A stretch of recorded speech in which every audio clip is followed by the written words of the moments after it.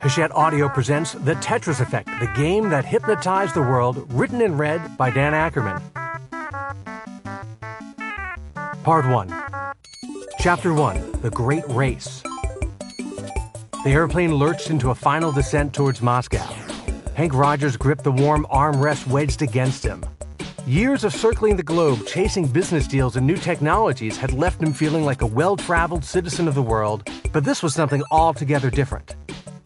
He looked around the shaking cabin with some trepidation. He had spent the last 11 hours on a flight jointly operated by Japan Airlines and Aeroflot, the notorious Soviet state airline that allowed the Russians a hand in the business of actually carrying paying passengers across the Pacific and over the Russian continent.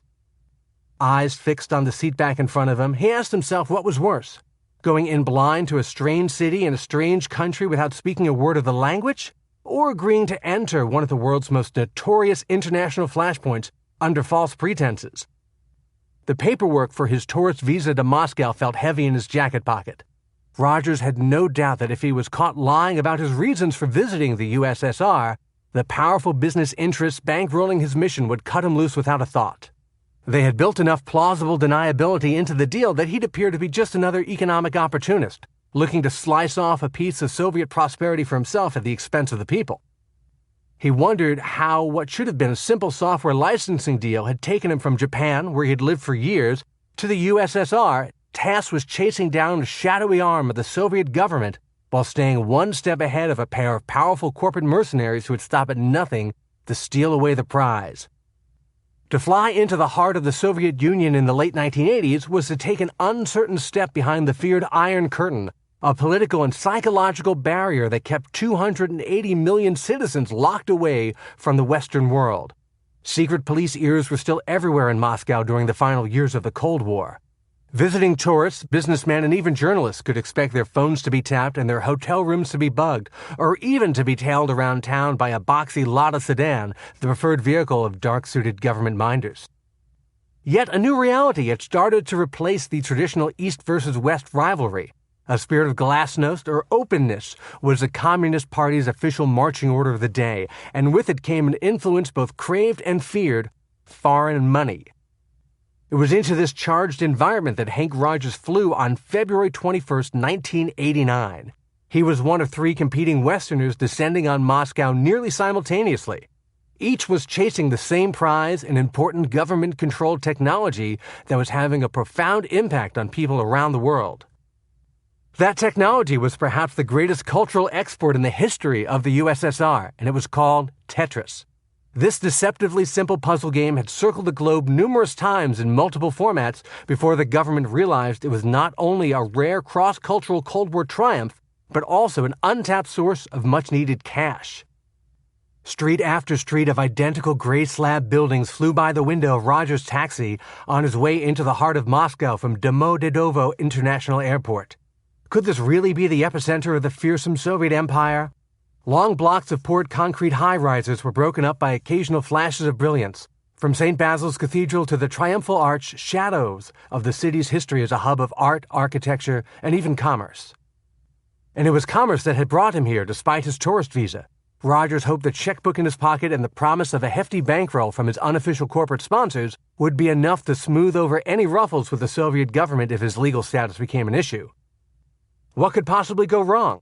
After all, he was only entering one of the most closed-off societies on Earth, looking to coax an Orwellian bureaucracy into dropping its current well-connected partners in favor of an uninvited guest.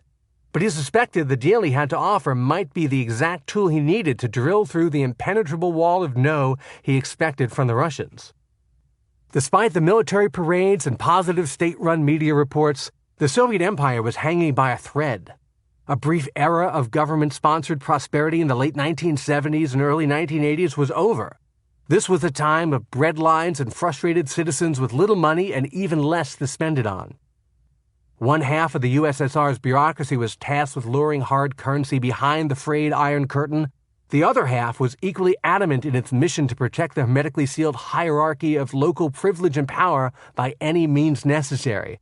It was as if the country had put up a sign in its front yard that read "Open for Business," and beneath it someone had scrawled, "Now go away." In less than 3 years, the USSR would be gone, dissolved by Mikhail Gorbachev, the eighth and final leader of the Soviet Union. Even now, the Cold War practices of spycraft and espionage were slowly being replaced, or at least augmented, by the cutthroat capitalism of international business deals. Intellectual property replaced state secrets as the intangible product to be fought over, bought, sold, and even stolen. Rogers flipped through his pages of handwritten notes as the taxi sputtered towards his hotel. Even securing a room reservation had been a minor victory. Customer service remained a novel idea in Russia, a situation some would say has changed little in the 25 years since. But there were bigger problems on his mind. The pages of his notebook contained smatterings of conversational Russian, mostly in the form of simple questions, some back-of-the-envelope calculations on sales and royalty numbers, and a single name, circled for emphasis, Alexei Pajitnov. Of the mysterious Pajitnov, Rogers knew little. Finding this man could be the key to stealing a multi-million-dollar deal away from his adversaries. One of those adversaries was Kevin Maxwell, the privileged son of a hard-charging UK media mogul. Anyone who had taken on Maxwell and his well-connected father, Robert, found that the Maxwell family frequently proved the old adage about starting a war of words with someone who buys ink by the barrel.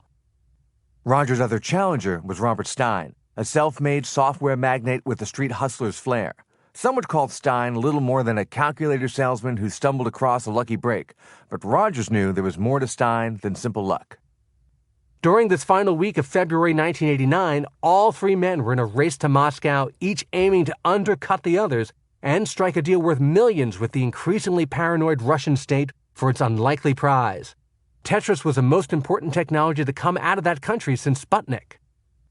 Tetris had stunning global impact. In 1984, a lone computer scientist at the Russian Academy of Sciences, working in his off hours on painfully outdated equipment, programmed it. Before Tetris and its trance-inducing waterfall of geometric puzzle pieces, video games were brain-dulling distractions for preteens, personified by Pac-Man, Super Mario Bros., and other cartoon-like kids' fare. Tetris was different. It didn't rely on lo-fi imitations of cartoon characters. In fact, its curious animations didn't imitate anything at all. The game was purely abstract, geometry in real time. It wasn't just a game, it was an uncrackable code puzzle that appealed equally to moms and mathematicians. Today, Tetris is firmly established in the pantheon of the greatest video games of all time. But in 1989, its future was much less certain. The Tetris Hank Rogers pursued was a cult favorite that was starting to generate some real money for some major publishing companies, but like all underground phenomena, it had to either grow or fade away. At the time, Tetris had yet to meet its perfect counterpart, another new technology that would come to be considered equally groundbreaking. That technology, called the Nintendo Game Boy, was a then-secret project hidden away in a series of R&D labs in Japan. It would form a powerful symbiotic relationship with Tetris. The handheld console and the puzzle game would be packaged together, and tens of millions of units would be sold worldwide. That Game Boy version is the Tetris people know and love from childhood.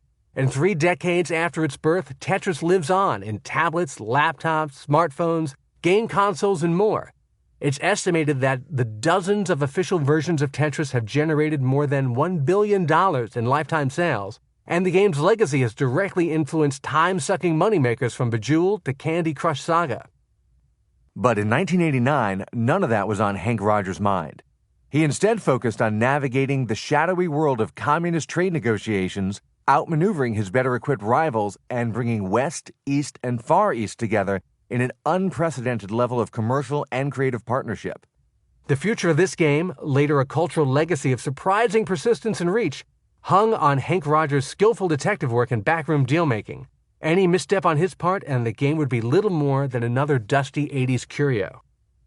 Striking a deal would not be easy. Tetris was treated like a valuable state secret guarded by one of the Soviet Empire's final creations, a new division in its massively secretive bureaucracy named Elektroneuroktechnika, or ELORG.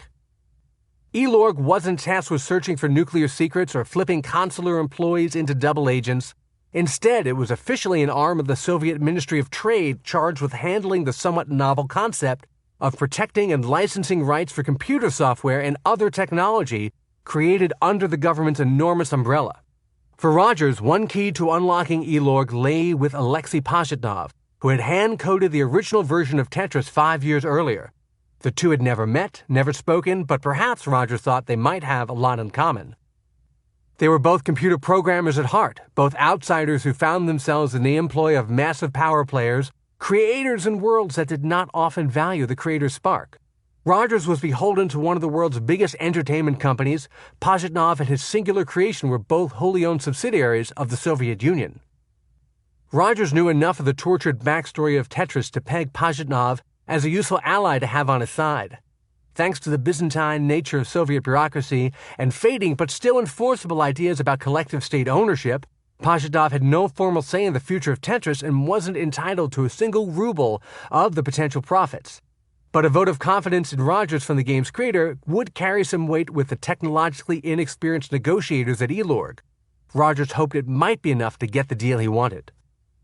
This was where Hank Rogers saw himself running into the first of many brick walls.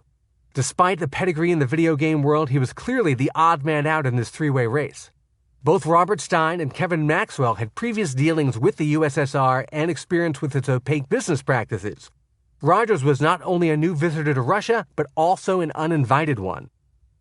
He knew his rivals were on their way to Elorg's Moscow offices to meet with its lead negotiator, Vice Chairman Nikolai Belikov, a broad-chested Russian bureaucrat straight out of central casting, known for shifting between amiable Russian hospitality and cutthroat Soviet aggression at a moment's notice. Each had the goal to win Elorg's blessing on producing and selling new versions of Tetris. In 5 short years, the game had become one of the most shared software applications of all time. As far as the Russians were concerned, most of those shared copies were unlicensed, which meant that some of the world's biggest technology companies were unwitting partners in financial crimes against the Soviet Union. Hank Rogers shared the same goal, but he lacked a formal invitation from Elorg and Belikov to take part in negotiations over Tetris. He didn't even know where in the sprawling city to find the headquarters of the secretive trade group. Not an auspicious start for someone in Moscow for the first time and carrying a suspect tourist visa, but that willingness to dive into unknown territory was exactly why Rogers, a 36-year-old with a helmet of black hair and a thick Tom Selleck mustache, had been given the job. Rogers found that understanding Moscow was not as easy as programming a computer game. The television set in his room seemed to have 2 modes of operation, shooting sparks from its power cord or completely unplugged. Even a meal was hard to come by. Restaurants required 24 hours notice for reservations, and room service was as foreign a concept as Rogers' full-tilt salesman's smile. When he asked about a trade group named Elorg, the hotel clerk's fear-tinged blank stare told him all he needed to know. Asking for information, especially about government agencies in 1980s Moscow, was suspect. Locals assumed that if you didn't know something, you weren't supposed to. But having earlier in his career talked his way into the executive suites of Japanese corporations, in some ways even harder for outsiders to penetrate with their carefully constructed social mores of business culture, he would not be so easily deterred. In Japan, it was a matter of learning a rigid code of respectful behavior. Here in Russia, it seemed to be a matter of finding the right person willing to bend the rules. The more he considered the puzzle in front of him, the more the two cultures seemed to share a common denominator. The key to one could be the key to the other, a secret known only to a select few. Rogers remembered the first time he talked his way into a meeting with legendary Nintendo president Hiroshi Yamauchi. It was 1985, and flushed from the relative success of his first game, the Black Onyx, Rogers wanted nothing more than to make his next project for the hugely popular Nintendo Famicom console, known in the United States as the Nintendo Entertainment System, or NES. But getting in the door to see a major player such as Yamauchi was next to impossible for a non-Japanese, small-time software publisher like Rogers. After reading in a magazine that the Nintendo president was a fan of the traditional board game Go, a strategy game dating back to ancient China in which players encircled each other's positions on a game board with black and white stones, Rogers quickly composed a fax to Yamauchi's office. In it, he proposed to program a version of Go for the Nintendo Famicom, a complex artificial intelligence task that most assumed was beyond the capabilities of the simple game machine. Less than 48 hours later, he was face-to-face with Yamauchi, pitching a game he wasn't even sure he could deliver. Yamauchi wasn't known for small talk, and even less so with those outside his very small circle of trusted insiders. But the idea of releasing Go on the NES intrigued him. "I cannot give you any programmers," he warned. "I don't need programmers," Rogers said. "I need money." A hefty publishing advance was the only way he could find the outside technical talent needed to actually make the game work. Well, how much? Rogers reached for a number out of thin air, high enough to make him look like a major player, but not so much as to insult his host. 30 million yen. The figure represented about $300,000 in American money at the time. Yamauchi didn't reply. He simply reached over the table and shook Rogers' hand. The deal was done in minutes, and Rogers had accomplished the impossible, going from a niche PC game programmer to a licensed publisher for the biggest video game company in the world. If the classic game of Go was a key to Yamauchi, perhaps it could also unlock a way to find Alexei Pajitnov and Elorg. Though Chinese in origin and especially popular in Japan and Korea, Go had millions of fans around the world, particularly in Russia. And like chess, it was often a way for gamers to socialize across language barriers.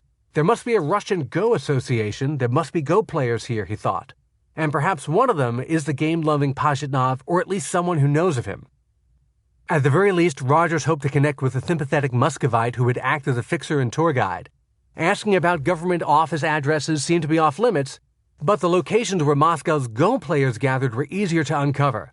After a day and a half, Rogers joined in a friendly match against a man another player had described as the third strongest Go player in the Soviet Union. Predictably, the match ended with a win for the local. Just taking on the challenge endeared Rogers to other players. Though his new friend spoke no English, he felt the first cracks form in Moscow's unfriendly social armor. He was soon able to connect with a young woman who worked as an off-the-books interpreter and guide and who claimed to know the directions to any location he wished to visit. She operated carefully because private work for foreigners was a sure way to attract the attention of the authorities. After listening impassively to his so far unsuccessful quest for Elorg, she explained to him the concept her countrymen knew as invisible boundaries. Russians weren't allowed to go places they weren't invited. But Rogers felt emboldened by his success in getting at least a few steps closer to his goal. He wasn't there to recognize any invented boundaries, he explained. His guide nodded. Elorg's offices would most likely be within the massive Ministry of Trade and a simple matter to find. In the country for less than 48 hours, Hank Rogers had gone from a lost soul on a tourist visa to the talk of the local Go community, and now he neared the moment when he would have to stare down stone-faced Soviet bureaucrats and talk his way into the most important meeting of his life. But the clock was ticking. By now, Robert Stein and Kevin Maxwell were no doubt settling into their hotel rooms and preparing for their respective meetings with Elorg's director, Nikolai Belikov. Neither was a favorite of the Russian official, but the pair had at least been formally invited to bid on the rights to Tetris. Only a few blocks from his hotel, his guide stopped. Cars streamed along a main drag known as the Kayerskoye Highway, a winding street that bisected Moscow, running south of the Moskva River. On one side stood Hank Rogers and his temporary traveling companion. On the other, a nondescript government building identical to dozens just like it that ran several blocks in either direction. Showing this man to the building was one thing, standing next to him when he knocked on the door was another, and she would go no further. You don't just show up at a ministry and expect to talk to somebody. You have to be invited, she warned. But Rogers didn't know how to get invited, and anyway, here he was. The odds were long, but Rogers was fairly sure he'd arrived at Elorg's offices before either Stein or Maxwell, and that first-mover advantage could prove valuable. Abandoned by his guide, Rogers dodged light traffic, barely breaking his stride as he pushed open the outer doors to the sparse communist-era workplace. Just inside the lobby, he stopped the first official-looking person he saw and said, "I want to talk to somebody about Tetris." Tetris was the first video game played in space by cosmonaut Alexander A. Serebrov in 1993. Chapter 2. Alexei Leonidovich Pajitnov. The telephone rang in Alexei Pajitnov's Moscow apartment, a modest collection of rooms tucked away on a high floor of a Soviet-era apartment block. The voice on the other end was a familiar one, Nikolai Belikov.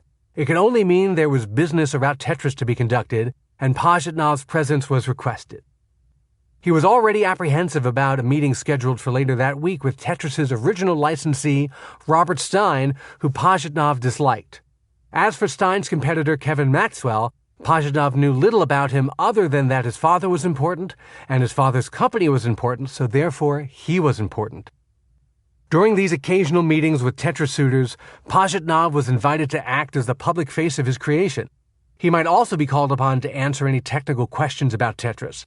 Officially, he was there as a representative of the Russian Academy of Sciences, the government think tank that employed him and to which he had reluctantly signed over the rights to his game. Because any money they might finally wrangle from Stein or Maxwell would go to Elorg or the Russian Academy of Sciences, Pajitnov was content to sit quietly in the background unless someone asked him a question. Over the phone, Velikov threw a wrench into the coming week's carefully choreographed meeting schedule.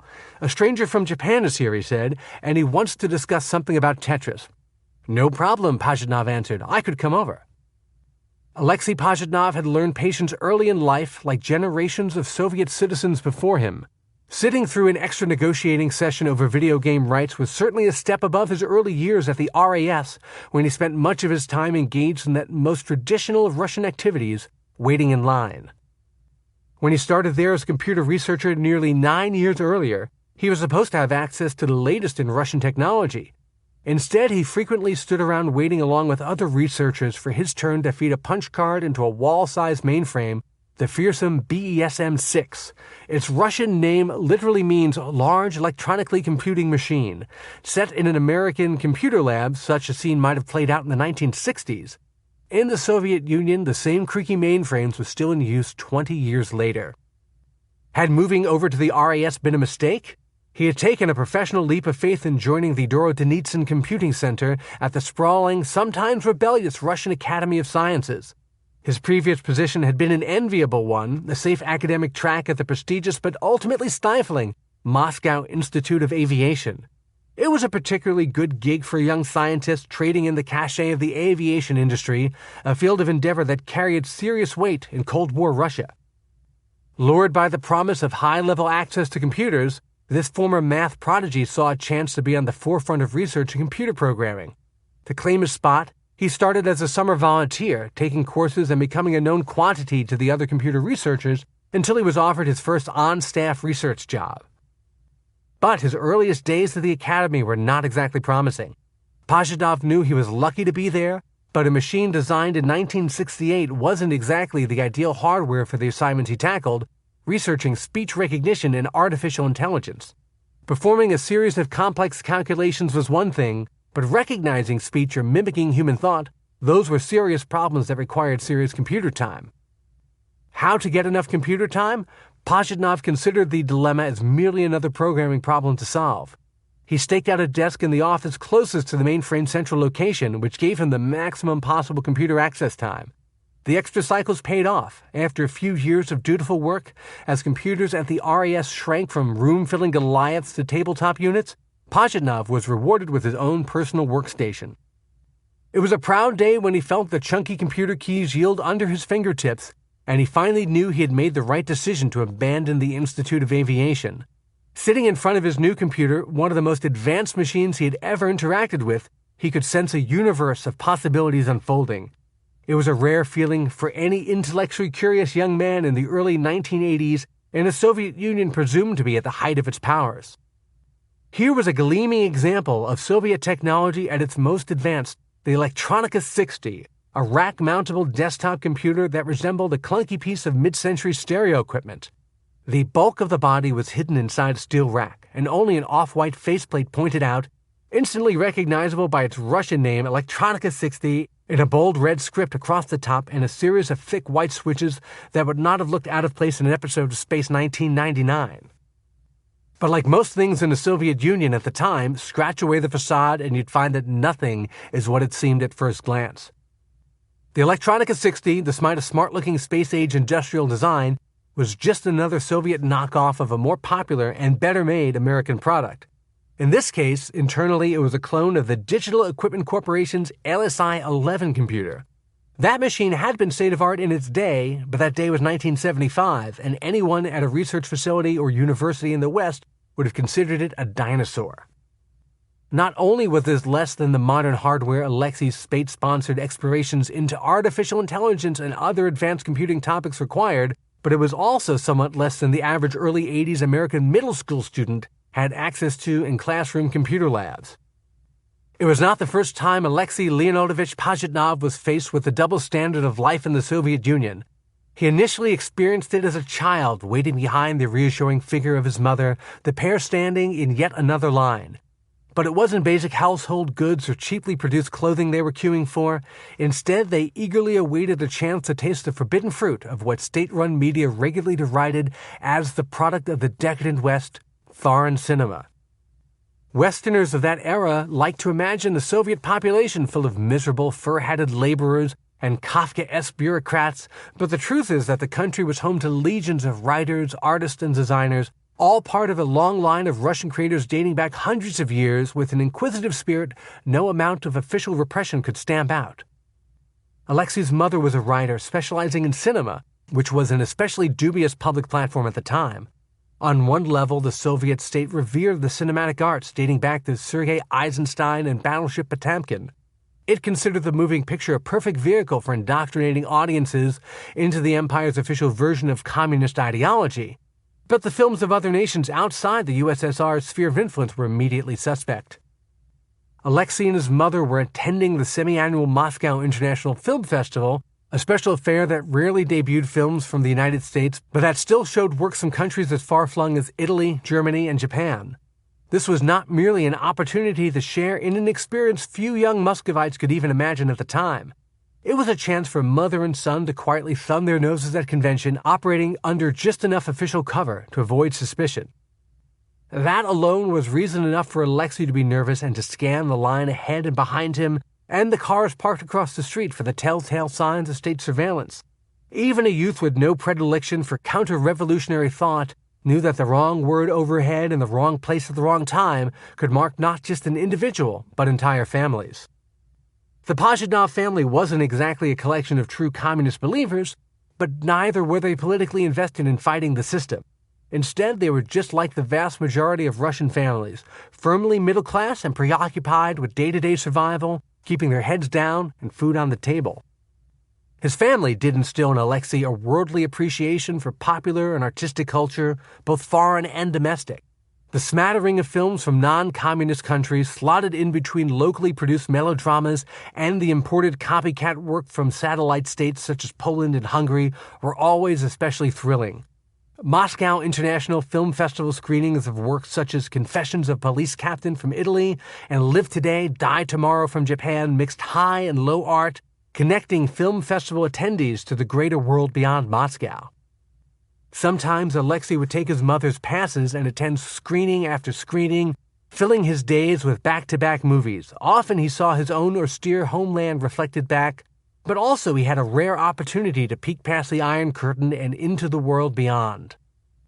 Away from the generally tolerated excesses of the Moscow International Film Festival, Alexei had another, guiltier pleasure, the action-packed exploits of James Bond. Following the on-screen antics of the suave super spy was little more than a minor underground indulgence, a small defiance of party dictates. But it thrilled Alexei Pajitnov to see his early hero rely not just on his fists and charm, but more importantly on a priceless collection of innovative science and technology to outthink villains, solve problems, and unravel death-trap puzzles. At 15, Alexei had a chance to spend a lot of time thinking about puzzles and problem-solving, but not in a way he would have wanted. It was a cold, snowy February, and Alexei decided he would still rather spend it outside than stuck in a classroom. Skipping school for the day, he wandered the city, treating himself to a clean-up at his favorite barbershop. But it was getting late and time to be on his way home. With the cold air against his freshly cut hair, Alexei spotted the trolley bus pulling in across the street. It came to a stop, and the door swung open. He broke into a full run to catch it, leaping over a pile of snow that drifted up against the curb.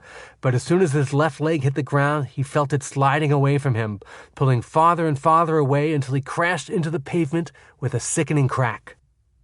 With a broken ankle and twisted knee, an American kid would have been put in a small cast and sent home the same day. Alexei spent 5 days in a Soviet hospital and emerged with a massive cast that went all the way up his leg. And that was not the worst part. He soon learned he'd be confined to home for 2 or 3 months, an eternity for a teenager. Alexei stared at the walls of his small bedroom, going out of his mind with boredom. He turned inward, endless reading his only break from the monotony, but soon ran through his own limited library. A friend brought him a few books filled with math puzzles, and he was hooked. He completed the exercises as a means to kill time, and it grew into an obsession. After his leg healed, he held on to that rare passion for math and problem solving, from puzzles to traditional board games to piecing together complex wooden castles, anything to liven up daily middle-class life in Moscow. But what little entertainment that could be found in the city's modest toy shops was increasingly out of reach for Alexei. His parents had divorced in 1967, just as the USSR's notoriously strict divorce laws opened up, and he spent most of his time with his mother in a one-bedroom apartment. Still, even the poorest Russian youth could afford an occasional indulgence, and for Alexei and his friends, a set of pentomino puzzle pieces cost only a single ruble and afforded anywhere from a few minutes of distraction to hours of experimentation for a mind open to the right stimulus. Anyone familiar with Tetris can see an instantly familiar design in pentominoes, whereas Tetris shapes, properly referred to as tetraminos, are composed of 4 square cells arranged in different formations. Pentominoes are made of 5 squares. The more familiar dominoes, of course, have 2. That extra segment allows for much more complex shapes, and pentomino designs were used both academically in math classes to explain polyominoes and geometry, and as deceptively simple-looking puzzles. The 12 distinct possible configurations of pentominoes, plus dozens more if you count mirrored or rotated shapes, are most often presented as a brain teaser. Take a handful of shapes, pick to perfectly fill a box or other container, and then figure out how to slot them all in together, leaving no blank spaces or widowed segments. Pentominoes are made of wood or plastic, and sometimes they were cut out of paper. The idea of manipulating these shapes dates back at least as far as the early 1900s, and the term pentomino has been used by mathematicians since the 1950s. Though Alexei was not aware of it at the time, science fiction author Arthur C. Clarke incorporated his pentomino addiction into several works, including the classic 1975 novel Imperial Earth. How much puzzle-solving value was there in a set of pentominoes? To fit all 12 shapes perfectly into a 6x10 grid, there were more than 2,000 possible solutions, a number which expands exponentially as you change the dimensions of the game field and the number and variety of pentomino pieces available. Alexei was mesmerized by these shapes and the things you could do with them. He could spend endless hours taking the 5-cell blocks out of their boxes and fitting them perfectly back in, much as generations of families fit themselves and their possessions into cramped Moscow apartments. But in the early 1970s, the world was changing, and wooden blocks were not in the future Alexei saw for himself. The space race, the most obvious metric of competition against the West, had been neck and neck during his childhood. The Russians scored the early goals, putting Sputnik, the first man-made satellite, into orbit in 1957, a year after he was born. Later, in 1961, Yuri Gagarin became the first man sent into space. The tide turned when Apollo 11 put men on the moon for the first time in 1969, and America leapfrogged to the forefront of space exploration and technology in general, a position it arguably has not relinquished. The Soviet Union needed scientists and engineers and armies of trained technologists to support them. A massive push to indoctrinate generations of schoolchildren into science and engineering followed, eventually putting Alexei in front of the machine that would change his life. Early versions of Tetris included a boss button to hide the game at work in case the boss walked by while you were playing. He was 17, the age when lasting impressions are first made on young men, when he first touched his hands to a computer and stared into the green and black expanse behind a glass cathode ray tube screen.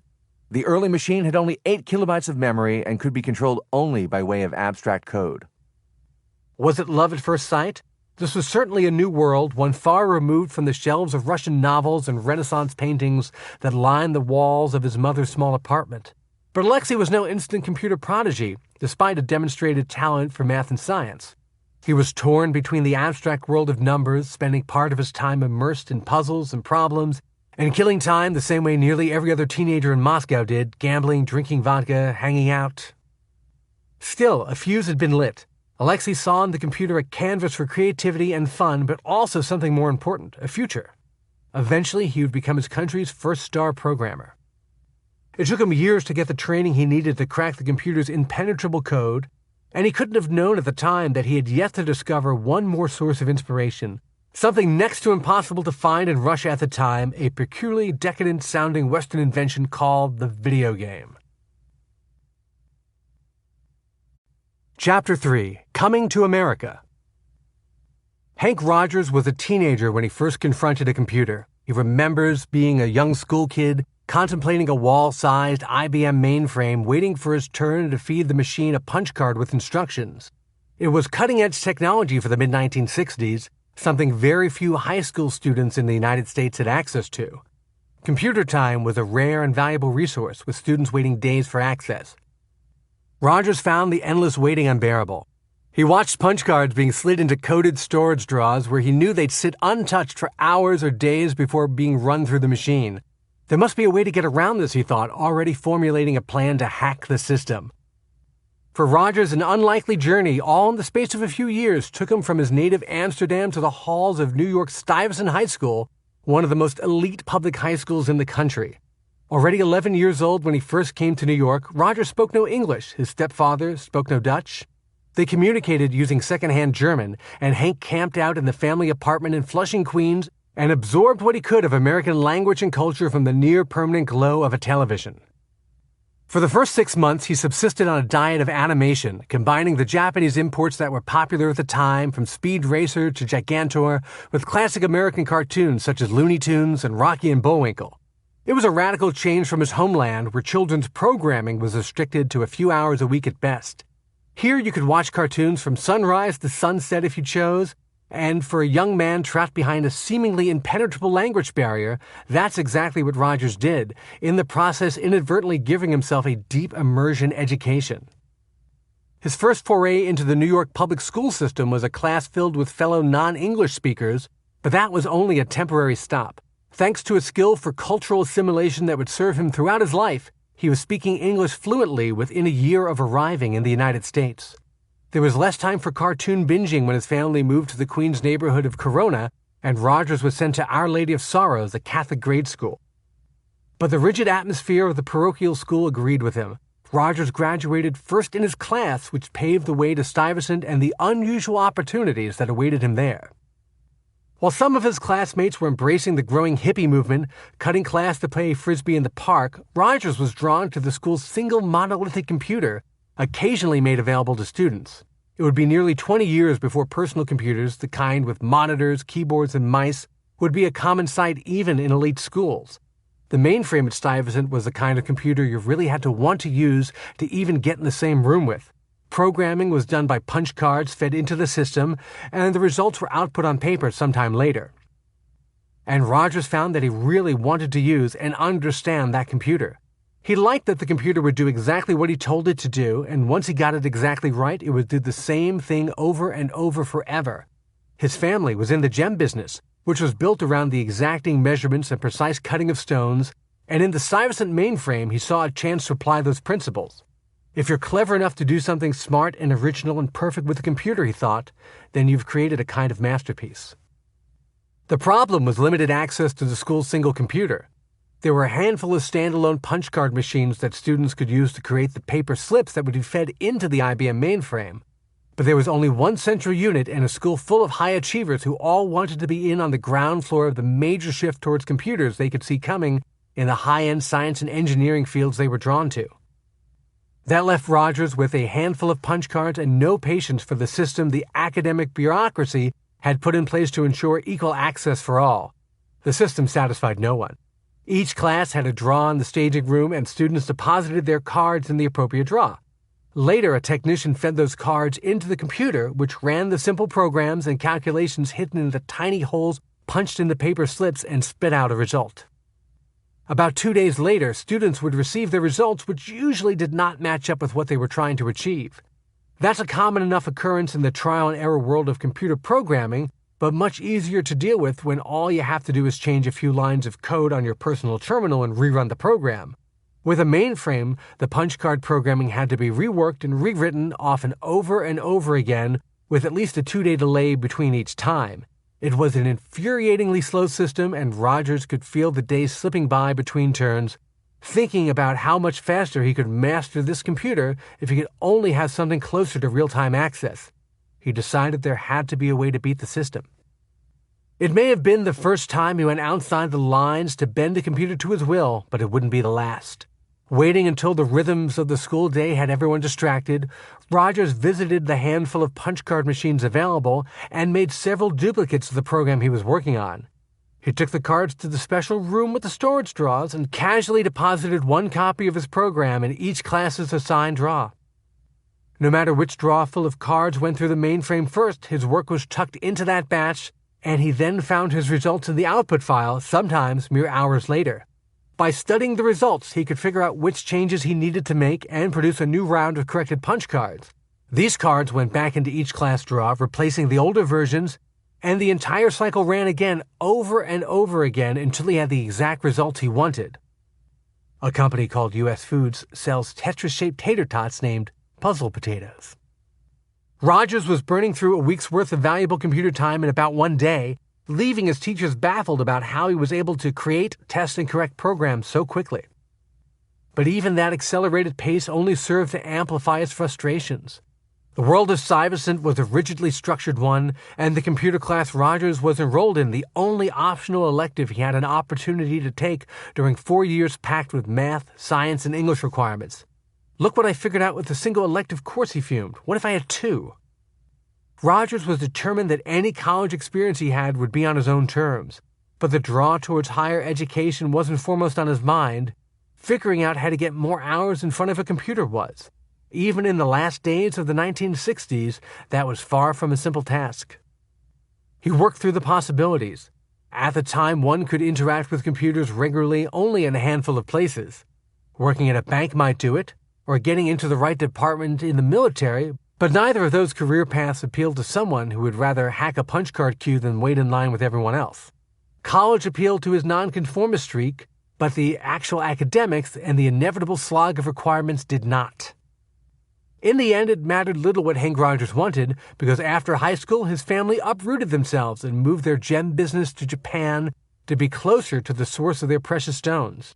Rogers suspected his stepfather's obsession with the ancient board game Go made the decision to move easier because Go was especially popular in Japan, a fact he would later use to his advantage when dealing with executives at Nintendo. Japan wasn't for him, at least not yet. The nation could be downright hostile to young people emigrating from other countries, and he had already worked for years to assimilate into American culture. At age 19, Hank was old enough to make his own choices, and the idea of fighting his way into Japanese society didn't sound as good as stopping off halfway in Hawaii and taking up the surfer lifestyle. He parted with his parents and made for the beach. But even the waves of the fabled north shores of Oahu couldn't keep Rogers from seeking out the nearest accessible computer lab. After a year of beach living, he was taking night courses at the University of Hawaii, only to be locked out again after he ran through the handful of computer-related courses available to part-time students. A sympathetic teacher saw what Rogers really wanted was not structured learning, but simply hands-on access. Look, if you want more computer time, you're going to have to go to school during the day, the teacher told him. But Rogers was deeply suspicious of the full-time student lifestyle. Still burning over the rigid coursework at Stuyvesant, he was afraid the university would take his tuition and then force him into wasting months and years taking the same core requirements as everyone else. He worked out a plan to get what he needed from the school. I'm not going to take any core requirements, he thought. I don't even need a diploma at the end. I just want computer time. And that was exactly what he got, taking computer science classes and anything else that interested him for the next few years. At the same time, a new cultural phenomenon was sweeping through Rogers' peer group, making an impact on nearly every young male in America with a penchant for science fiction and fantasy, a demographic slice that cross-indexed very closely with young men interested in science and computers. It was a new form of tabletop gaming first published in 1974, Dungeons and Dragons. Rogers had always played games, from competing obsessively at Monopoly as a child to playing Go alongside his stepfather as a teen. Far beyond any of that, the expansive world and complex rules of D&D, as the game was commonly called, appealed to him. Created by Gary Gygax, a legendary figure in game design, Dungeons & Dragons grew out of decades of traditional tabletop strategy gaming, where tiny metal figurines moved across paper maps and armchair generals were pitted against each other in what could be days-long campaigns. Gygax applied some of the same concepts to Lord of the Rings-style fantasy, which was especially hot among both hippies and college students in the late 60s and early 70s. Rogers was taken in, as were thousands of other early D&D players, a number that would grow into the millions as the game became more mainstream over the years. by the delicate mix of established rules and freeform gameplay. The basic tenets of the game were originally laid out in a series of 3 rulebooks named Men and Magic, Monsters and Treasure, and Underworld and Wilderness Adventures. But it was up to each group of players under the guidance of the chosen omnipotent dungeon master to pick and choose which rules to use and which ones to change, and even to make up entirely new rules to suit the mood of the players. The original books were endlessly photocopied and passed along as Roger's role-playing game, or RPG group, grew and attracted new players. The loose confederacy of elves, dwarves, and human heroes eventually became known as ARRGH, or the Alternative Recreational Realities Group of Hawaii, and massive Dungeons & Dragons games would go on around the clock for days, with players dropping in and out around their class schedules. For Roger, starting with the same 3 little books and evolving from there with no set-in-stone rules or requirements was a perfect complement to his freeform studies of computer science and programming. When he and his friends wanted to push the boundaries of the game's already improvisational narrative, they simply made up their own rules, a move that was both radical and in keeping with D&D's core tenets of player-created worlds. The game's universe, full of wizards, elves, and sword-wielding heroes, wasn't exactly new, having been built on well-established fantasy tropes from literature and film, but now common ideas such as role-playing, a game's characters, and leveling up in a game with additional skills and powers can be directly traced in Dungeons & Dragons. These ideas influenced countless generations of video game designers and programmers, and one of the first was Hank Rogers. At the time, he hadn't yet drawn the mental connection between his 2 obsessions, but role-playing fantasy games and computer programming would eventually come together, cementing its place in video game history long before he had ever heard of Tetris. In between surfing sessions and D&D marathons with his friends, Roger's college career ran into exactly the problem he had feared all along. 3 years into taking classes as a full-time undergraduate, his pick-and-choose approach to course selection attracted the attention of the University of Hawaii's faculty. "Mr. Rogers, you have a year of core requirements ahead of you," a student advisor told him, outlining the basic science, math, and liberal arts courses he had neglected to take all this time. "No," replied Rogers, "I don't." And that was the end of his undergraduate career. He had gotten what he wanted out of the school, and those years of early 1970s computer access were worth more to him than any paper diploma. Freed from the daily class schedule, he cast his attention westward towards Japan. Going there wasn't a hard decision because much of his family was already headquartered there. He was also following a girl, an English major named Ackerman, who had returned to her native Japan after school. He gave chase, and she provided the incentive he needed to stay. After going back and forth for 3 extended visits to Japan, he simply decided not to return to the United States. In 1976, Rogers called a friend back in Hawaii and broke the news that he wouldn't be returning. "You can have my car, you can give away my apartment, throw everything away," he said. But he couldn't bring himself to cut all ties to his former life. Rogers asked his friend to go to his apartment and save a couple of specific boxes of computer papers and files, including stacks of punch cards and computer tape. Everything else he was happy to trash.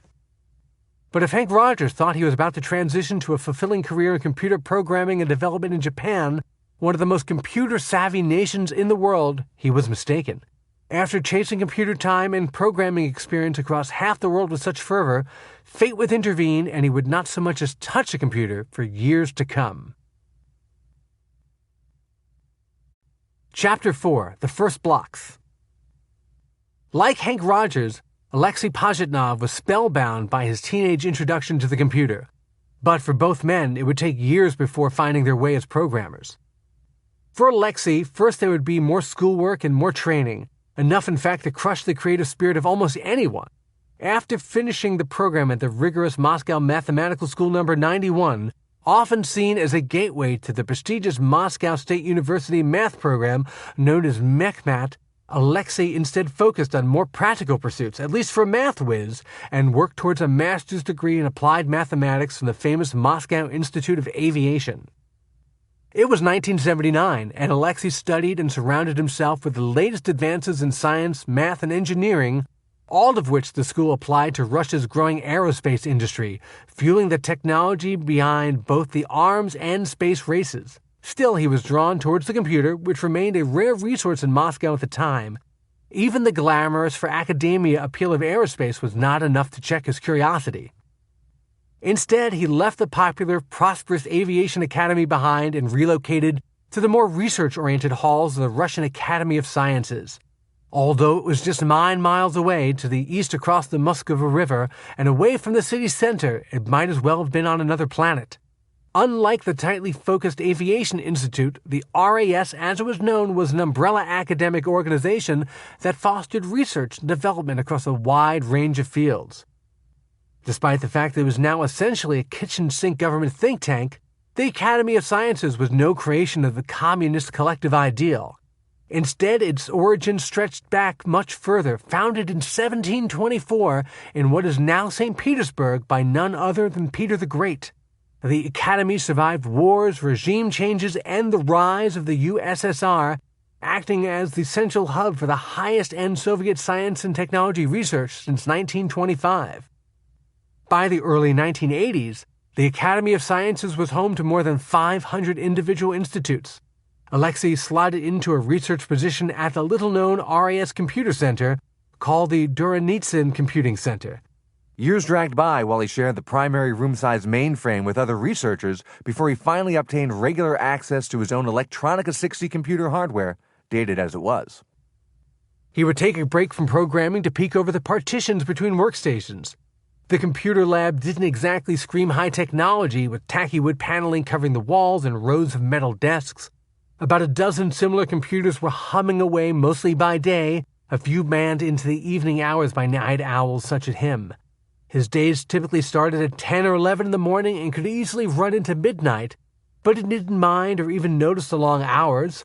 Between the weather in Moscow, it always seemed to be winter, and the faltering economy, there was little else but work to occupy him.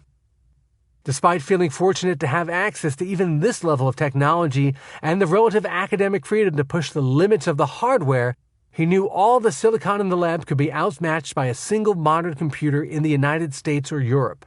But even machines nearly a decade out of date had room for discovery in the right hands. Though he had little personal experience with them, Alexei was vaguely aware of the growing phenomenon of video games, a major cultural force in the West and Japan. A curious mix of games slipped past the censors, including Pac-Man and Q*bert. Interestingly, both games built around spatial manipulation in a grid-like environment. The original black and white version of Tetris is part of the permanent collection at the Museum of Modern Art. But there was a large gap to bridge between a colorful imported Pac-Man machine and most of the equipment available at the RAS. Any child of the 80s in any country with access to computers is familiar with the bulky cathode ray tube monitors that dominated computing in the 1980s, a square screen that bulged out towards the user, its background painted a deep black, text, whether lines of code, experimental results, or early bookkeeping and productivity programs, appeared as glowing green or white characters in tightly regimented lines across the screen. His Electronica 60, with its monochromatic monitor, was incapable of displaying anything beyond the letters, numbers, and symbols of his computer keyboard. The visual flights of fancy of even early video games were thought to be simply out of reach. Alexei worked on projects assigned and sanctioned by his department, which was surprisingly forward-looking concerning speech recognition and artificial intelligence, two areas that continue to bedevil computer scientists today, as anyone who's ever tried to talk to Siri can attest. He also saw the possibilities of applying the predictable, powerful, and programmable capabilities of his computer lab to the games and puzzles he loved as a child. It was as if the perfect tool for crafting new puzzles had been dropped right in his lap, even if the path from here to there was not yet clear. To decipher that path would take time and countless hours experimenting with ways to combine the rigid logic of his computers with the fluidity of puzzle design. Despite a generally relaxed atmosphere towards experimentation, there was always programming and debugging to do, no matter how many evenings he stayed late at the center smoking and guzzling coffee late into the night. He knew another programmer who was as obsessed with Pac-Man as Alexei had once been with the plastic and paper pentomino puzzles. The man talked about the game's artificial intelligence as some sort of alien hive mind that followed and adapted to the player's movements through the two-dimensional maze. To escape the feeling of being observed and manipulated by a machine, his friend attempted to reverse engineer the game, reprogramming it from scratch and writing a new, nearly identical version just to figure out the programmatic thinking behind it. That was how software was shared and copied in the days before connected computer networks, USB keys, and online downloads. You'd see a computer program that interested you, and if you couldn't get a copy of the code, or if your computer platform used a different language, you simply tried to recreate the program's behavior as best you could, often ending up with a photocopier version of the original, a recognizable but imperfect copy with its own unique qualities. Consumed by the idea of recreating game experiences on his Electronica 60 and the other machines he worked on at the Academy, Alexei found inspiration in the sprawling aisles of Children's World, the most famous toy store in Moscow. The shop had been a landmark for decades, occupying a magnificent corner building with breathtaking stone arches, ironically only a short distance from KGB headquarters. It offered the latest in toys and entertainment for Russian children. When he searched the store shelves, something familiar caught his eye. It was a simple plastic set of pentomino puzzle pieces, and before he knew it, the set had made its way into his hands and soon sat on his desk at the RAS. He spent hours fitting the pieces together, trying to bridge the connection between those simple geometric designs and the programmatic, predictable computer platforms he worked on. He knew there must be a way to translate these ideas from the squares on his desk to the computer screen, even without access to the high-end, for the time, graphics powerhouses used to power Pac-Man and other arcade-style games. The first results were primitive, but the basic idea for what would become Tetris started taking shape. The problem Alexei knew was that his hardware was close to a decade out of date compared to what even amateur game programmers in the rest of the world had access to. Recreating the effect of a pentomino puzzle required some visual sizzle, and the Electronica 60 had no ability to draw even primitive computer graphics. His initial imperfect solution was to create a stand-in for shapes using the only paintbrush available, the alphanumeric keys on his computer keyboard.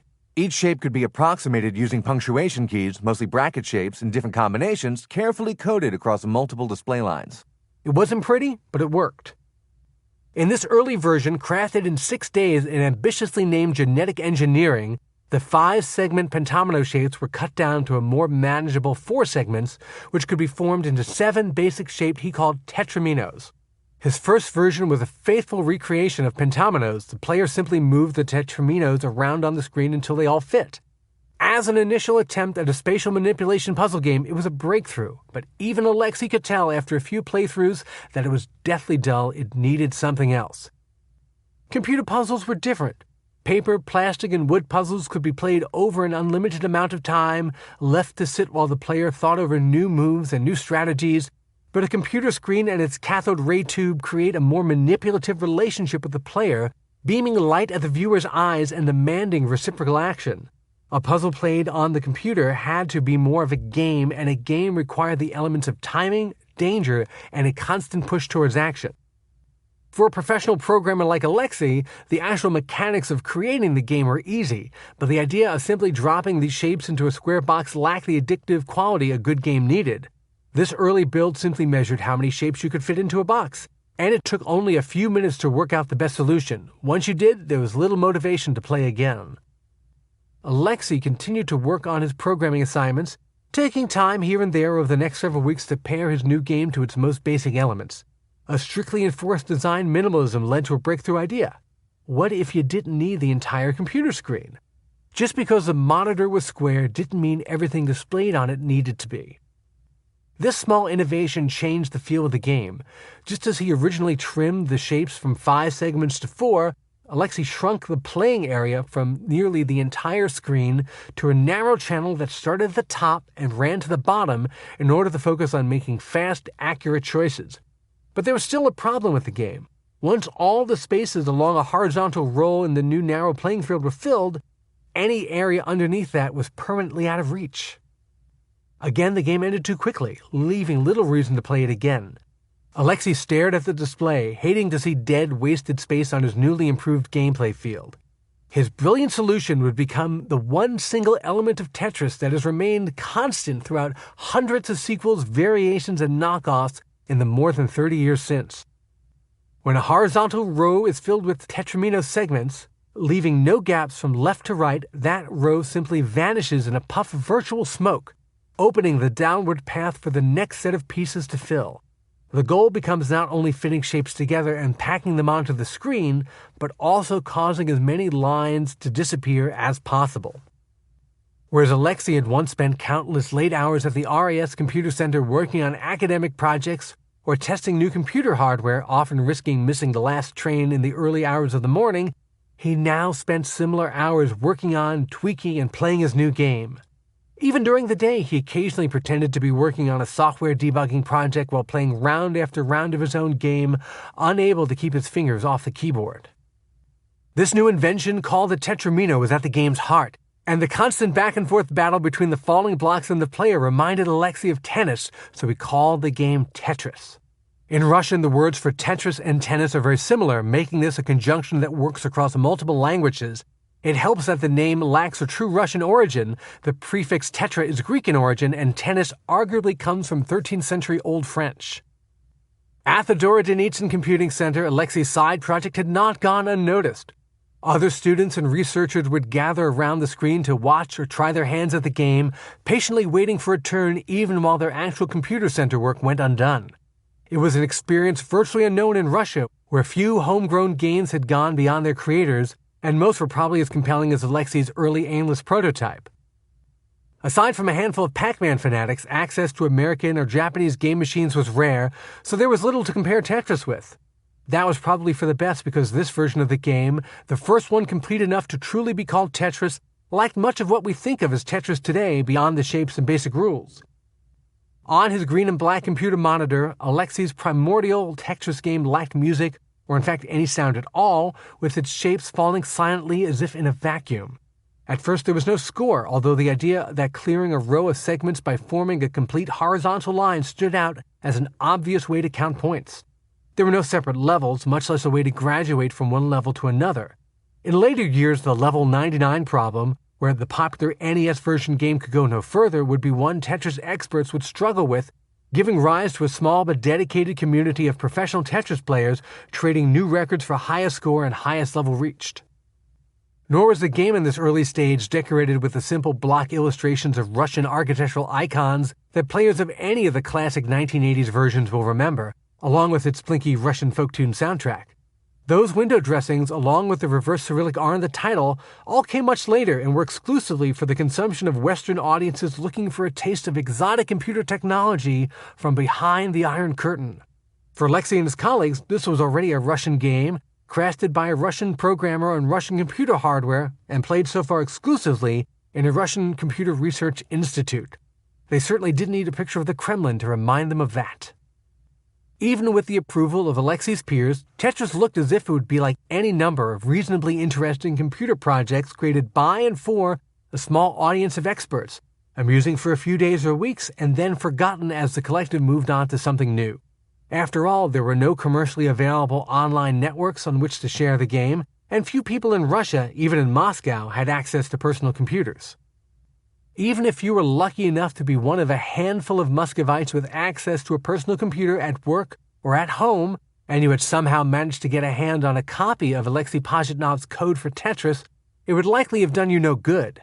The Electronica 60 was a rare machine even at the RAS, and the original 27-kilobyte file was written to work on that specific computer. It wasn't compatible with the IBM PC machines that were starting to become the de facto standard for computing, both in Russia and in the West. Those systems were built on MS-DOS, an operating system at the start of a tangled evolutionary path to the Windows PCs of today. In the beginning, Alexei's code for Tetris simply wouldn't run on the computers most Russian programmers and technology enthusiasts had access to. Despite this, word about the game spread within the Dora Denitsyn Computing Center like a virus, intriguing researchers and annoying managers for weeks. But for all its incipient popularity within the halls of the RAS, Tetris seemed doomed to burn out once the handful of people with access to an Electronica 60 computer had tired of it. To make the leap from this closed ecosystem to the general population, Tetris needed the same thing any virus needed: a carrier. Chapter 5: The Black Onyx. In the late 1960s, Hank Rogers had been one of the only high school students in America with regular access to a mainframe computer. In the early 1970s, he had gamed the system at the University of Hawaii to maximize computer time, still a rare and valuable commodity, while skipping the mind-numbing core course requirements that other college students rolled their eyes at. But by 1982, Rogers had hardly touched a computer in 6 years. His move to Japan in 1976, a combination of spur-of-the-moment action and careful calculation, started off well enough. He had fallen in love with a Japanese girl, and coincidentally, his family's gem business was centered in Japan and the surrounding regions, giving him a perfect excuse to move there permanently. Little tied him to Hawaii, aside from a college degree he had no intention of completing and overlapping social circles of surfers and Dungeons and Dragons players. The situation soured almost immediately. With no money and no assets, he had moved to a country he was only passingly familiar with. He had no college degree. He lacked even a rudimentary grasp of the Japanese language. Rogers knew he had no easy way to break into Japan's highly insular high-tech industry, so gritting his teeth, he joined the family gem business. In a sense, it was his first step toward understanding Japanese social mores. As the eldest son, he was naturally expected to carry on the family business. Hank and Akemi married in 1977 and took up residence in the Japanese countryside, occupying one of 7 small houses in a modest family compound owned by his stepfather and making him even more dependent on the family business. But if Rogers thought he'd be taken in as a valued executive and heir in a high-profit, high-touch business, he was quickly set straight. He was cheap labor and little more, and with a new wife to support, he was forced to take whatever assignments his stepfather offered. The next 6 years crawled by. Rogers felt little better than slave labor, drawing no official salary and being shifted from position to position at whim. He was sent to far-flung corners of the region, unsure where he'd be living from one month to the next. Despite the hardships, children followed, and Akemi was often left to raise them and maintain the household on her own for long stretches at a time at the Rogers family compound. Hank Rogers was trapped in Thailand and pissed off. It was 1982, and he had been sent because his stepfather had moved a large portion of the family business there in order to be closer to the source of the gems they traded in. Back in Japan, Akemi was about to give birth to the couple's 3rd child, but she would have to do it without Hank. The business was considered more important, and he was forbidden to leave his post. In that moment, Rogers knew he had to get out. He made a decision to bail on the family business as soon as possible and to find anything else to do to support his growing family and his own ambitions. 6 months later, the moment of truth arrived. Rogers traveled back to Japan for a Christmas visit, dreading the idea of having to return to Thailand afterward. It's do or die, he thought. I'm 29 years old, and I have to start my own business, and it has to have something to do with computers.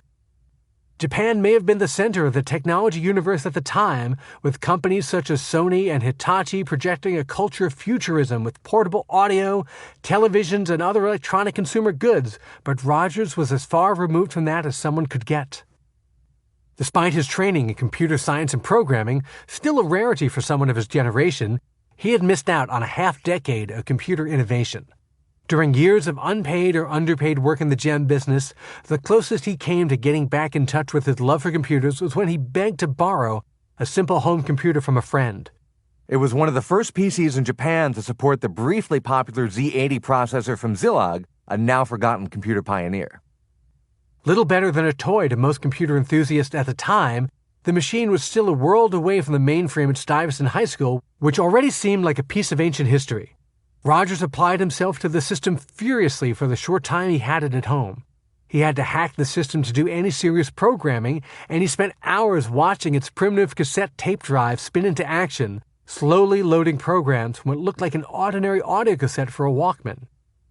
But he saw the potential in this underpowered little computer and loved its tiny screen, with a then impressive 200 by 400 pixel resolution presented in 8 glorious LED colors. That alone put it ahead of systems like Apple II, Tandy TRS-80, and Commodore 64. Now at the end of 1982, as he prepared to make a leap into the unknown, leaving the family business and finding a way to break down the doors of Japan's computer culture, he knew it would start with one major investment.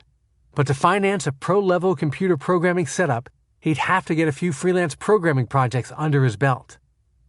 Even this simple plan turned out to be a disturbing introduction to the Japanese business world, where centuries of traditional etiquette sometimes concealed a culture of ruthless backstabbing and theft. It was a learning experience that would serve him in years to come. Rogers had a friend already doing some programming work on the side for Hitachi, a Japanese corporate giant with a hand in dozens of industries, from consumer electronics to construction materials.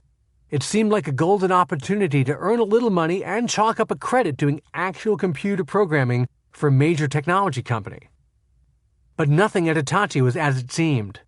Rogers went in at first to simply clean up the coding on work his friend had been doing, but it soon became clear that Hitachi was so large it operated with a very decentralized style. Each Japanese prefecture had its own home office that in many ways acted independently of the company's upper management. The office Rogers worked in started making requests far outside the original scope of his work, and word came down that his next task was something to be kept on the quiet side. He wasn't asked to work on a top-secret technology project. Instead, he was given a copy of VisiCalc, one of the leading computer spreadsheet programs of the time. But that copy belonged to a different division of Hitachi, and Rogers was instructed to break the copy protection on the software so additional copies could be installed from a single disk. It was an immediate red flag and a sign that his apprenticeship at Hitachi was going down a dark path. "No, I'm not doing this, and you shouldn't be doing this either," he told the friend who had brought him onto the project. "This is a dead-end thing, being a hacker and breaking people's software."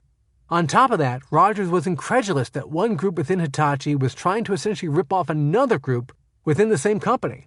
The whole thing didn't smell right, and Rogers could see his dreams of making a living in the computer industry fading away.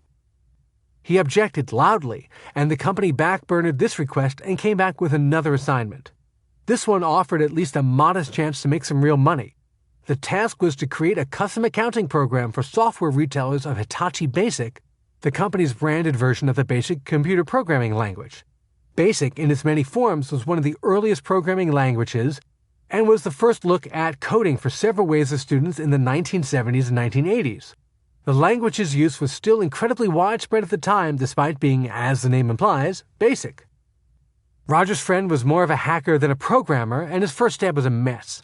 Jumping in to rewrite much of the code, Rogers built the program out of the very same Hitachi BASIC programming language the project was designed to help sell.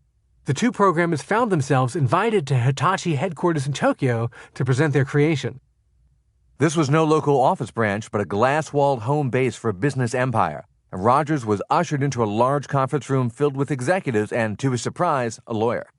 The shady, under-the-table approach to circumventing copy protection used at the local offices wouldn't fly here, and it quickly became clear this meeting would be more of an interrogation than a sales pitch.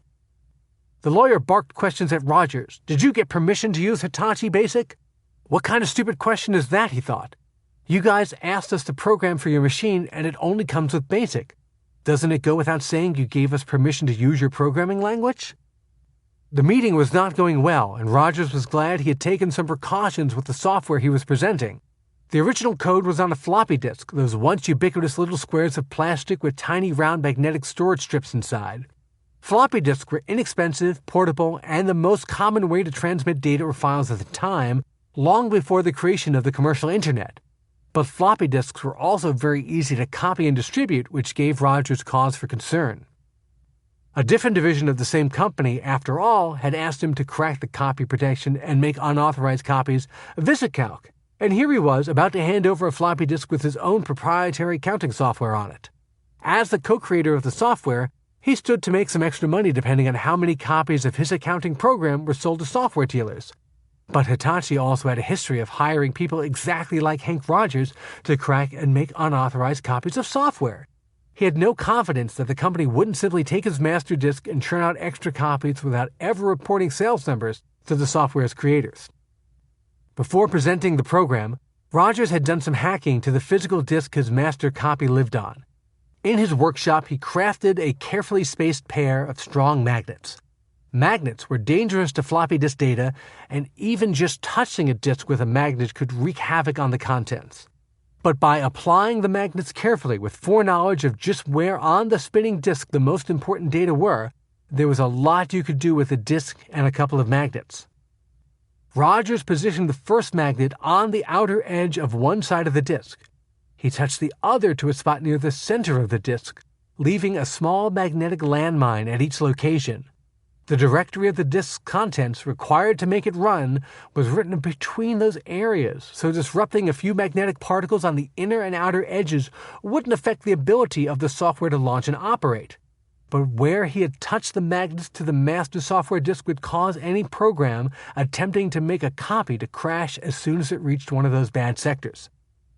It was an ingenious bit of physical hacking, and unlike the behavior he encountered at Hitachi, Rogers was upfront about what he had done, explaining that he would only turn over the program with his copy protection in place. The executives were incredulous. "We don't take any programs that use copy protection," they insisted. The conversation continued to spiral downward from there. This is just too weird, Rogers thought, and he knew he had to extricate himself from this entire situation and try something else. But what else? Hitachi was a major technology company, and Rogers, fretting over his questions about the ethics of software copying, didn't see why another tech giant would be any better. The only thing left was to leave any hopes of being a programmer at a big company behind and go into business for himself. But what would he do? Build computers? Write accounting programs? At least he knew where to start. When you're in Japan and you want to take the pulse of what's going on in technology, there's only one place to go: Akihabara. That name alone sets off a Pavlovian response in tech heads the world over. The streets of this tiny district in Tokyo are lined with stores selling the latest electronics and games. The closest parallel may be the dozens of camera and electronic shops that used to line the blocks around Times Square in New York City.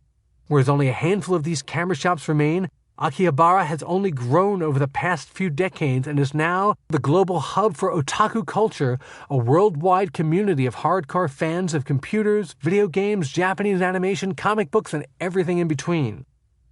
This bustling neighborhood, ideally located for trade, right where the Kanda River connects to Tokyo Bay, has been known as a technology sales and distribution hub since the 1940s. Starting with vacuum tubes for early electronics, it has evolved with Japan into a leader in sales of computers, stereos, and gadgets. By the 1980s, it was ground zero for the growing personal computer revolution that was sweeping through the United States, Japan, and Europe. Rogers trawled the streets and alleys of Akihabara searching for inspiration. In 1983, the tone of the district was a mix of glowing neon signs and bombast, and studious computer hobbyists searched for components, cases, and rare imports. In later years, Akihabara became a mashup of a Disney cartoon and Blade Runner, filled with costumed anime fans and gawking tourists, but for now, it was a perfect research lab for Rogers to figure out what the trends were in the computer industry and where he should take his next and possibly last shot. As he looked over what was selling in the different computer shops, a common thread emerged. Some computer hobbyists had Apple II computers, somehow the infamous low-rent Tandy TRS-80, better known as the Trash 80, and sold in the United States in Radio Shack stores. More serious programmers and hackers used expensive NEC machines. Indeed, the Russian computer Alexei Pajitnov was working on in Moscow at nearly the same time was a locally made knockoff of an older NEC computer. But no matter the platform, nearly all of these computer enthusiasts, including several of Rogers' friends in the small expatriate community in Tokyo, used their hardware to play games. Japanese gamers preferred action and puzzles, and especially popular was a genre of game called Sokoban, presented as a top-down view of a warehouse with tiny digital workers pushing boxes and crates around. But Rogers also had a unique insight into what was going on outside of Japan thanks to his computer-savvy Western friends. He would sometimes take the train to visit what he called his Gaijin friends, and that's where he first played games like Temple of Apshai on the TRS-80 and Wizardry on the Apple II. These were role-playing games not far removed from the pen-and-paper Dungeons & Dragons games he had immersed himself in back in college in Hawaii. There were epic quests, dragons, sword-wielding heroes, and monster-filled dungeons to explore. Rogers looked over these early computer role-playing games and realized he'd seen nothing like them in a long time. During his years in Japan, one of the many hobbies he had given up was Dungeons & Dragons. Although it was more popular than ever in the United States, the game was virtually unknown in Japan, outside of a very small circle of players who imported the English-language game manuals. A plan started to come together. Games were the most universal language of computer users in Japan, and that business was dominated by big companies such as Nintendo, with little room for a newcomer, especially a foreigner, to break in. But despite their incredible enthusiasm for computers, games, and fantastic storytelling, most young Japanese had never seen anything like wizardry or Dungeons and Dragons. It was truly an untapped market, and Hank Rogers decided he would bring fantasy role-playing games to Japan. There was only one problem. He had never programmed a game before, much less something as complex as an RPG. Nevertheless emboldened, Rogers marched back to Akihabara and purchased an NEC PC 8801. It seemed like the most advanced of the big personal computers at the time and the best suited for creating rather than just playing games. It was a major investment, the equivalent of $10,000, but he knew this was his one chance to start a computer career and break away from the family gem business for good. It was a good thing Rogers had never programmed a game before or thought too much about why good D&D-style role-playing computer games were so few and far between. If he had, the very idea of fitting an epic sword and sorcery adventure in the 64 kilobytes of memory available on his NEC would have seemed insane.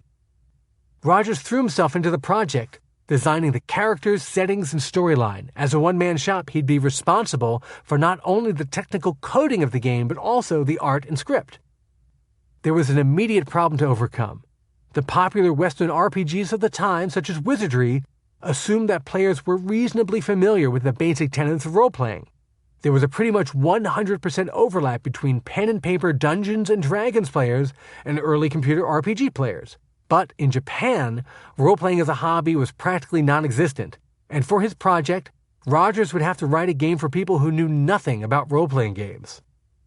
The first challenge was the art of rolling a character. The term comes from the old analog D&D days when players would literally roll many-sided dice to randomly generate the numbers to create a new adventurer with his or her individual statistics for strength, intelligence, and so on.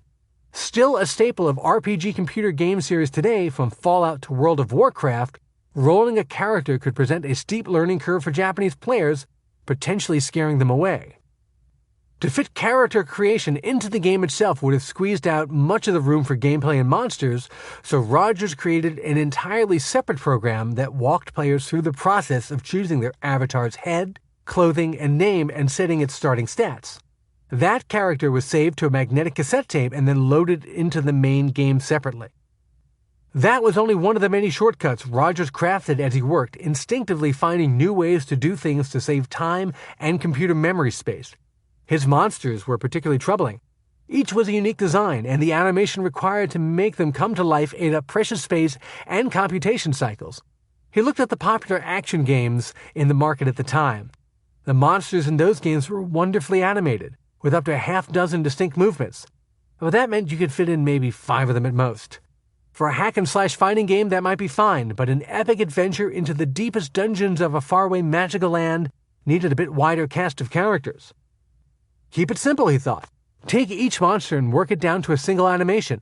That would be enough for players who are more focused on exploring and managing their characters.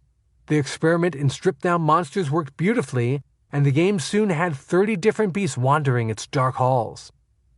Today, 3D graphics are standard in nearly every game. The powerful computers and consoles used to play video games render the entire environment and all the characters in 3 dimensions anywhere from 30 to 60 times per second and present the player with an ever-changing view all in real time.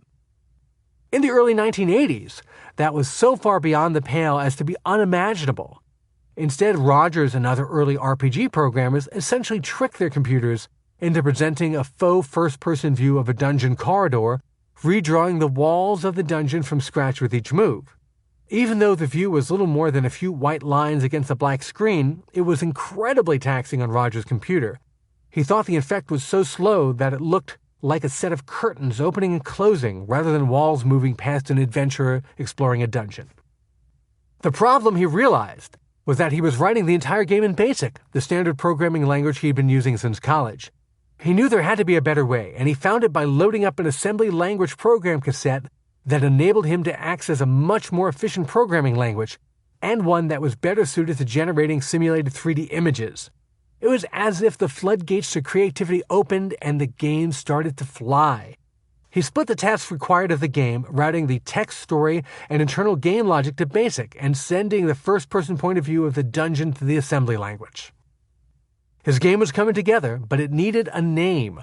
All Rogers had known for the past 6 years had been the gem business, and despite his antipathy towards it, he decided to call the game the Black Onyx. At this point, the game was entirely in English, which would not do for the Japanese market. Despite living in Japan for years, being married to a Japanese woman, and raising his children there, Rogers' grasp of the language was still fairly functional, if that. He hired a few local students proficient in both English and Japanese to translate the game's text and to write a manual with playing instructions. Designing and programming the Black Onyx turned out to be the easy part. The real challenge was getting it into the marketplace, and for that Hank Rogers would have to dive back into the dark waters of the Japanese business world. Working for the family business for years had left him with surprising little in the way of relevant experience. His stepfather handled most of the buying and selling, and the books were kept in his stepfather's head, so there was little in the way of formal accounting. Rogers had been set to physical and engineering tasks, such as building the specialized furnaces that could change the color of rubies and sapphires by heating them to 1900 degrees Celsius. To support his family during the long months of game coding, he had to bring in an investor and exchange half the proto company for about $50,000 in capital. It was the first of many rookie mistakes that would almost sink the Black Onyx.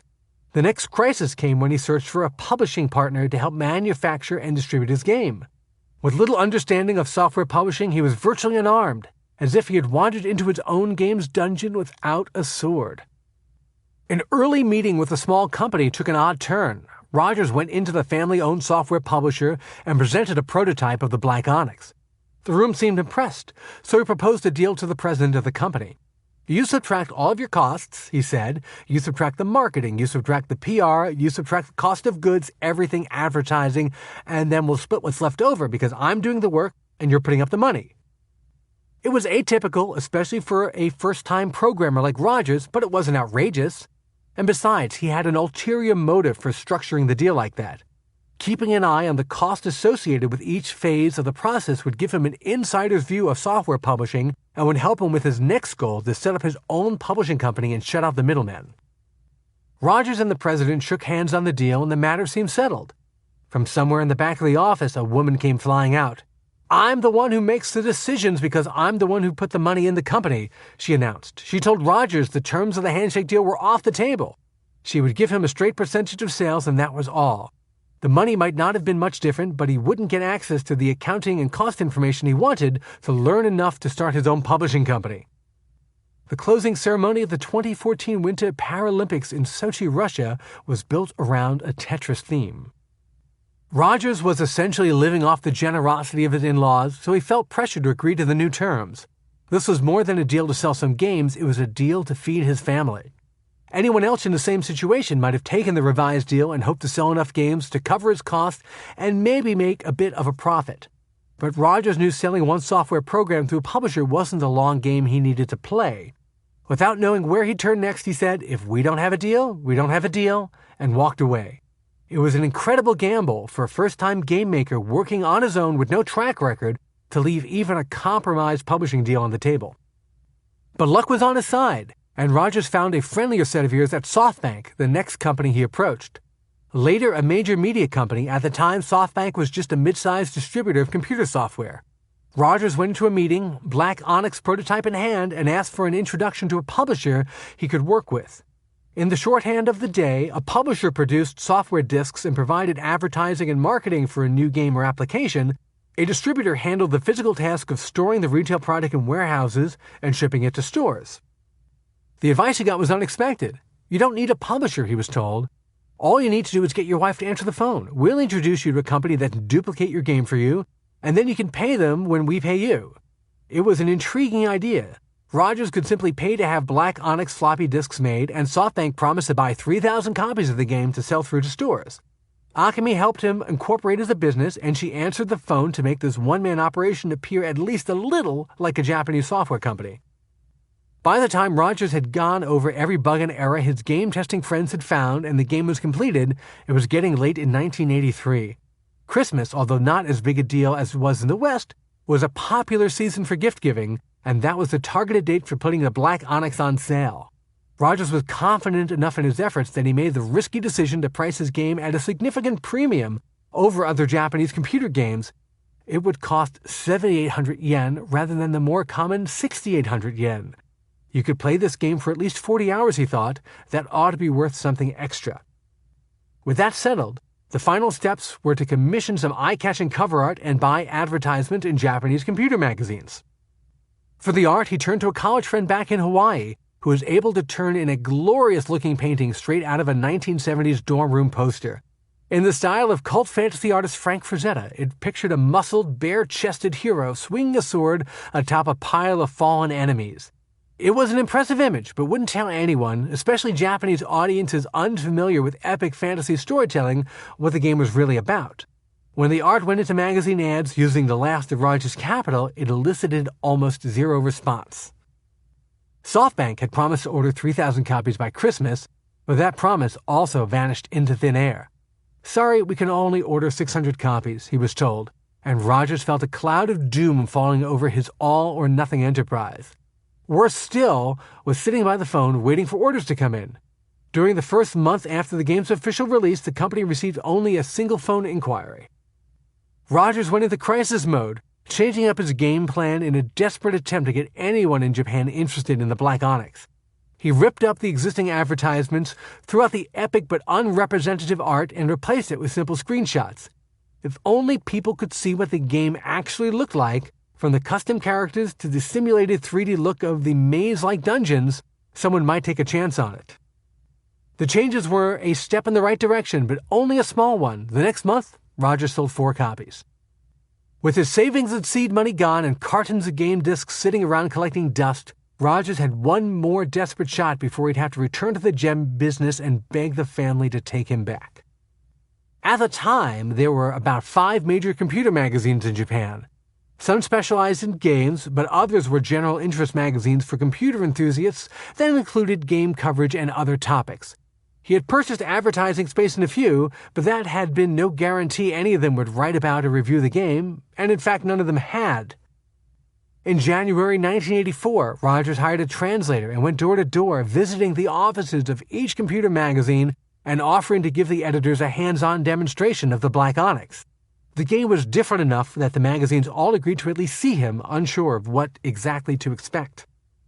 It was a long shot for a foreigner who hardly spoke the language to walk into a series of editorial meetings with a new type of game none of them had ever played before. Working out a new plan of attack to pitch the dubious magazine editors, Rogers called forth a natural salesman instinct. At the start of each meeting, Rogers and his translator greeted the magazine editors. "What is your name?" he asked each subject, entering the response into the Black Onyx character creator. He then asked them to pick from the body and head options to create the most similar to reality personal avatar for the game. If these journalists play a game with a character that looks like them and has their name, Rogers reasoned, they might be more likely to keep playing. Speaking through his translator, he taught the editors to play the game and then left them on their own to discover the massive virtual world he had created. Back at home, time crawled by with little movement. SoftBank wasn't ordering any more copies, and the phone was hardly ringing. Then the April issues of the major Japanese computing magazines hit newsstands. Each one carried a long, detailed, and enthusiastic review of the Black Onyx. His hands-on gambit had worked. Within a month, 10,000 copies of the game sold. The next month, another 10,000 copies. The month after, still another 10,000. Japanese gamers could not get enough. By the end of 1984, the Black Onyx was the best-selling computer game in Japan, and Hank Rogers was hard at work on a sequel. But the entrenched major players in the Japanese gaming world would not slumber for long while a one-man company run by a foreigner took top honors in their industry. Over the next 2 years, games such as Dragon Quest and Final Fantasy took the Black Onyx's success and appropriated it, becoming enduring hits that would go on for decades. The Black Onyx, though pioneering in its time, is remembered today only as a footnote, the first fantasy role-playing game in Japan. Rogers had to find a new niche in the competitive game publishing world, otherwise he'd be little more than a one-hit wonder. Chapter 6. Going Viral. By the time the ideas for Tetris were first coming to life on Alexei Pajitnov's Electronica 60 computer, the game's creator was already 28 years old. Well past the age when most 21st-century dot-com CEOs founded their first company, Pajitnov was still considered a young go-getter by the conservative standards of the Russian Academy of Sciences. But that didn't mean there wasn't a motivated new generation, one that had come of age in the era of the modern microcomputer waiting in the wings to make a mark. One such 80s digital native was Vadim Gerasimov, a Moscow high school student with an interest in computers far beyond what the limited equipment available in his high school classroom could satisfy. For a 16-year-old hoping to land on the cutting edge of the Soviet technology industry, it was frustrating to see glimpses of advanced computer technology in snippets of foreign television shows and movies, and to know the latest hardware was so far out of reach. He was a gifted teen, perhaps picking it up from his scientist mother. People around him tended to notice this, and a high school teacher named Arkady Brokhovsky took it upon himself to act as a mentor to this young man, introducing Gerasimov to people he knew at the Dorodnitsyn Computing Center. During their first visit, the computer lab must have seemed like a science fiction movie set to the high school student. He became a frequent visitor at the center. In fact, the staff programmers couldn't keep him away. Vadim took an instant shine to the slowly growing rows of IBM PCs available there, and after ingratiating himself with some of the researchers at the center, he started learning how to code for those MS-DOS machines. Teaching himself advanced coding at a rapid pace, Gerasimov soon caught the attention of the researchers at the center. One of them was Dmitry Pavlovsky, a colleague and friend of Alexei Pajitnov who had provided invaluable coding and testing feedback on the original version of Tetris. Pavlovsky was impressed with Gerasimov's work on a directory encryption program and confided to his new friend that he had been working on some computer game programs, still a somewhat heretical idea at the time. But Pavlovsky's game to date had a fatal flaw even before considering their value as entertaining games. They had been programmed not on consumer-level hardware, but instead on the center's massive mainframe computers, the kind of room-sized machines that were already painfully outdated. Pavlovsky waved the young student over. "Perhaps I could show you some of my games," he offered, hoping to enlist Gerasimov's help in converting the software to work on MS-DOS systems. Then as now, few computer-savvy 16-year-olds wouldn't jump at a chance to work on video games, and Gerasimov quickly agreed. Together they ran through a few of the projects, and Pavlovsky provided Gerasimov the source code for one of them. Less than 24 hours later, Gerasimov was back. In one day, the teen had a nearly identical version of Pavlovsky's program up and running on one of the center's IBM PCs, an impressive feat in translating software between two completely different computer ecosystems. Having an IBM-compatible version of one of his programs was certainly satisfying for Pavlovsky, but this had been more than a simple coding exercise. In reality, it was a test, with the subject unaware that he was being vetted for an opportunity to work on a much more important project. With Gerasimov having successfully proved his skills, Pavlovsky felt confident introducing the high schooler to another programmer at the RAS, Alexei Pajitnov. Emboldened by his special status as a teenager with access to an advanced postgraduate computer lab, Gerasimov could hold his own in technical conversation with his older colleagues, and in fact already looked and acted the part of a veteran programmer, hunching over his computer keyboard with singular determination, unkempt curly hair shaggily hanging down to the top of his wireframe glasses. Even in those early conversations, both Pavlovsky and Pajitnov could tell Gerasimov had already surpassed their own technical skill, and he spoke the language of coding as only someone born into the computer era could. By the age when Pajitnov had only just touched his first primitive computer, Gerasimov was fluent in programming languages such as Pascal and BASIC, and the MS-DOS platform, and he displayed a special talent for debugging the work of others. He could find coding errors that stopped software from operating properly and correct the thinking and syntax so that it worked as intended. Pajitnov sensed he was talking to the right guy to help him take his own game development to the next level. Gerasimov had developed a reputation as a troubleshooter, and he even made a habit of debugging the work of the older computer scientists in exchange for a few bucks in pocket money. The team of Pajitnov, Pavlovsky, and Vadim Gerasimov brainstormed ideas into the night at the Dorodnitsyn lab. None of them aimed to be hardcore capitalists or even to buck the Soviet system more than any other overeducated and curious young person, but the idea of actually producing and selling computer programs lurked in the backs of their minds. Perhaps a series of games could be packaged together into one bundle that would have commercial value, they thought. Gerasimov even called this umbrella package the Computer Fun Fair, which showed initiative, if not exactly a keen ear, for entertainment marketing. But the barriers, legal, bureaucratic, and psychological, seemed insurmountable. Gerasimov, in particular, found the idea of producing and selling a work of intellectual property, an ethereal concept compared to selling a painting or a bookcase, difficult to get his head around.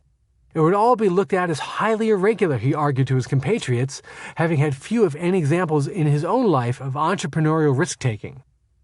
Instead, the trio tabled that idea for the moment and focused on honing their respective skills at designing, tweaking, and programming games.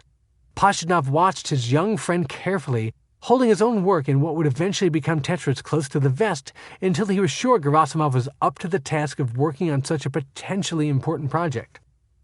Some of what they worked on were recreated versions of the handful of Western computer games that had snuck behind the walls of the computing center. Other times, they added to a growing library of code snippets and techniques for adding pseudographics, text, and sound to game programs. One of the only projects from that era that still exists, called Antics, was spearheaded by Pavlovsky. Even behind the Iron Curtain, content creators shared the same dirty little secret. They copied the work of others.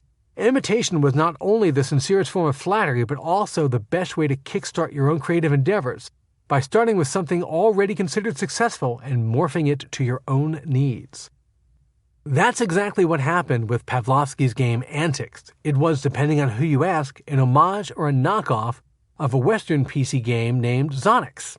In fact, the project was coded under the original name Antizonix, just in case anyone was unclear about what Pavlovsky and Gerasimov were working on. If you've never heard of Zonix, originally released in 1984, don't worry, few have. The game was itself a version of a much more popular game from the early days of the video arcade, Kix.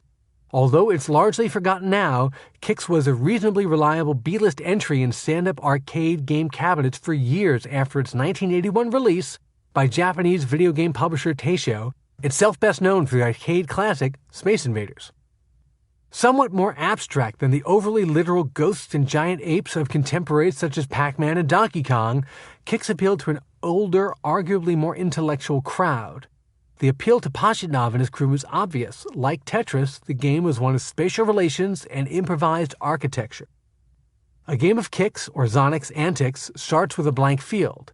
In the original arcade version of Kix, the player's on-screen avatar is a small diamond shape which travels the screen, making only 90-degree turns. The diamond-shaped avatar leaves a trail behind itself in the form of a thin white line, little more than a linear series of white pixels against a black screen background. By using those vertical and horizontal lines to close off space within the larger rectangular playfield, the player seals off sections of the screen, which are then filled in with a solid color indicating that they are off-limits for the remainder of the level. Making this more than an exercise in drawing a gigantic box is the titular Kix. An enemy that won't make it into the Video Game Bad Guys Hall of Fame anytime soon, the Kix is a simple, short, 1-pixel-wide line that twirls end over end like a possessed majorette's baton as it traverses the screen. Touch the randomly flipping and flopping Kix, and it's game over. It gets harder and harder to avoid the Kix as you shrink the field. Seal off 75% of the screen, and you move to the next level. Other challenges and enemies come into play, but that's the game at its most basic. For an industry that even in the late 70s and early 80s was locked into rote fantasy and sci-fi tropes, from Defender to Bubble Bobble, the latter being Teisho's only other major hit, it's surprising something so abstract made it past a pitch meeting, much less became a staple of arcades and taverns for a short time. The reason you probably don't remember Kix, assuming you're old enough to have stepped foot in a genuine 1980s video game arcade, is that its initial novelty wore off quickly. With little new to be found on subsequent levels and no colorful characters or backstory to keep players engaged, it lacked legs. Teisho executives would later lament that this abstract game, essentially a series of colored lines and blocks, was simply conceptually too mystifying for most gamers. Nevertheless, the game maintained a small cadre of loyal followers, many of whom apparently programmed their own versions and unofficial sequels, hence games such as Zonix, Antics, Styx, Fortix, and others. The idea of using a video game to play with space and structure with no distracting narrative elements or cartoonish mascots was a good one. It just turns out that Kix and its successors were not the right formula at the right time. And without the contributions of Dmitry Pavlovsky and Vadim Gerasimov, Tetris may have suffered the same fate. But with a ready audience of computer science and math types with access to at least some computer hardware, Antics made sense as a project for the RES programmers to practice on. Zonix, the game it was based on, was one of the few mainstream video games people at the computing center had access to and were able to pass around freely. It became a minor viral hit well before Tetris did, ending up on nearly every compatible computer at the Dorodenitsin Center, and it even filtered out into some of the very small handful of personal computers in Moscow at the time. Alexei Pajitnov was impressed with Gerasimov's programming skills, especially considering he was just a high school student. His friend Pavlovsky had impeccable timing introducing them to each other just as a key new idea was coming to fruition. After they first started working together, Pajitnov took Gerasimov aside and offered to show him a special project, something unlike anything any of them had worked on before. Tetris, both the name and the final idea, was still months away, but Pajitnov already spoke endlessly of puzzles and games and how the two disciplines could come together.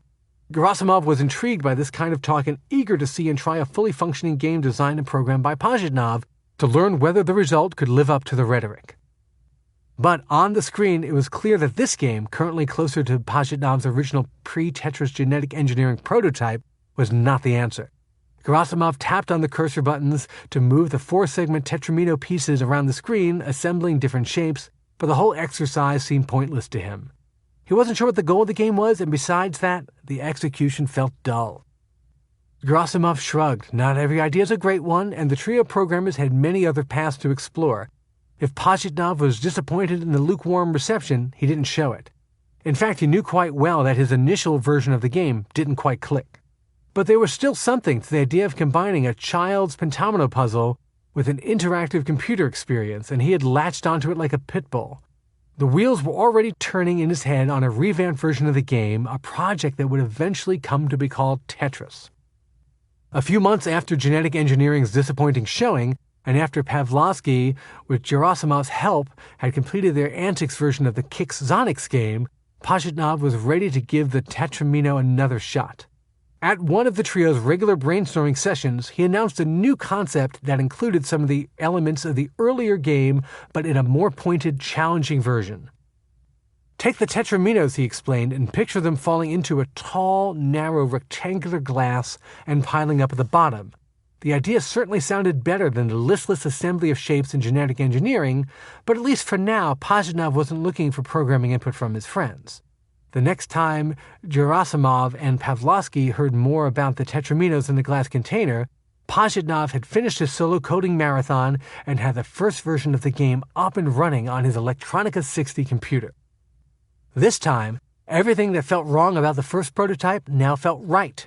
The game was as simple as a game could be, lacking color, sounds, anything but the most rudimentary improvised graphics, and without even a scoring system. But the key elements were there. Gerasimov and Pavlovsky watched as Pajitnov, wired after weeks of frantic late-night coding, walked them through the game he called Tetris. The tutorial was unnecessary. As much as video games themselves might have been a foreign language to most Russians, even computer programmers, Tetris defied such barriers, presenting its meaning and methodology through pure design, requiring nothing in the way of written instructions or diagrams. Start playing and the game's rules and features become immediately evident, tapping into the same basic primordial instinct that leads toddlers to stack blocks into ever higher towers. The name sounds a bit strange, Gerasimov commented. Even after Pajitnov's explanation of the contraction of Tetramino and tennis, his friends never quite got why such a level of abstraction was needed. And besides, it sounded more than a bit foreign, and 1984 in the Soviet Union was not the time or the place to come off as less than committedly patriotic. Pajitnov insisted. Just as he had kept the development of Tetris away from his collaborative efforts with Gerasimov and Pavlovsky, the name of the game would also be his personal stamp on the project.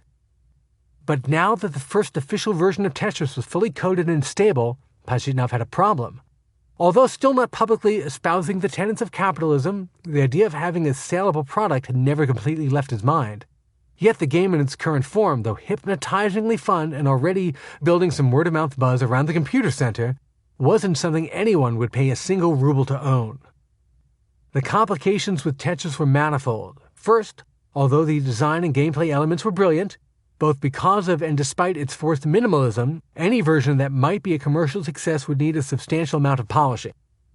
Films and television had become increasingly sophisticated over the past decade, especially in how they presented special effects. Even if most Soviet citizens had not had a chance to see Star Wars and its sequels, which never received widespread release in the USSR, they were aware of the imagery and the larger cultural phenomenon.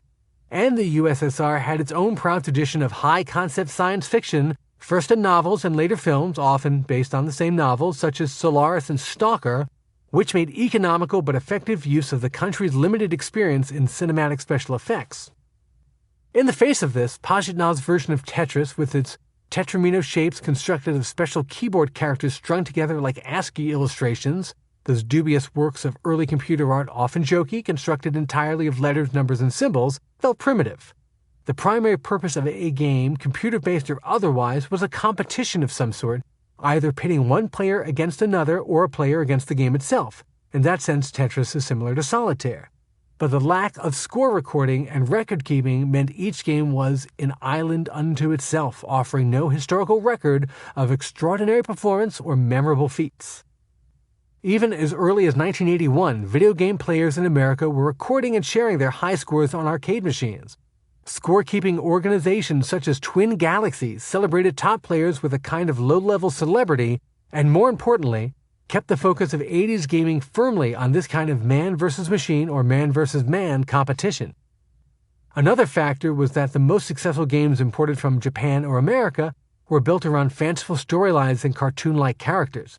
Pac-Man was already making his way from arcades to home consoles to cereal boxes and television screens, and even an early minimalist classic such as Space Invaders pretty much spelled out its B-movie sci-fi plot in two brilliantly chosen words. It lent drama and energy to a stripped-down shooting game, a marketing feat worthy of Roger Corman. Tetris could have succeeded missing one or two or more of these features, but lacking graphics, scoring, sound, a storyline, and characters, it was simply too abstract to appeal beyond the very narrow audience of fellow computer programmers to be found in the halls of the computing center. And there was a further problem beyond all of that. Pajitnov had programmed his game on his Electronica 60 computer.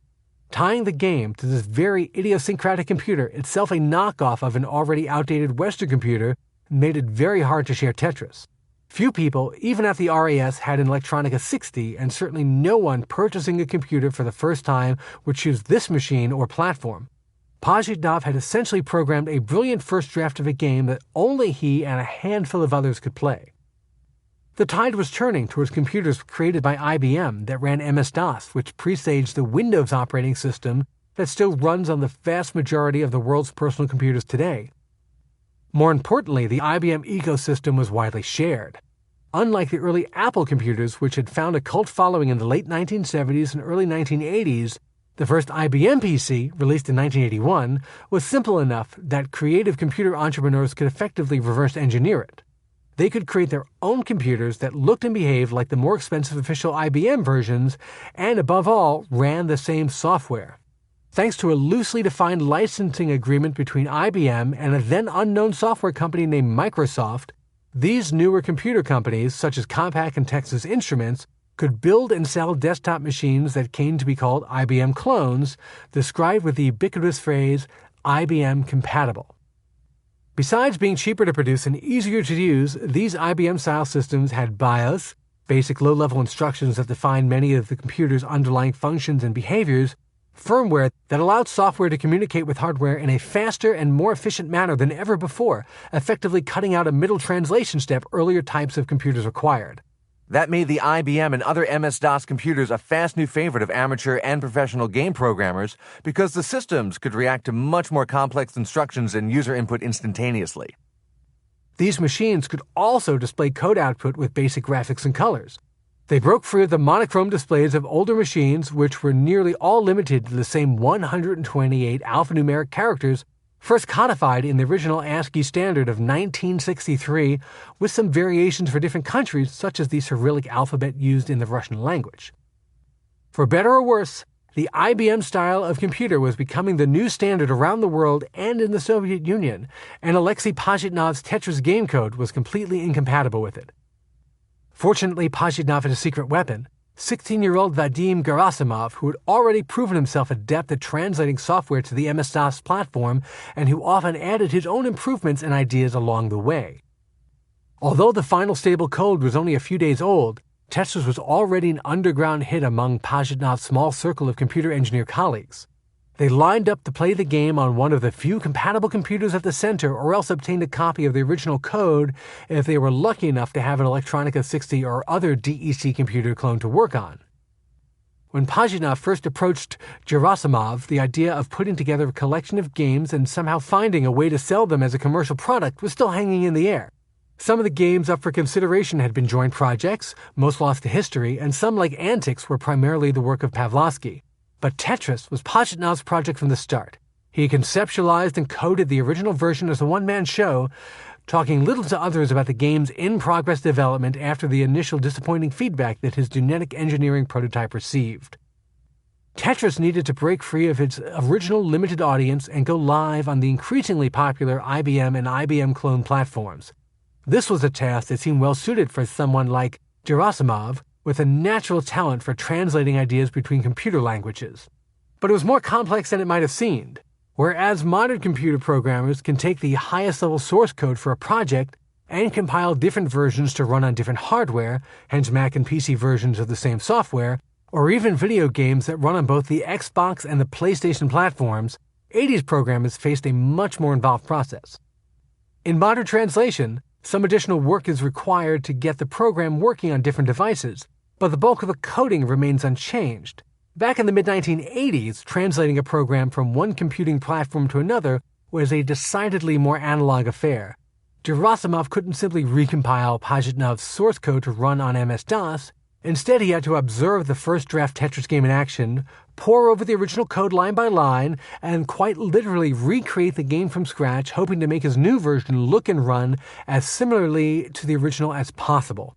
It was reverse engineering 80s style, and for years remained a standard way to copy simple software from one platform to another. Gerasimov could tell the original version of the game was already highly playable and even addictive, despite its minimalist design and lack of features that most games included automatically.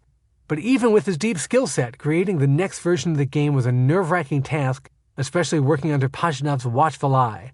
The teenager was not overly familiar with the Electronica 60 hardware and in fact never actually programmed one. He got to work immediately. The IBM-compatible version of Tetris would be written in Pascal, a programming language the most serious of hardcore coders looked down on, but one well-suited for flashy consumer projects. Pajitnov pushed his young friend, and the first version of Tetris on an IBM PC was up and running in only a few days. But a mere translation wasn't enough for Pajitnov, Gerasimov, and Pavlovsky. This prototype IBM version didn't stay the same for more than a day or two at a time, and new ideas and features were added to a growing list of improvements. Even on more advanced hardware, the IBM version of Tetris, with Gerasimov as the lead coder, didn't offer computer graphics on par with what PCs and home video game consoles were capable of at the time in the West. But it eventually did offer a splash of visual design much more appealing than a monochrome bracket and space representations on the Electronica 60, thanks to a new feature that was among the most pivotal ever added to the game, and one that remains one of the most recognizable elements of Tetris even decades later. After several weeks of updating, recoding, and testing, Gerasimov implemented the breakthrough idea of representing the Tetramino pieces in color using on-screen spacers filled in with primary colors. Even today, the current Tetris visual brand language and official game rules define the pieces by color just as much as by shape, and sharp-eyed players can zero in on a piece and its optimal placement almost from the first flash of color before their eyes can discern which of the 7 distinct Tetramino shapes it is. Gerasimov's color palette was darker and more subdued and perhaps more Russian than the modern versions. The long 4-segment bar was represented by a deep red color like dried blood, and the troublesome Z shape was the dark cyan of a stormy Moscow sky. Today, in contrast, the official standardized colors approved by the game's owners run from bright orange to lime green. Along the way, the team added new elements and features, numbering subsequent builds in a haphazard way that somehow ended with version 3.12 after dozens of distinct evolutionary versions. Besides Gerasimov's colorful blocks, Pavlovsky made a prime contribution by adding a behind-the-scenes data table that recorded and presented high scores. This was an important competitive element that lured players into playing over and over again in hopes of beating a high score and recording their own for posterity. Pajitnov played through version 3.12 of the game. 2 months after work started on the IBM version of Tetris, this felt like a good place to stop and try to find a larger audience. Although similar in its broad strokes to Pajitnov's original Electronica 60 version, the IBM version had been coded from scratch and was vastly superior in every way. It looked better, played better, kept score like a standard video game, and more importantly, worked on a much wider range of computers. Most of the raw code for this build came from Vadim Gerasimov, but despite the additions and new ideas he and Pavlovsky added along the way, the core DNA of the game still belonged exclusively to Alexei Pajitnov. It still played like a modern version of the pentomino puzzles that had captivated Alexei as a child. Gerasimov was intrigued by his older friend's interest in commercializing Tetris, as well as some of the other games the informal team had worked on, but always kept such ideas at arm's length. His position as a favored visitor at the computing center was somewhat tenuous even as a gifted programmer. He was underage, and the Russian Academy of Sciences could not offer him an official position even if it wanted to. So he was essentially a ghost employee, working in the margins just as Pajitnov was dedicated to a ghost project, one not sanctioned by the computing center's managers. And in any case, if there was a way to turn Tetris, clearly the star of any of the games they had developed, into something that could be bought and sold, the Academy would have the most legitimate claim to its ownership. Even working through the permutations of such ideas made Gerasimov uncomfortable. The kind of private business arrangements required to form an agreement to manufacture or distribute software were simply unheard of. That would all change soon enough. The following year, 1985, brought to power a new general secretary of the Communist Party of the Soviet Union, an unexpected reformer named Mikhail Gorbachev. Within 3 years, Soviet citizens would be legally allowed to form their own commercial ventures and reap the potential profits. But Tetris arrived just a few years too early to be a test case for economic liberalization. So to Gerasimov, any talk of commercialization was purely hypothetical, and that was probably for the best. He had already gotten an advanced personal curriculum in computer programming and access to a wide range of hard-to-find equipment by spending his free time at the computing center, and that made the entire experiment more than worthwhile. Despite his lack of interest in commercializing Tetris, Gerasimov was pleased to see that the early versions of the game on the IBM PC bore the following credit line on the title screen just below the bright red Tetris logo: Game by A. Pajitnov and V. Gerasimov. It was an on-screen credit that would not last, but for a while it was payment enough for the high school student. For Pajitnov, the idea of turning an idea that lived only in the recorded memory of a computer into a product that could be sold was far from hypothetical. But where to begin? His experience with the business world, even the limited Soviet version of it, was practically non-existent. His personal history was little help. Both his parents were writers, and like successive generations of Russians, he had little in the way of positive role models of entrepreneurship to look up to or learn from. In true Soviet style, it was better, he concluded, to operate via back channels informally. There was no doubt that Tetris had the addictive qualities of a great game. Pajitnov's fellow researchers clamored for a turn at the game, and some demanded their own copies of the code on 5.25-inch floppy disks to install and run on their computers.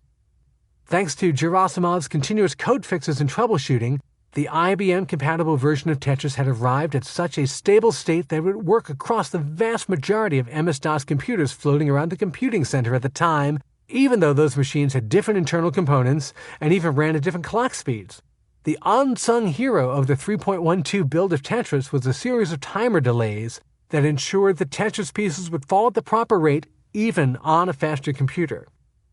Guinness World Records recognizes Tetris as being the most ported game in history. It appears on more than 65 different platforms. This was especially important because each successive generation of computer hardware ratcheted up processor speed, a silicon arms race that continues to this day. It got to the point that very early PC games often sped up to comical levels when played on even slightly newer systems. On-screen avatars would race around like characters in a Benny Hill skit, and in-game cues for user input would fly by too quickly for any human to react to in time, rendering many games unplayable on computers that were even just 6 months newer. For Tetris, the fact that a game so dependent on split-second timing would work identically on nearly any of the growing number of IBM-compatible computers was a clincher. Without those timer delays, the game might have vanished as quickly as tetramino segments in a completed line. The successive requests for copies of the game gave Pajitnov an idea, and it was one that feels very modern even today. He would copy the executable code for Tetris, Along with Antics and a few other games he'd work on with Gerasimov and Pavlovsky, onto a series of discs and hand them out to those who showed the most interest in his work. Still starstruck by the older programmer, Gerasimov helped him with the laborious process of making copies of their game disc one at a time and handing them out to trusted colleagues and friends. The name might have long since been abandoned, but in some sense the computer funfair concept would live on. In the 30 years since, little has changed in how creative works from independent artists or small companies are distributed. Music is handed out freely, played without cost on streaming services such as Spotify, or given away as free download cards from Starbucks. Games, especially those played on mobile phones or tablets, the biggest growth area of the industry by far, are essentially all free to play. The modern twist is that most now use a model called freemium, which offers a basic version of the game for free, with the promise of added features for those who pay to unlock or download them. If the back-end technology had existed at the time, perhaps Alexei Pajitnov would have distributed Tetris as a freemium game. It was certainly addictive enough to draw players in for hours at a time. A version of the game that allowed only a certain number of levels or tetramino shapes, or that limited playtime to 15 minutes or even an hour at a time, could have been a powerful narcotic for early players. Of course, those players would need a way to pay to unlock the full version of the game, and reliable, trusted methods of conducting such microtransactions are a relatively recent invention, only becoming accepted in the last several years. So without the business model for selling his game, or the technology to allow players to buy it, the only option open to Pajitnov was to simply give it away. And when you give something addictive away for free, there's always a chance it will spread out of control, like a wildfire. Fueled by the beginnings of the widespread personal computer era, the first inklings of glasnost in the Soviet Union, and the perfect combination of Pajitnov's concepts and Gerasimov's programming skills, Tetris did just that. It was an especially amazing feat because it wasn't as if Moscow or any other city in Russia was teeming with personal computers. Such devices were commonplace in homes and classrooms in the United States and Europe thanks to cheap mass-produced PCs, but in the USSR, computers were largely restricted to universities and research institutions plus a few government offices. If you were lucky enough to have a personal computer in your home at the time, it was likely acquired through black market back channels with all the added legal risk and inflated prices that accompanied any such smuggled consumer goods at the time. It's been estimated that up to 90% of the PCs in Eastern Bloc countries in the 80s were obtained in this manner. But still, in a country as large as the Soviet Union, tens of thousands of computers were in operation at the time, and a large percentage of those were in Moscow, within easy reach of Tetris game discs, which were largely distributed by hand, palmed off between meetings at workplaces, or cautiously carried to a friend's apartment after hours. Today, we call that method of distribution sneakernet, which means to physically carry a hard copy of a program or file to a recipient. With only the most basic level of early computer networking available on a handful of machines at the top research think tanks and military facilities, sneakernet was a surprisingly effective way to distribute digital information right under the noses of the authorities. Vladimir Pokhilko didn't consider himself the authorities, but nonetheless he had a problem. He was a clinical psychology researcher at the Moscow Medical Center and a casual acquaintance of Alexei Pajitnov. He was an early recipient of one of Pajitnov's hand-copied floppy disks with Tetris on it, and soon fired the game up on one of the computers his team used at the medical center. The addictive nature of the game was immediately obvious to him. Manipulating the tetraminos with his keyboard, Pokhilko experienced the satisfying high of completing a line and watching it vanish from the screen, as well as the vexation of misplacing a piece and trapping himself in an inevitable pile-up that soon reached the top of the playing field and brought the game to an abrupt halt. As a psychologist, he could intellectualize what was happening to his brain and how he was being manipulated by what he called the game's emotional dynamics. For a researcher primarily interested in the analog vagaries of the human brain, the idea of using computer games with their rigid rule sets and pitiless progression suddenly felt like an undiscovered country ready for exploration. Pokhilko was not the only one who felt that way. In his early excitement about the game, he had made copies of the original disc and passed them around the medical center to fellow researchers. He should have known better. His team was soon hooked on Tetris, a response propagated around the city in tech-centric enclaves where people had access to computer hardware, and copies of the game were starting to pass freely from person to person. The next time he saw Pajitnov, Pokhilko cornered him, saying, "I can't live with your Tetris anymore," with mock seriousness.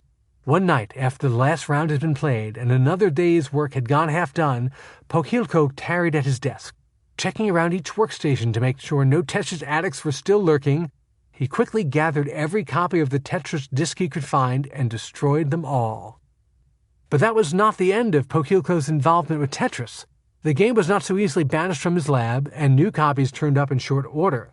At least the staff was slightly more circumspect about balancing playtime with work the second time around. Pokhilko would use the game in psychological testing of patients, and over the next couple of years he worked with Pajitnov and Gerasimov to create a unique two-player version of the game, with an eye towards observing how players interacted with each other as well as with the game itself. In that build, similar to competitive modes still found in some versions of the game, the long, narrow playing field had no true top or bottom. Tetraminos floated down from the top for one player and up from the bottom for the second. They competed the stack shapes in the shared center, each experiencing space and gravity in opposite ways. Pokhilko was the first to use Tetris as a tool for medical research, recognizing its unique properties early on, but he wouldn't be the last. Outside the Dorodenitsin Computing Center and the Moscow Medical Center, Tetris continued to spread by word of mouth and by game discs traded hand-to-hand like precious bootleg movies or books from the West. The difference was that this was an entirely homegrown phenomenon and something Russian computer programs could be proud of. From Moscow, where it was played day and night under the noses of supervisors and administrators, many of whom were undoubtedly addicted to the game themselves, copies filtered to St. Petersburg and any other Russian city where more than a handful of computers could be found. Pajitnov kept tabs on the second-hand stories of Tetris' success and was amazed by the viral nature of the game. He had never seen anything like it. And though the reports he received were spotty and infrequent, Tetris generated a definite buzz among those lucky enough to be part of the select club of computer-savvy Soviets.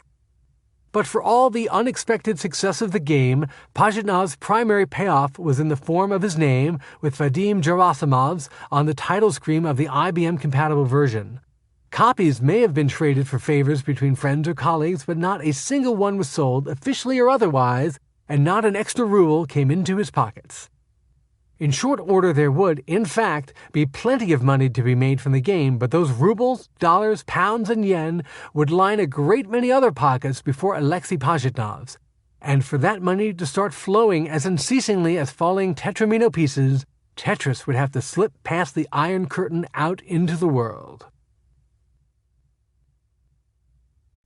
Bonus Level 1, Chapter 7. This is your brain on Tetris. The shapes and colors form out of nothing, flaring against the empty sky like falling meteors, only to fade back into the ether a moment later. The phenomenon doesn't end there. New shapes replace the old, rotating through variations and permutations, never staying long enough to snap into full focus. To some, this feels like nothing more than a desert mirage, a half-remembered impression of something seen in waking life. To others, it's the after effects of a fireworks show playing against the negative space of closed eyes. This is the mind's recreation of light and movement, fired off from synapses fueled by the two most important code bases of human consciousness, repetition and time. This is the Tetris effect, a term used in both medical and popular literature to describe the result of repetitive pattern-based activity that eventually begins to shape the thoughts and imagination of an individual. Before the Tetris era, we may have called it a kind of hypnagogic imagery, literally a waking dream. Vladimir Pokhilko, the clinical researcher forced to hide copies of his friend Alexei Pajitnov's new game from his coworkers at the Moscow Medical Center, was among the first in the scientific community to recognize the addictive qualities of Tetris. Even he could not have predicted that it would be addictive enough to literally alter the minds of long-term players. The game, in its early days ricocheting around Moscow, proved itself to be a primary example of viral electronic content. Its addictive qualities were evident from the very start. Pajitnov spent extra days and weeks supposedly polishing and finishing his initial version of Tetris simply because he couldn't stop playing his own creation. It's precisely because Tetris imprints itself as both procedural memory, which guides frequent repetition of action, and as spatial memory, which deals with our understanding of 2D and 3D shapes and how they interact, that the game is a singular trigger for the effect now named after it. If while packing a car for a vacation you've seen the suitcases and coolers as tetraminos slotting perfectly together, you've experienced a mild version of the Tetris effect. If after playing Tetris or one of its descendants such as Bejeweled or Candy Crush Saga, you still see falling shapes or colored blocks in the periphery of your vision, you're one level deeper in. The most extreme examples literally rewire the brain's ability to record information and retain memories, sometimes for good and sometimes for ill. Despite its scientific bona fides, the name Tetris effect has its origins not in an academic journal, but instead in the pages of a publication that's done more for the popular acceptance of science and technology in the past 20 years than any other, Wired magazine. Many people have experienced a lost weekend, sometimes lost to drugs and alcohol, sometimes to simple meditative contemplation. In 1990, writer Jeffrey Goldsmith lost 6 weeks to Tetris, and in doing so, he came to understand the powerful pharmatronic effect certain kinds of technology could have on people. It was a feeling so pronounced he called it the Tetris effect, a simple name that stuck and now has expanded to cover a wide variety of psychological phenomena. Shortly before his descent into the depths of Tetris addiction, Goldsmith was just another member of Generation X, drifting and exploring different avenues of art and culture. At 23, he moved from New York to Mexico for the same reasons so many leave the crowded urban centers, to find the solitude and inspiration to write a novel. But something else found him in Mexico. His temporary home, a small town near the center of the country named Guanajuato, was host to the annual Festival Internacional Cervantino, a collection of theater, dance, photography, and more. It was there Goldsmith saw a performance by Natsu Nakajima, a Japanese performer of Buto, a type of dance performance typified by ghostly white makeup and deliberately controlled slow-motion movements. It was enough to drive Goldsmith to move to Japan, where he delved further into Buto culture and ended up working in advertising. During a 1990 trip to New York from Japan, something unusual caught his eye amid the hustle of the city.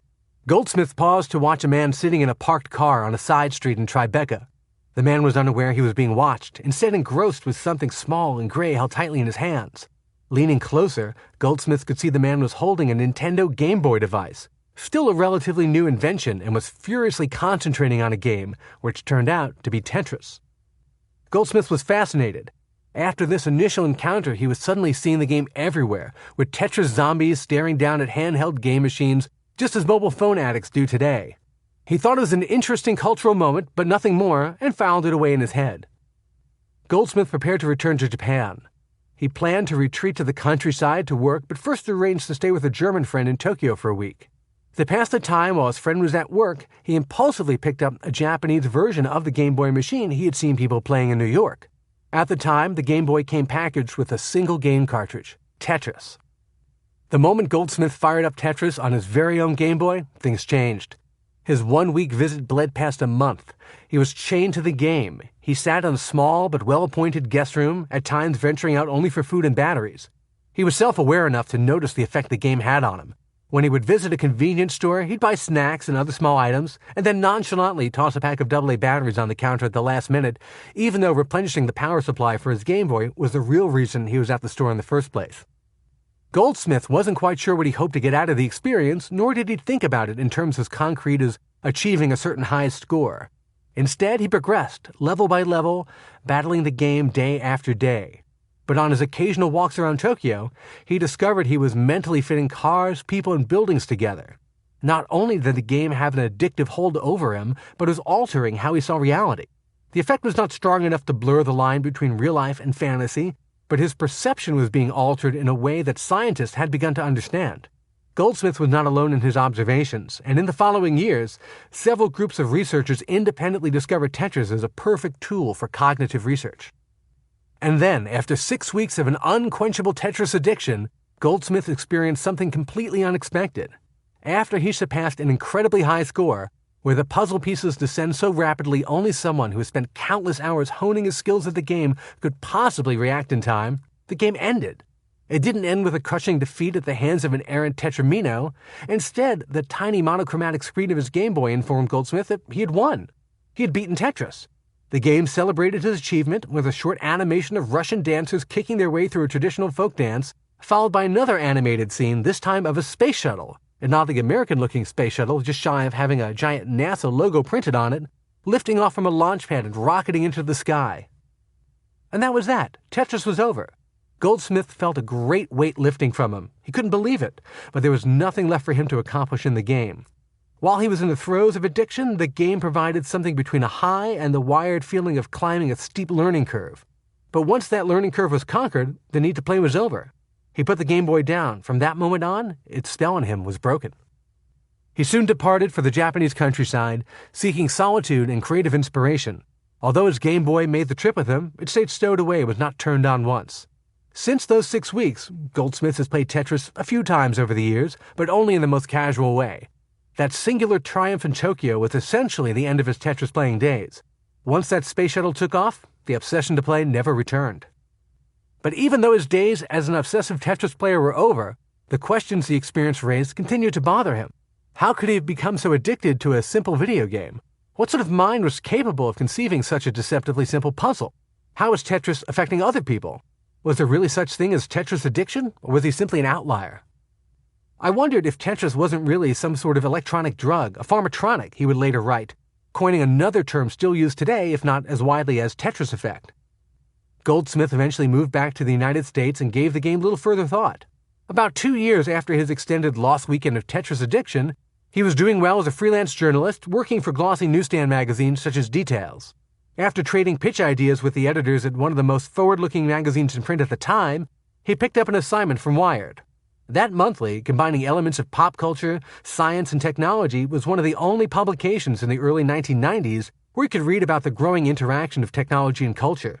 It was written for a mainstream audience, but without any dumbing down. His Wired assignment started out simply enough and spoke directly to his personal experience. It was to interview Tetris creator Alexei Pajitnov. But what seemed like an easy assignment turned into more of a bust. Goldsmith interviewed Pajitnov, who was by then living in the United States, several times by phone, spending a couple of hours trying to draw a compelling narrative about the game out of its creator. Totally nice guy, Goldsmith thought after his sessions with Pajitnov, but just not that interesting of an interview. Goldsmith hunkered down with Kevin Kelly, Wired's longtime executive editor, and the pair looked for ways to salvage what might have turned into a forgettable pop culture interview. Kelly suggested converting the feature into a thought piece, driven less by Pajitnov and more by Goldsmith's personal experiences and a further exploration of the nature of Tetris addiction. Jumping at the idea, Goldsmith reached out to Pajitnov's old friend, Vladimir Pokhilko, who had run into so much trouble with Tetris at the research clinic at the Moscow Medical Center. By then, Pokhilko had moved to San Francisco, where he briefly partnered with Pajitnov in a technology startup called Animatech. Goldsmith also called on Dr. Richard Heyer of the University of California, Irvine, who was simultaneously working on cognitive research projects that used Tetris as a tool to alter brain energy consumption and mental decision-making. He went back and asked Pajitnov specifically about the idea that Tetris is uniquely addictive among video games. Pajitnov denied it, telling Goldsmith, "Many people say that, but my feeling is it's more like music. Playing games is a very specific rhythmic and visual pleasure. For me, Tetris is some song which you sing and sing inside yourself and can't stop." And perhaps Pajitnov was right. But what is a catchy summer earworm that replays itself in your head over and over again, if not a type of addiction? Goldsmith's end result became one of the most cited mainstream media articles on video games ever published. This Is Your Brain on Tetris, from the May 1994 issue of Wired, is credited with introducing both the concept of the Tetris effect, or at least the modern version of this kind of persistent visuospatial memory effect, as well as the term pharmatronic, the idea that technology addiction could be laid squarely on the technology itself, not merely on the addict. Not bad for 775 words in a glossy newsstand magazine. Since then, Goldsmith has continued to work in technology and media, usually giving no thought to his important place in the history of understanding the intersection between technology and cognition. But a couple of years ago, he was reminded of that while waiting in line at a grocery store in San Francisco. A woman at the checkout fitting groceries into paper bags with expert precision caught his eye, and he asked her how much she consciously thought about the process, or even if she saw grocery shapes fitting together in her sleep or while walking down the street. "Oh no," she replied, "I don't get the Tetris effect from doing this job." Goldsmith was shocked to hear the term he coined in 1994 quoted back to him nearly 20 years later, and by a San Francisco grocery store clerk, not a scientist or game industry type. "Tetris effect? Where did you hear that term?" he asked. "Oh, I learned about it in college," she said. "What do you mean you learned about it in college? I think I coined that." Goldsmith went home after the grocery store encounter and Googled Tetris effect. Whereas those who study video games and technology and effects on long-term users had been using the term off and on for years, this was the first inkling Goldsmith had that had crept into the mainstream public consciousness, and more, that he was widely credited with its naming by sources from Wikipedia to The New Yorker. But for those who study human cognition or the long-term effect of technology on people, the concept Goldsmith named has had a long and useful shelf life. When we refer to Tetris or other games as addictive, it's not simply a clever turn of phrase to describe the pull towards achieving just one more level of Tetris, or playing one more round of Candy Crush Saga, or winning a dozen more matches in multiplayer Halo. Because as much as you might feel like playing some more instead of going to work, making dinner, or talking to friends and family, there's a big difference between playing a video game and sucking on a crack pipe, right? Maybe. But there's a reason why many compelling online experiences, be they games or social media mentions, are often compared to drugs. That's because, far from being a harmless diversion, there's an identifiable addictive quality to some aspects of technology, which include gaming experiences. Perhaps that's why we all know people who claim to be addicted to Facebook or their phones or other technology hardware and services. It's not just a bit of colloquial wordplay, it's that each of these experiences can be classified as having a pharmatronic quality. That key descriptor refers to a technology experience, typically software-driven, that exhibits the same addictive qualities as a drug. There are times when this pharmatronic quality is deliberately triggered, such as with high-tech contraptions for relaxation and meditation. They use binaural sound and flashing or strobing lights. Usually the subject wears a set of goggles and headphones so that certain parts of the brain are activated for therapeutic effect. The efficacy of these devices, typically found lurking in the back pages of Sharper Image or SkyMall catalogs, is debatable to be generous. Over the years, it's the unintentional pharmatronic effect, as exhibited in Tetris addiction, that has demonstrated real power and that has led to missed classes, late arrivals at the office, blown-off social outings, and long nights in bed staring at a mobile phone or tablet while your partner sleeps or stews next to you. There are other types of technology addiction, to be sure. Social media addiction is one of the most commonly cited today, and saying you're addicted to Facebook carries varying levels of social stigma, depending on how your friends and family feel about your oversharing timeline updates. But Facebook addiction is driven by social pressure and a pull towards conformity, as well as the anxious wait for a dopamine hit upon receiving a new like or notification. The pharmatronic effect of Tetris is better explained by the hypnotic rhythms of the game and its simple geometric patterns, with a constant stream of immediate closed-loop feedback hooking unconscious triggers into the waking mind. Humans are always looking to rewire their thinking, whether by drugs, therapy, or meditation. Some are looking for a competitive edge, a sharper connection to consciousness, some for creative inspiration, and others for relief from the physical or mental aftereffects of trauma. So the warning that Tetris can change your mental state and can literally rewire memory or perception, sometimes permanently, can be seen as an opportunity by some. For scientists and doctors, the Tetris effect is a chance to explore the brain's plasticity or its ability to change and adapt to new input. This is especially true if that input hits certain metrics, namely that it's simple, repeated for long periods of time, and directly jolts the primordial brain centers responsible for our most instinctive perceptions of reality, our ability to recognize and navigate patterns and manipulate objects or shapes within an ordered system. The earliest mention of this idea using a name we would recognize came 2 years before Jeffrey Goldsmith's Wired article. In 1992, University of California Irvine professor Richard Hare called a phenomena he found the Tetris learning effect. That version is related to, but different from, the idea of seeing and manipulating persistent tetramino shapes even when not playing the game. In Hare's findings, the brain becomes more efficient at playing Tetris the longer a subject is exposed to the game. Hare had been studying this larger concept of brain energy for years, long before he crossed paths with Tetris. Starting in 1988, he would inject test subjects with a radioactive sugar solution while giving them a series of nonverbal abstract intelligence tests. The purpose was to track the rate of glucose metabolism in the brain to show a correlation between how well the subjects did in the test and how much energy their brains used. The procedure for figuring this out in the late 1980s, however, was slightly more arduous than simply quizzing subjects hooked up to a few wires.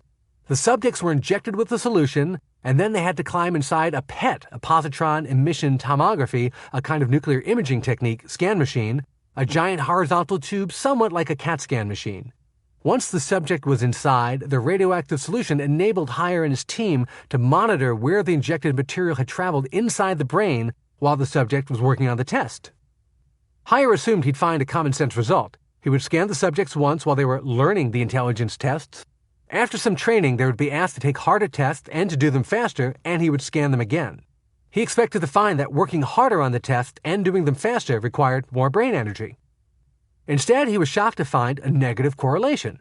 During the second test, while working harder and faster, the subjects actually used less brain energy. Put another way, the harder the brain worked, the less well it did on tests of intelligence. At the time, this was a shocking and surprising result. Was it universal, or was it specific to that type of old-fashioned intelligence test? Simple pen and paper visual puzzles just weren't challenging enough, so Heyer searched for a new and novel task for the brains of his student subjects to work on. Why not try using a computer game, he thought. According to the record-keeping organization Twin Galaxies, the first perfect score of 999,999 in the NES version of Tetris was recorded in 2009 by American gamer Harry Hong. So in early 1992, Dr. Richard Heyer pulled into the parking lot of an Egghead software store in Irvine, California. He was searching for a computer program that could replace the old paper-based tests and challenge the intelligence of subjects in a learning study. Maybe a flight simulator program, he thought, because most people don't know how to fly an airplane. They could learn to fly, and as they got better and better, they could fly more complex routes, and we could scan them before and after they developed some expertise at this game. The store was relatively new at the time, as was the consumer software business. This was back when shopping mall software outlets, from Egghead to Software, etc., stocked entire stores with row after row of boxed software, from games to accounting programs to applications for creating greeting cards and organizing recipes. All were packaged in large, colorful cardboard boxes, oversized compared to the small floppy disks inside, to both catch the retail customer's eye and to discourage shoplifting. Because the industry was still novel, you could walk into a software store in the late 80s or early 90s and get an exemplary level of customer service. Clerks would happily open a software box and demo a program for you, an idea that feels far removed from the state of retail media sales today. Heyer had the clerks at the Egghead software store load up a flight simulator for him to try out. The task of flying the plane across a pixelated skyline was certainly challenging, but in practice it wasn't exactly what he wanted, which was a visual task that required quick thinking and reflexes without too much conscious thought or reading. No, the flight simulator was too intellectual an exercise. He needed something more visceral. Not sure where to turn next, he explained to the store clerks the most basic outline of his study, hoping to get a suggestion from the employees who had a much better idea of what the different games in the store were like. Well, what about this game? One of the clerks said. He was stacking boxes on top of each other for a floor display. This just came in. It looks like an interesting game. We haven't tried it yet. Let's open it and take a look. Heyer and the clerks cracked open one of the red cardboard boxes. Inside was a floppy disk named Tetris from a company called Spectrum Holobyte. Within minutes of loading it on a PC and watching the first few lines of Tetramino shapes cascade down the screen, it was obvious to Heyer that this was exactly what he was looking for. This is the perfect game, he thought. The rules were simple, you could explain them in a minute, and as the game progressed, the pieces sped up, making it harder to play. With a new box copy of Tetris in hand, Heyer left the store and returned to his colleagues, but not everyone was as impressed as he was. This would be a terrible test in psychology, warned some of the experimental psychologists he worked with. It was visual spatial problem solving, there was motor coordination, you could rotate the shapes. There was just too much going on for a psychological experiment. What those psychologists were looking for was a test in which everything was controlled except for one variable. But for Heyer, multiple variables just made the game even more of a potential home run. I wanted a task that would light up lots of brain areas, not just one, because the brain doesn't work that way, he later told me. There's no one area in the brain that exclusively lights up when you do one task. The brain is like an orchestra. There's a lot going on. Because Tetris was still relatively new, he was able to find enough UC Irvine students who were not already familiar with it to form a test group. Few, if any, had personal computers in their dorms back in 1992, so he could control not only their introduction to Tetris, but also how much practice they got playing it by inviting each student for set Tetris training sessions using his office computer. Once again, it was time for the PET scans. At around $2,500 each, it was a risk using an untested methodology like playing Tetris, but Heyer managed to get each of his subjects to learn the basics of the game, injected them all with the radioactive glucose, and then positioned them inside the PET scanner after a 32-minute play session. Next, he took each of his test subjects and subjected them to an intense Tetris training regimen. The goal was to create an army of Tetris experts, with each student's brain so attuned to the game that by the time they were scanned again, they would be playing Tetris at peak efficiency. The relatively small number of computers available on campus could have been a hindrance, but Heyer turned it into another way to control for variables that could cloud the experimental data. He scheduled students one after the other to visit his office and practice Tetris on his university computer. 1 hour at a time, 5 days per week, for 50 days. If he was worried about taking up too much of the student's time, he shouldn't have been. At the end of each practice session, most didn't want to leave. The hooks of Tetris had already snagged them, and he could see them becoming addicted. 10 weeks later, the 50-day Tetris training period came to an end. Heyer watched over the shoulders of his subjects as they completed their final rounds of practice. He knew they had been getting very good at the game, and by now the pieces were moving so fast he could hardly believe a human was playing in real time. It was time for the next step in the experiment. Students came to the testing lab where they were again injected with the radioactive glucose solution before they played another round of Tetris. They blasted through the levels like nothing. The timing needed to be precise. Exactly 32 minutes after the injection, the glucose solution was metabolically fixed in the brain and ready to be tracked. Students walked across the hall to the massive PET machine, where they slid inside and waited while Heyer and his colleagues were able to get a detailed picture of what their brains had been doing for the previous half hour.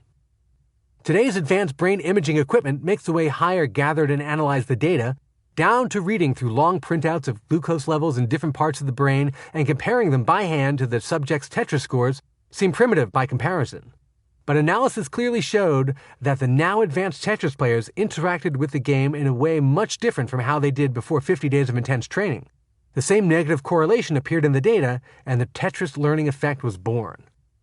It's not necessarily that the player simply gets better at the game or racks up higher scores, although that's inevitable, as anyone who's watched a novice become an overnight Tetris expert knows. Instead, the Tetris learning effect refers to the actual efficiency of the brain when playing Tetris.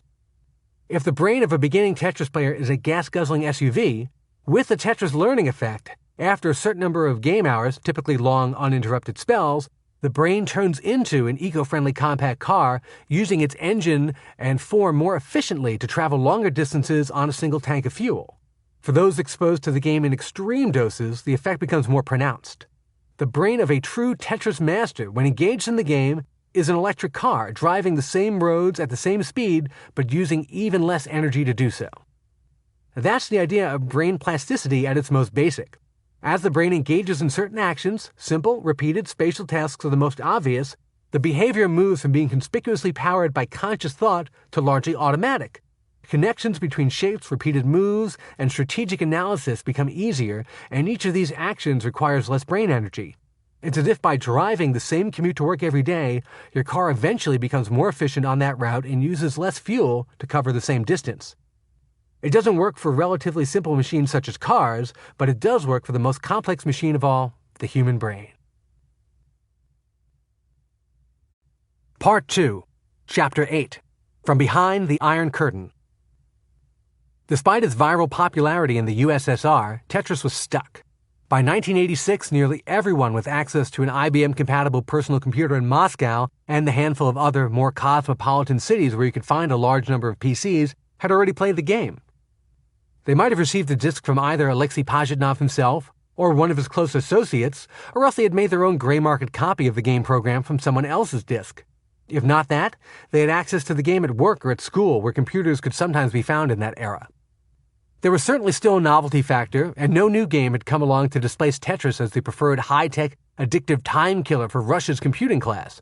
But even being installed on every PC in and around Moscow meant Tetris had a fairly small footprint, and not a single one of those copies of the game had been officially bought or sold. If any money or favors had changed hands, none of it found its way back to either Pajitnov or the Dorodnitsyn Computing Center. This problem wasn't in the least bit uncommon because the Soviet Union had little precedent for the enforcement of intellectual property rights, the mechanics of starting and running a small business, or a concept as capitalistic as the collection of software royalties. For Pajitnov, the idea of breaking through simple computer programming to become a software entrepreneur might have ended there, but for a palpable sense that Tetris was meant for greater things, beyond an iron curtain already fraying under pressure from glasnost. Among Tetris's many fans was Pajitnov's manager at the computing center, a man named Viktor Brezhabin, who led a team of about 20 independent-minded researchers. Some bosses, especially in the Cold War-era Soviet Union, may have done everything in their power to stamp out unofficial projects and personal enthusiasm of the kind Pajitnov demonstrated for his powerfully addictive game. But Brezhabin was proud of his charge and similarly believed that Tetris could travel farther given the right breaks. He looked for opportunities to make it happen. One of the copies Brezhabin personally helped distribute was a floppy disk with the IBM-compatible version of the game. He sent it to some colleagues at the SZKI Institute of Computer Science in Budapest, Hungary, an academic center primarily concerned with energy studies.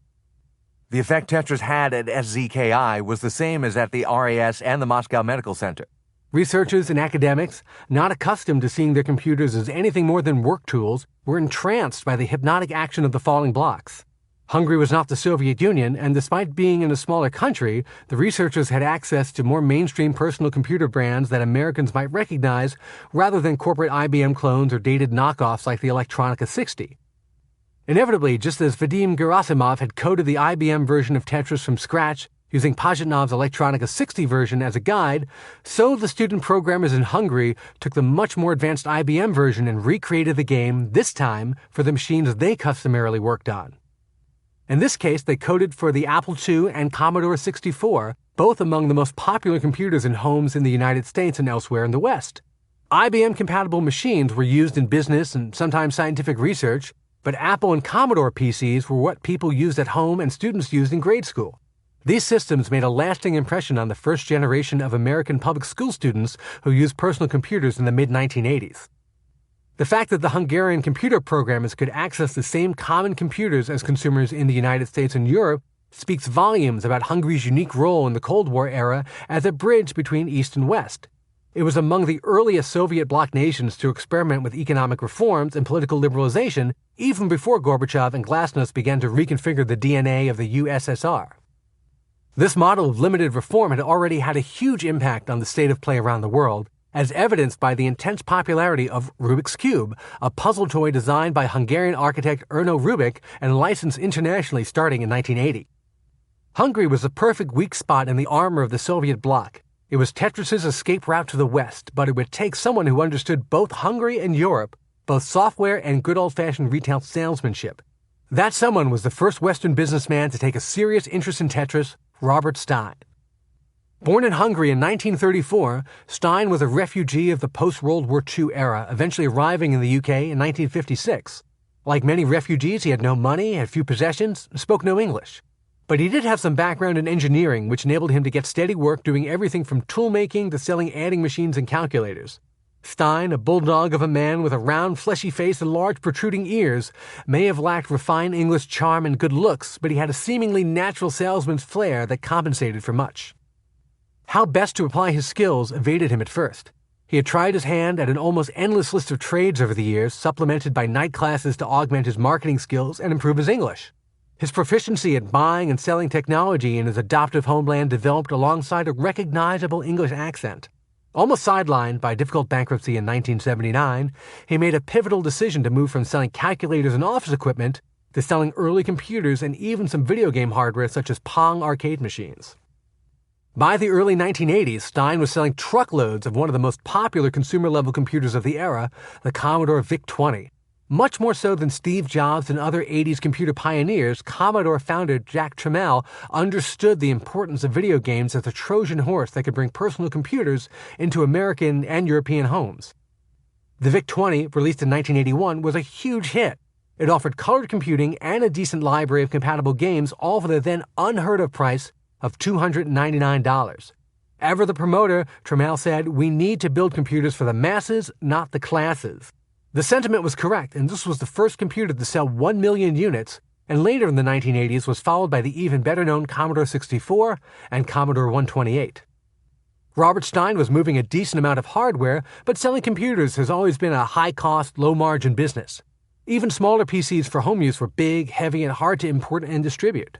In inexpensive systems such as a VIC-20, although less than the $1,000 plus IBM systems found in schools and businesses, was still considered a long-term investment for families, and that left Stein with little in terms of recurring revenue from repeat customers.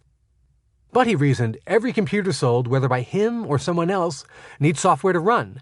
In fact, computers have an almost inexhaustible appetite for new software, from games to productivity programs, and his own sales figures confirm that machines with deep libraries of available applications simply sold better.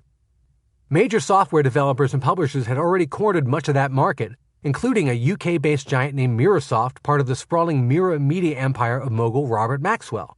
But an enterprising salesman, he hoped there might be some margin around the edges to slip inside. The key for Stein was how to get new software products to bring to market in a way that made sense.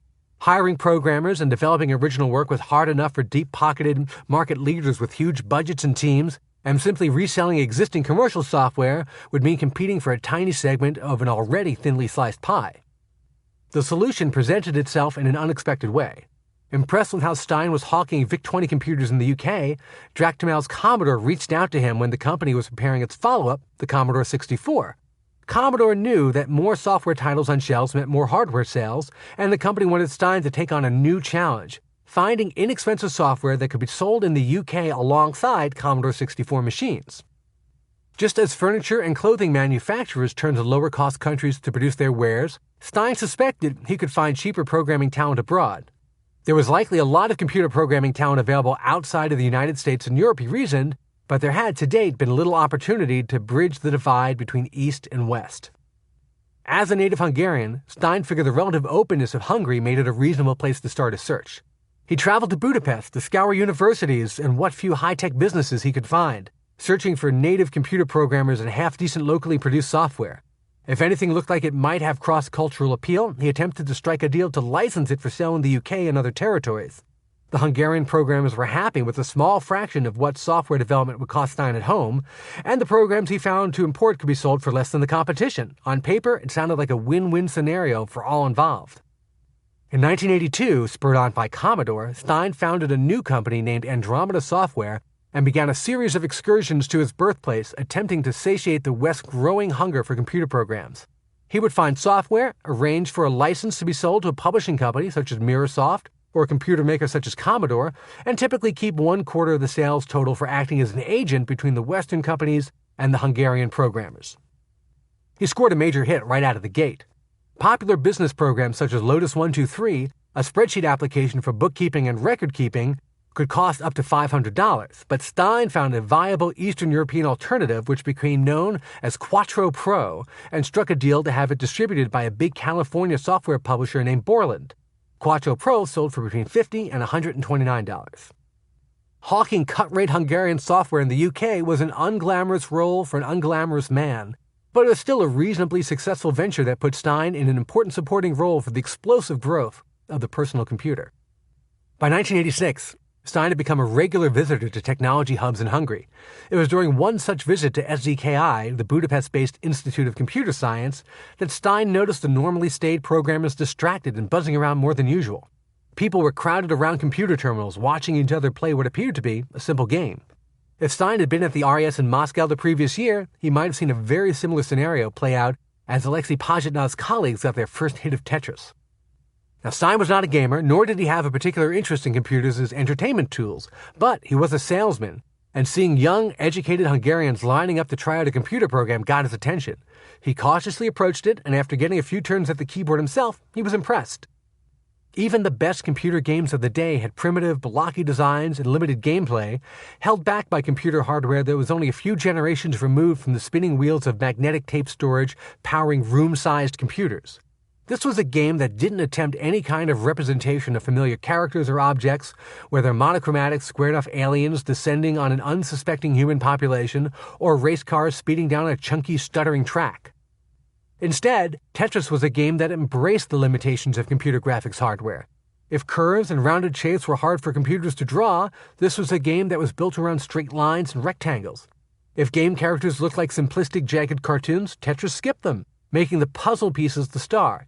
Unlike nearly every other computer game at the time, Tetris didn't look like a rough draft of what a really cool future game could look like. It was supremely matched to the hardware of the time, taking a handful of features and executing them perfectly. Even the name, Tetris, was familiar yet abstract enough that it would need no translation for foreign audiences.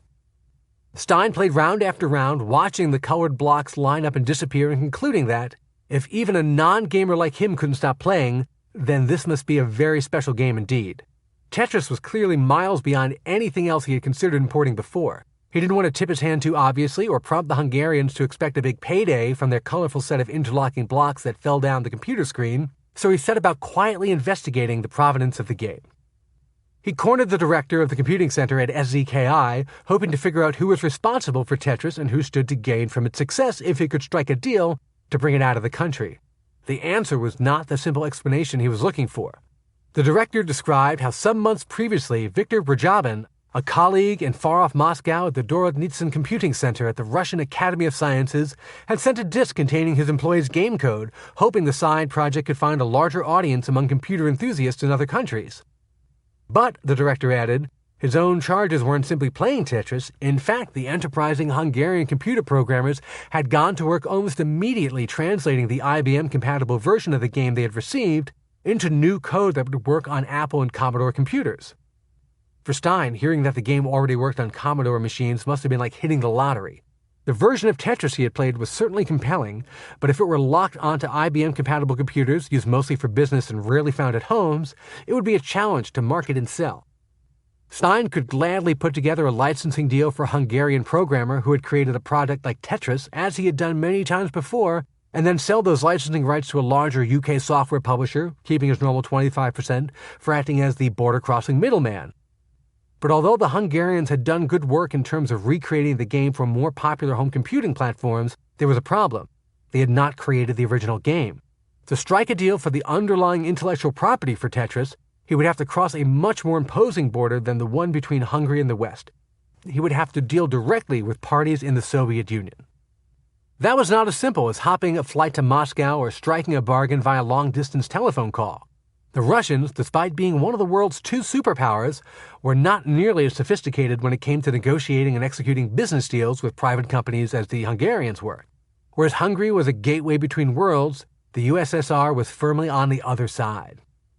Stein knew he could angle the relative lack of business sophistication he was likely to encounter to work in his favor.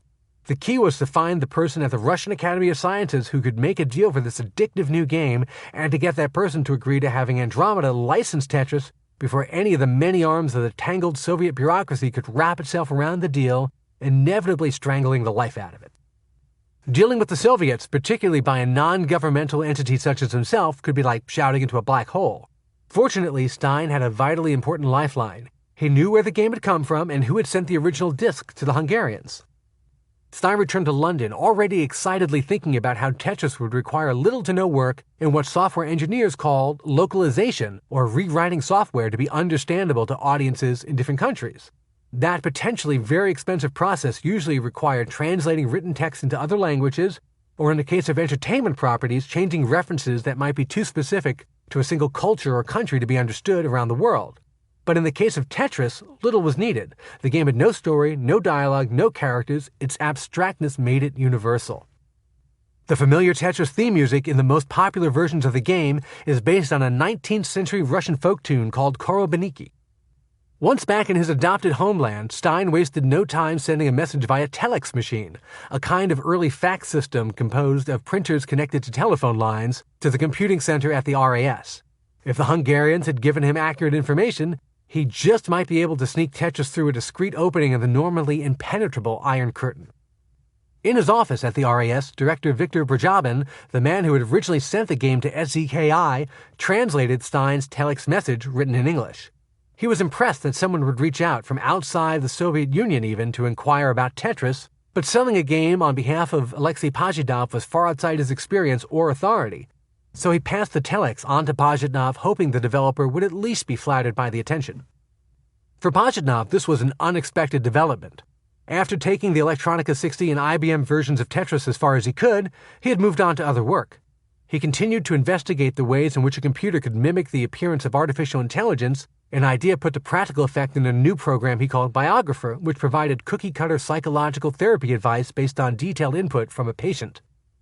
Pajitnov was shocked to be pulled away from that work to respond to an unexpected message in English from a foreigner proposing a licensing agreement for Tetris. The nearly forgotten dream of selling Tetris suddenly came roaring back to life, quite literally landing in his lap on a sheet of paper. But like most of his colleagues at the RAS, Pajitnov's English was sketchy at best. He understood the telex was a proposal from someone offering to act as a middleman to selling Tetris in England and beyond, with some of the money coming back to the RAS, the Russian government, or Pajitnov himself. Pajitnov was thrilled but cautious.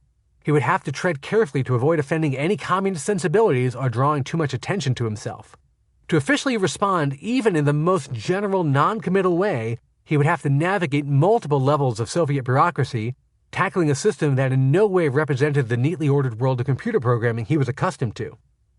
The first step was to compose a response to Robert Stein with a mixture of affirmation and caution, being careful not to dig himself too deeply into a hole he could not escape from.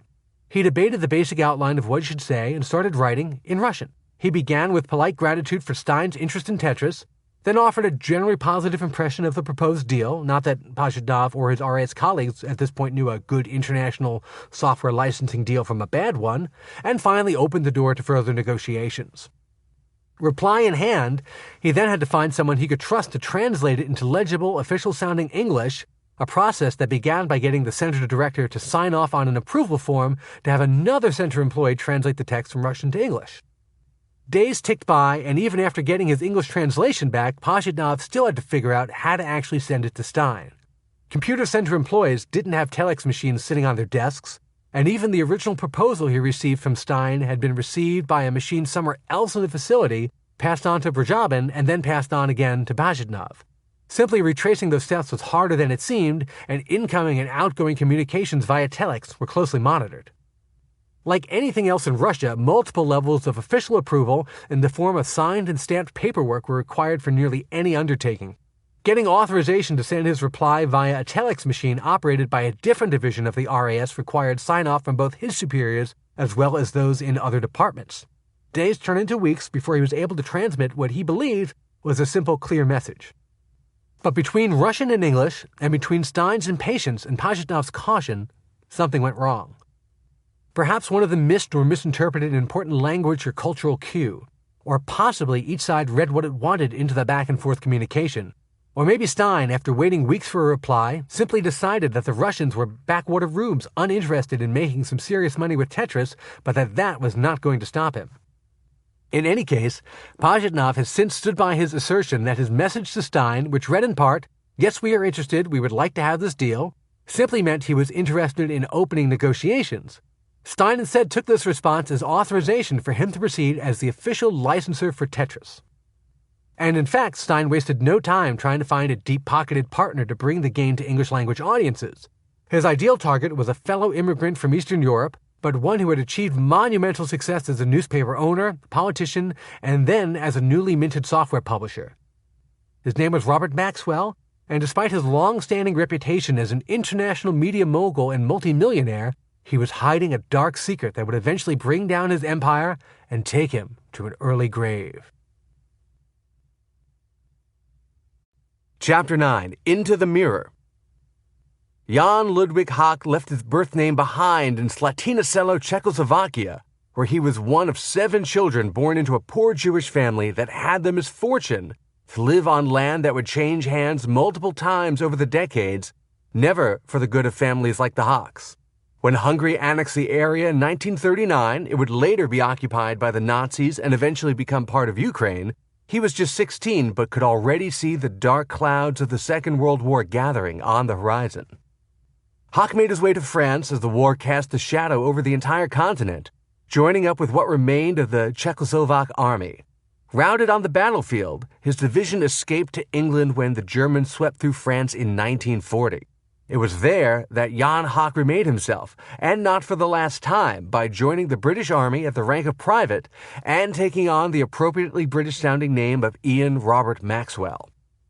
Maxwell prospered in his adopted army, his talent for languages leading him to intelligence work and a series of battlefield promotions.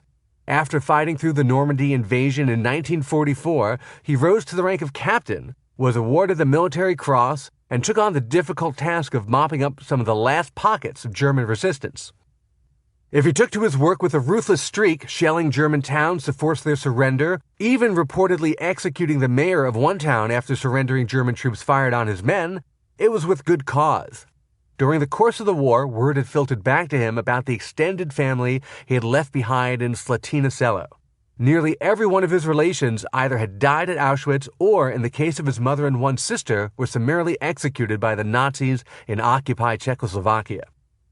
The war remade him, stripping away the Yiddish-speaking boy who used to peddle wares in small towns in Czechoslovakia and leaving a man who adopted the persona of an English army officer with the passion of the converted. The attitude of sometimes brutal retaliation he brought to the German soldiers he fought would not disappear either. Maxwell, the future businessman, was as ruthless and combative as Maxwell the soldier. He spent his first couple of post-war years in Berlin working for the British Foreign Office as part of its press section. Maxwell detested the Germans, but the assignment in the ruined capital opened doors that led to the birth of a global empire. Like many army officers, he used connections formed while working with the occupying Allied armies to break into business. In his case, his business was finding locally produced scientific books and acquiring the publication rights so that he could resell them at a profit. When he returned to England, Maxwell rolled his earnings into a small scientific book publisher, renaming it Pergamon, and using it to launch a series of publishing ventures that would make him a media figure on a level since matched by no one save the similarly larger-than-life Rupert Murdoch, who was Maxwell's sometime rival in the world of tabloid newspapers. Just as Andromeda's Robert Stein came to the UK fleeing the aftermath of World War II, Robert Maxwell came from similarly humble beginnings. But unlike the young engineering student who landed on the shores of England with no money and no status, and speaking little English, by the end of the 1940s, Maxwell was already a decorated war veteran and a growing book publisher. Those advantages and Maxwell's ability to turn adversity into opportunity would be put to the test in the decades that followed. His beloved Pergamon was lost to accusations of financial impropriety, later regained, and eventually sold for good. He tried his hand at politics, serving in British Parliament as a member of the Labour Party between 1964 and 1970, but later lost his seat to a Conservative rival. He would go on to buy newspapers and publishing companies, eventually consolidating much of his expansive holdings in the Mirror Group, which at various times included the best-selling British newspaper The Daily Mirror, as well as the New York Daily News, and book publisher Macmillan. Through it all, he used the clout of his newspapers to get close to powerful figures around the world, from successive British prime ministers to Soviet leader Mikhail Gorbachev. Maxwell was a walking series of contradictions. An avowed socialist, yet a millionaire who ruthlessly cut human costs at his businesses, a brilliant businessman who was never far from allegations of financial impropriety, a war refugee who remade himself as an English gentleman, and even a purported Mossad agent funneling information to Israel, which he came to consider his adopted homeland just as much as the UK was. His entry into the world of video games marked yet another contradiction. As a World War II veteran firmly entrenched in the world of newsprint, Robert Maxwell may have seemed an unlikely pioneer in the very modern industry of software publishing. But for Maxwell, publishing was the key word, whether it was software programs, newspapers, or books, so he dove in. He founded a new software subsidiary, Microsoft, in 1982 with a fellow veteran, a British Royal Navy officer named Jim McConaughey. A square-jawed military man who developed a taste for using the first few generations of home computers to create authentic flight simulators, McConaughey was keeping it in the family in a sense because his father had been a test pilot. Flight simulators exist in a parallel world to computer games, far removed from Mario and Master Chief.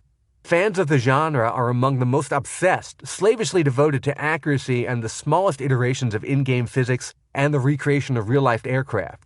McConaughey's game series with names such as Flanker and Falcon are legendary in that rarefied field. By teaming with Maxwell to start a new software development house and publisher, McConaughey was able to combine the best of his military and sim-building experience with the deep pockets of a major media publisher, as well as the keen eye of someone trained by years in the trenches of the tabloid news game to see what could catch the public's interest and sell. It was Maxwell's influence and news connections that allowed for one of Microsoft's early non-game hits. The desktop publishing program was named Fleet Street Publisher after the stretch in London where many of the biggest newspapers were headquartered. Anyone looking to create an original newsletter or fanzine on a dot matrix printer suddenly could do so with all the design flair of a 1980s grade school newspaper.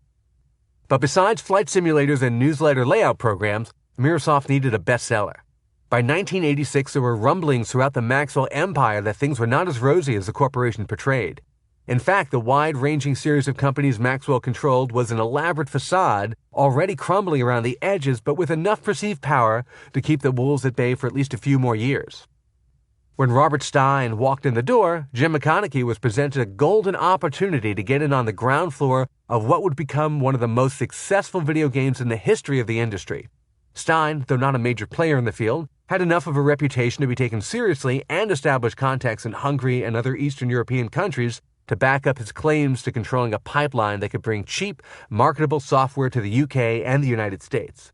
Microsoft and Andromeda had done some business together previously, mostly on forgettable Eastern European games, including Caesar the Cat, a literal cat-and-mouse chase game Stein had picked up from a Hungarian programming group named Micromatics. At Stein's urging, McConaughey tried his hand at Tetris. For perhaps the first time in the game's history, a first-time player was unmoved by the experience. It wasn't that Tetris was a bad game or that it was poorly programmed, just that for someone so deeply involved in simulators and other programs dedicated to recreating real-life experiences as closely as possible, Tetris simply didn't compute.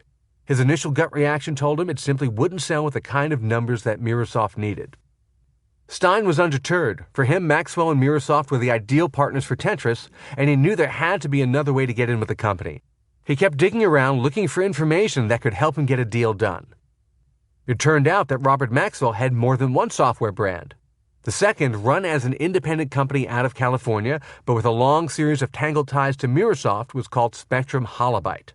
It might be best described as the U.S. arm of Maxwell's Microsoft software venture, but it was technically an offshoot of his original Pergamon publishing company, and making things even more complicated, it was partially controlled from afar by a charitable trust in Liechtenstein, a tiny slice of a European country best known as a haven for those with an aversion to financial disclosures.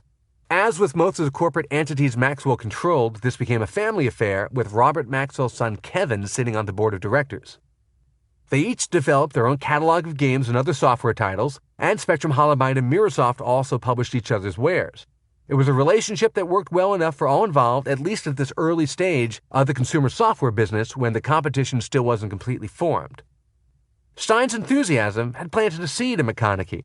The English Microsoft head knew Tetris wasn't his cup of tea, but it was impossible to deny that there was something about the game that got under your skin, making it impossible to forget. Unable to shake the feeling that he might be missing out on something that had a slim chance to be a moneymaker, McConaughey went to his corporate cousins at Spectrum Holobyte and sought their input. Running Spectrum Holobyte at the time were a pair of game industry veterans named Phil Adam and Gilman Louie. Louie, then the CEO, was a multifaceted genius, changing career paths at will, starting with design work on the Falcon flight simulators that did so well for Microsoft and Spectrum Holobyte. He had started his own software company named Sphere while still a student at San Francisco State University. His parents had provided some of the seed money by taking a second mortgage on their house.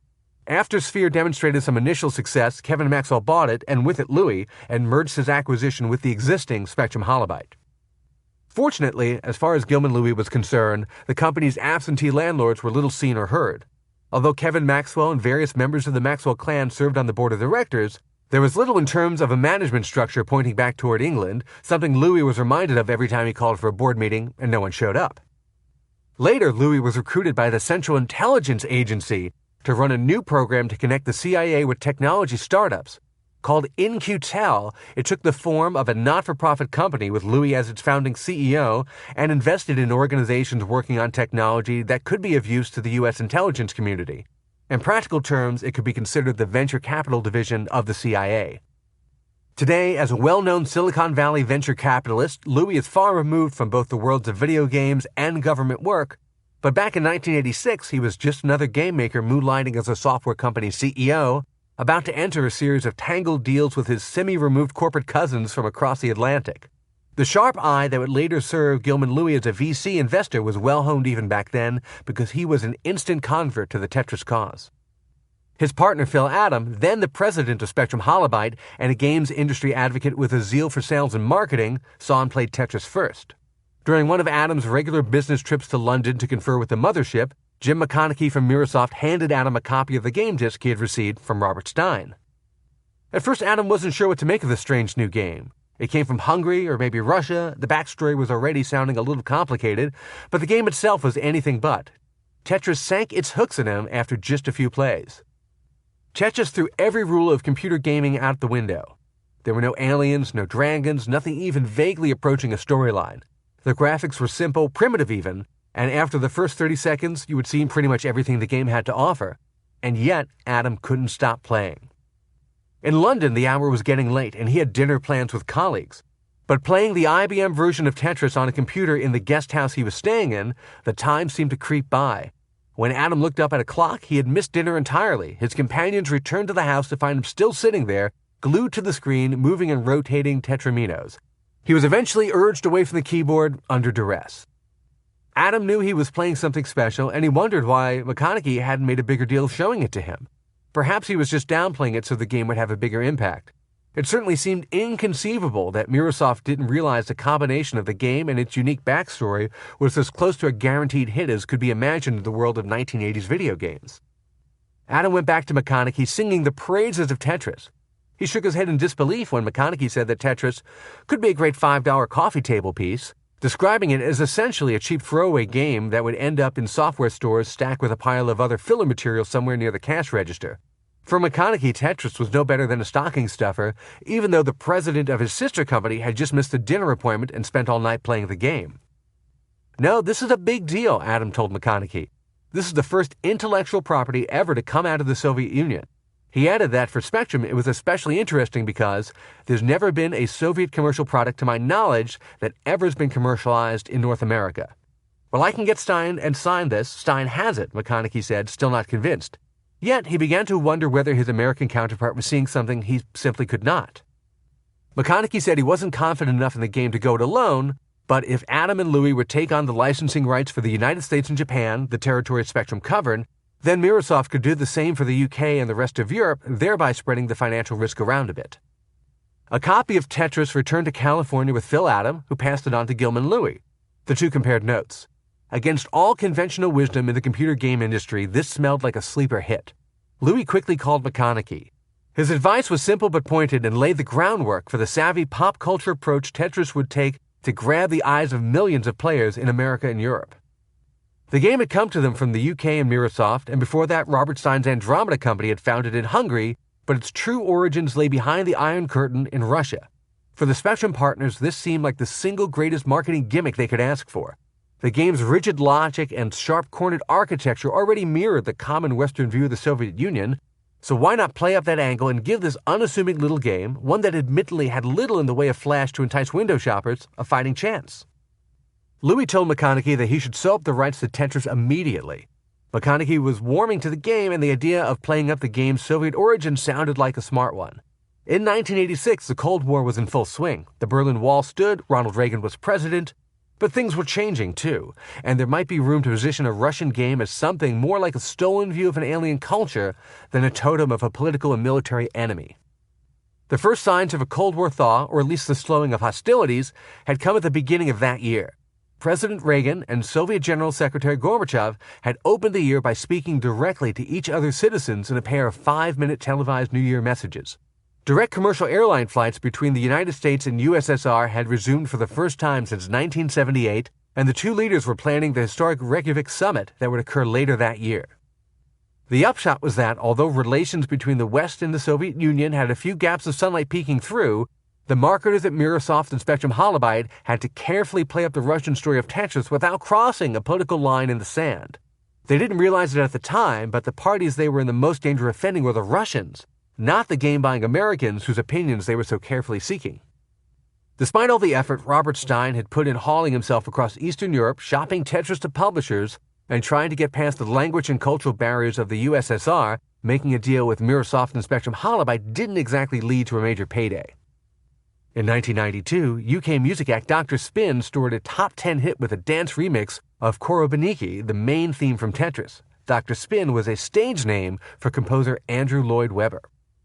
McConaughey offered about £3,000 up front as an advance against future sales, and once that was earned back, a fluctuating royalty rate from the high single digits to the low teens. For the larger American market, Phil Adam was ready to cut a check for $11,000 to cover an advance against future royalties.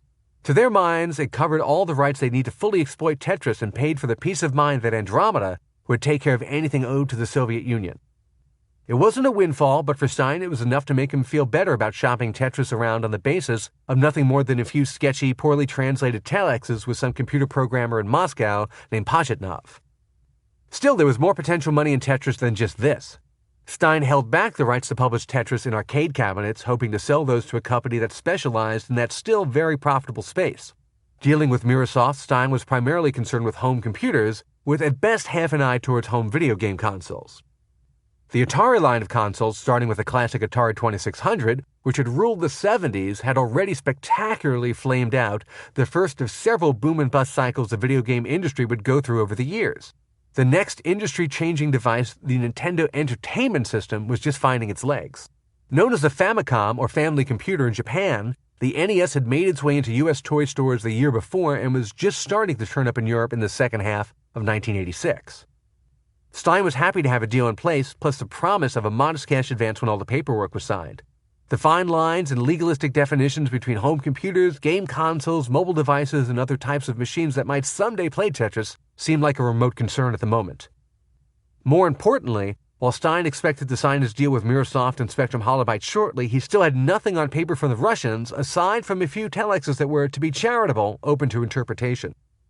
The clock was ticking, and he was running out of time to go back to the source and get a retroactive contract signed with Tetris's creators. If the Soviet government realized he was reselling game rights he didn't yet control, all bets were off. Chapter 10: The Russians Are Coming. On November 5, 1986, Robert Stein attempted to pick up the thread of his negotiations with the Soviet Union to secure the licensing rights to Tetris. It should have been a formality, according to Stein. He already had an agreement in principle in place with Alexei Pajitnov, who he believed to be both the original author of the Tetris game code and the authorized representative of the Dorodenitsin Computing Center at the Russian Academy of Sciences. After all, Stein reasoned, he had managed to send a direct telex to the head of the Dorodenitsin Center, an impressive act of pre-internet sleuthing outlining what he thought was a perfectly clear understanding of what he was offering to do for Tetris's creators in exchange for entering into a standard software licensing agreement with his company, Andromeda.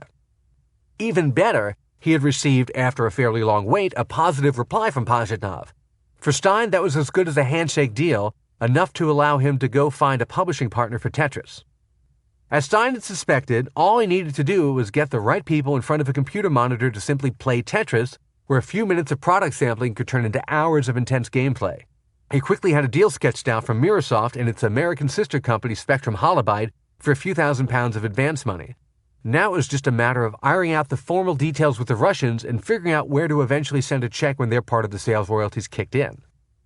And if he got stuck in an endless loop of Russian bureaucracy, or if Pajitnov simply vanished into thin air, maybe shipped off to the computer programmer equivalent of Siberia for violating some unwritten communist rule, there was another source for the game's code. Stein had licensed and sold numerous software programs from Hungary and the West. He had forged a close working relationship with Commodore and other computer companies, and he had been working in the technology and computer industries for years. As far as Stein was concerned, the game he discovered could easily be credited to the programmers at SZKI who created the Apple and Commodore versions he had played. If the Russians went incommunicado, he could always simply license the versions of Tetris programmed from scratch by the Hungarians. Pajitnov would later argue that his reply to Stein's telex proposing a software licensing deal, which admittedly took several weeks to process through translations, permissions, and finding a telex machine to send from, was simply an acknowledgement of receipt and an offer to open a more formal set of negotiations. Not that Pajitnov was especially attuned to the legal side of the back-and-forth paperwork. He was, after all, a computer programmer with little business experience and certainly no concept of how to negotiate international software licensing agreements. Stein knew he had the upper hand with the Russians, at least when it came to explaining to them how a deal should be structured. His next telex offered a generous-sounding 75% royalty on sales, although that was 75% of whatever Andromeda had left over after the publishers and distributors had taken their cuts. He also offered a lump sum advance that would work out to about $10,000, which he expected would be a strong inducement because the Soviet Union was known to be always in search of hard international currency. Much to his surprise, Pajitnov responded relatively quickly, less than 10 days later, again by telex. The Russians were clearly on the hook, Stein thought. The letter, co-signed by Pajitnov and Yuri G. Evanshenko, the director of the computing center, indicated that they were ready and willing to make a deal. Slowly reeling in the big fish on his line, Stein fleshed out his side of the deal in further back-and-forth messages. Sensing the Russians were eager to do business, he pushed them to accept partial payment in the form of Commodore computers he had sitting around in London. Amazingly, the Russians didn't balk at that, and Stein sensed he had found that Gusev was completely unaware of its potential for laying golden eggs. Pajitnov and his colleagues might have dozens of other programs he could acquire on equally favorable terms. If he could get a direct pipeline of other Soviet-made software to license in the UK, and any of it was half as good as Tetris, he'd be set for life. As far as Stein was concerned, the affirmative response from Pajitnov and Evanshenko was as good as a final deal, and all that remained was to write it up in contract form and get it signed, but even that was just a formality. Pajitnov had a different view. He believed he was simply attempting to engage this mysterious foreigner in a polite manner while he tried to figure out the best way to navigate the largely unfamiliar waters of commercial software licensing. He and his superiors at the RAS were generally receptive to Stein's ideas and told him so, but this back and forth was simply cocktail party small talk, and the hard work of ironing out an agreement lay in the future. It didn't help that Pajitnov was already operating outside of his very limited level of authority, even with Evchenko backing him up. It turns out that the lumbering machine of the Soviet state was not about to sit quietly by while a low-level computer programmer started making international business deals, even with the approval of his immediate superiors. The Soviets moved slowly, especially in unfamiliar territory such as this, but they did eventually move. The first step took place within the RAS when a modest in-house publishing and licensing group, known by the Western name AcademySoft, took over control of the final deal with Robert Stein. That would not be the first change of control on the Soviet side over the rights to Tetris, and with each move, Alexei Pajitnov would be eased further and further away from the action, and very deliberately further away from any hope of sharing in the revenue Tetris could potentially bring in. Whether he was dealing with Pajitnov directly or with AcademySoft, Stein still wasn't getting the kind of actionable response he needed from his new Soviet partners, only more questions on minor issues, such as a sudden insistence that the deal under discussion was for the rights to the IBM-compatible version of Tetris only, and that versions that would work on other platforms for a topic that could be picked up later. For Stein, that was of little consequence. IBM-compatible computers were the mainstream in the UK and elsewhere in the West, and besides, he had functioning versions of Tetris for Commodore and Apple computers standing by, created by the Hungarian programmers who first introduced him to the game. If push came to shove, he could just pay off the Hungarians and have working game code and a reasonable paper trail of ownership. If the Soviets didn't like that, good luck trying to take him to court in the West.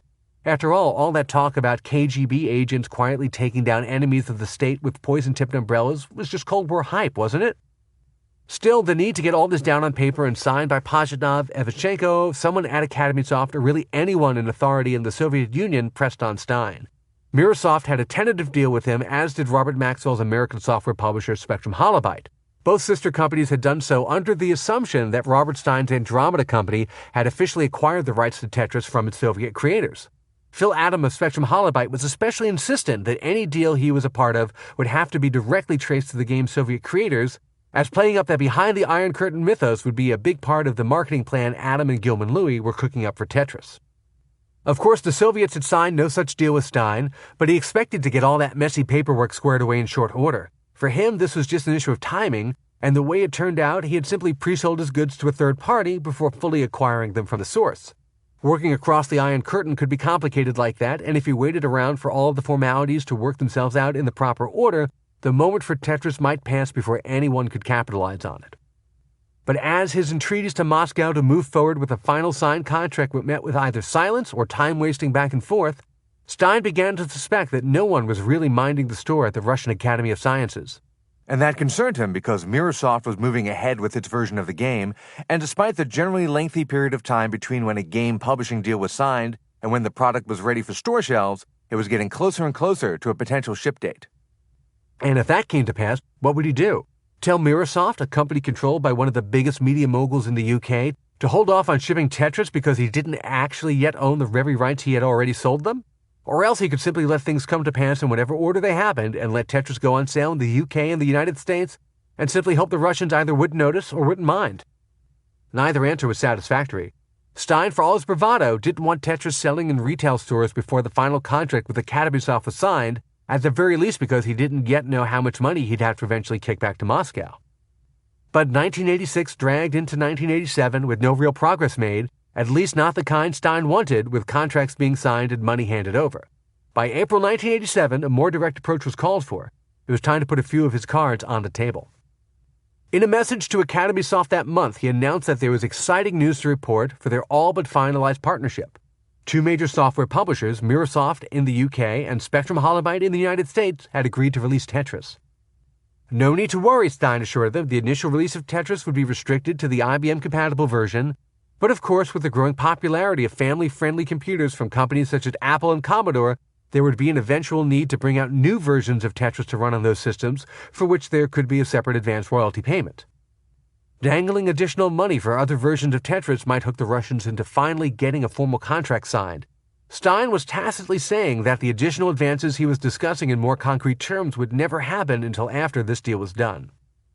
By getting so explicit about buying Tetris for other computer operating systems from Academy Soft, Stein was essentially burning his Hungarian connections, who might have been a backup licensing source, but it was a worthwhile sacrifice if it meant getting the Russians to the table. Even for someone with plenty of experience putting together deals with Eastern European countries, trying to work within the actual borders of the USSR was proving especially maddening, and he couldn't tell whether the programmers and administrators he was dealing with were completely ignorant in the ways of business or playing some sort of brilliant long game with him.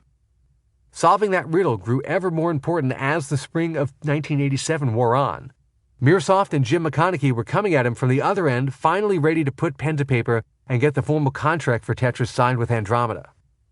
Even though he had not yet reached a final agreement with the Soviets, Stein went ahead and signed the contracts in June 1987 after he could no longer put them off. That paperwork included several ticking time bombs with potential to explode in Stein's face if he couldn't find a way to defuse them. For one, the language in the contract was unclear about the platforms it covered. The IBM version was explicitly mentioned, but a line about the contract covering the game on, quote, any other computer system was open to interpretation. But there was another, more important one, the clause where he claimed to already control the game's copyright and licensing rights. But it wasn't clear that he did. The contract with the Russians was still unsigned, and in fact the overall deal outline existed only in a series of telex messages and couriered paperwork, most of which was vague enough to leave anyone going through it without a clear idea of who owned which parts of Tetris and how much they would receive for agreeing to allow the game to be sold in the West. As 1987 drew to a close, Stein had ink-on-paper contracts with Microsoft and Spectrum Holobyte, both of which were predicated on the fiction he had woven about having a similar signed deal with Academy Soft. But it was a minor shuffling of calendar dates as far as he was concerned. In his best-case scenario, the Russian deal got done sometime in the very near future, hopefully before the newly upgraded version of Tetris for home computers was commercially released. Everyone would get their cut on time, and no one would worry too much about whether one set of papers was signed some months before the other. Besides, it wasn't as if Robert Maxwell's people really wanted to look too closely on how the deal with the Soviets was structured. East-West business arrangements could still be a potential third rail in the Cold War atmosphere of the day. That was exactly why Western companies worked with international fixers like Stein. He could handle all the messing work of making sure, or at least making assurances, that everything was legally imported and of navigating any difficulties with the bureaucratic black hole that was the Soviet Union, where the state was everywhere and, at least theoretically, owned everything. While all this was going on, Microsoft and Spectrum had been prepping Tetris for a still unsuspecting public. There was much work to do because McConaughey, Adam, and Louis knew the game would require some creative marketing to sell. It lacked flashy graphics and, of course, had no characters and no protagonist. There was no pop culture movie or book franchise to tie into, no heroic military history to hook war buffs. Even the name, Tetris, was a made-up word that would have to be explained to potential buyers. Other minimalistic, very low-tech games had done well without fancy graphics, but for the most part, those were text adventure games such as the Zork and Hitchhiker's Guide to the Galaxy games from a company called Infocom. They were essentially choose-your-own-adventure novels played on a computer screen, with sharp, clever writing making up for a text-only presentation. And while the original Electronica 60 version of Tetris programmed by Alexei Pajitnov was similarly restricted to text and symbols in place of rendered color graphics, the parallels ended there. On the plus side, there was little in the way of translation or localization to do to make the game understandable to Western audiences. Part of the reason someone who wasn't a serious game player, such as Phil Adam, could get hooked on Tetris right away was that it required little in terms of instruction. 60 seconds or so of experimentation was usually enough to give new players the basic lay of the land, and from there it was just a question of honing their skills. The question remained, how do you take such a simple program and dress it up in such a way that US and UK computer aficionados would shell out as much as $40 or $50 for a copy? With McConaughey still leaning towards packaging Tetris as a throwaway $5 novelty, it was up to Gilman Louie and Phil Adam to make Tetris about more than just fitting blocks together. Knowing that the game could be traced all the way back to the Russian Academy of Sciences in the Soviet Union was the leaping-off point for Adam. The big marketing hook he proposed was that this was the first product from the Soviet Union ever commercialized in North America. Even if that wasn't strictly true, it made for good promotional copy. But their UK counterparts at Microsoft were of little help initially in playing up the Soviet angle for the game, and there was still a lot of work to do. As it happened with each step in Tetris' development since the original Electronica 60 version, a new version of the game would have to be programmed from scratch. The original code, as well as Vadim Gerasimov's code and the versions from the Hungarian programmers, was all ditched in favor of a ground-up approach which gave Microsoft and Spectrum Holobyte a chance to rewrite some of the game's DNA. Ironically, the idea was not to make Tetris more universal feeling, but instead to play up its origins as an exotic import from behind the Iron Curtain. At Spectrum, Gilman-Louie's team added the first examples of Russian folk music, a sound style forever tied to Tetris. Louie also championed the idea of putting the game in a red box with Moscow's iconic St. Basil's Cathedral on it. Beyond the box, the game inside also needed a healthy dose of Russian imagery, not only to sell the game to red-fearing Westerners.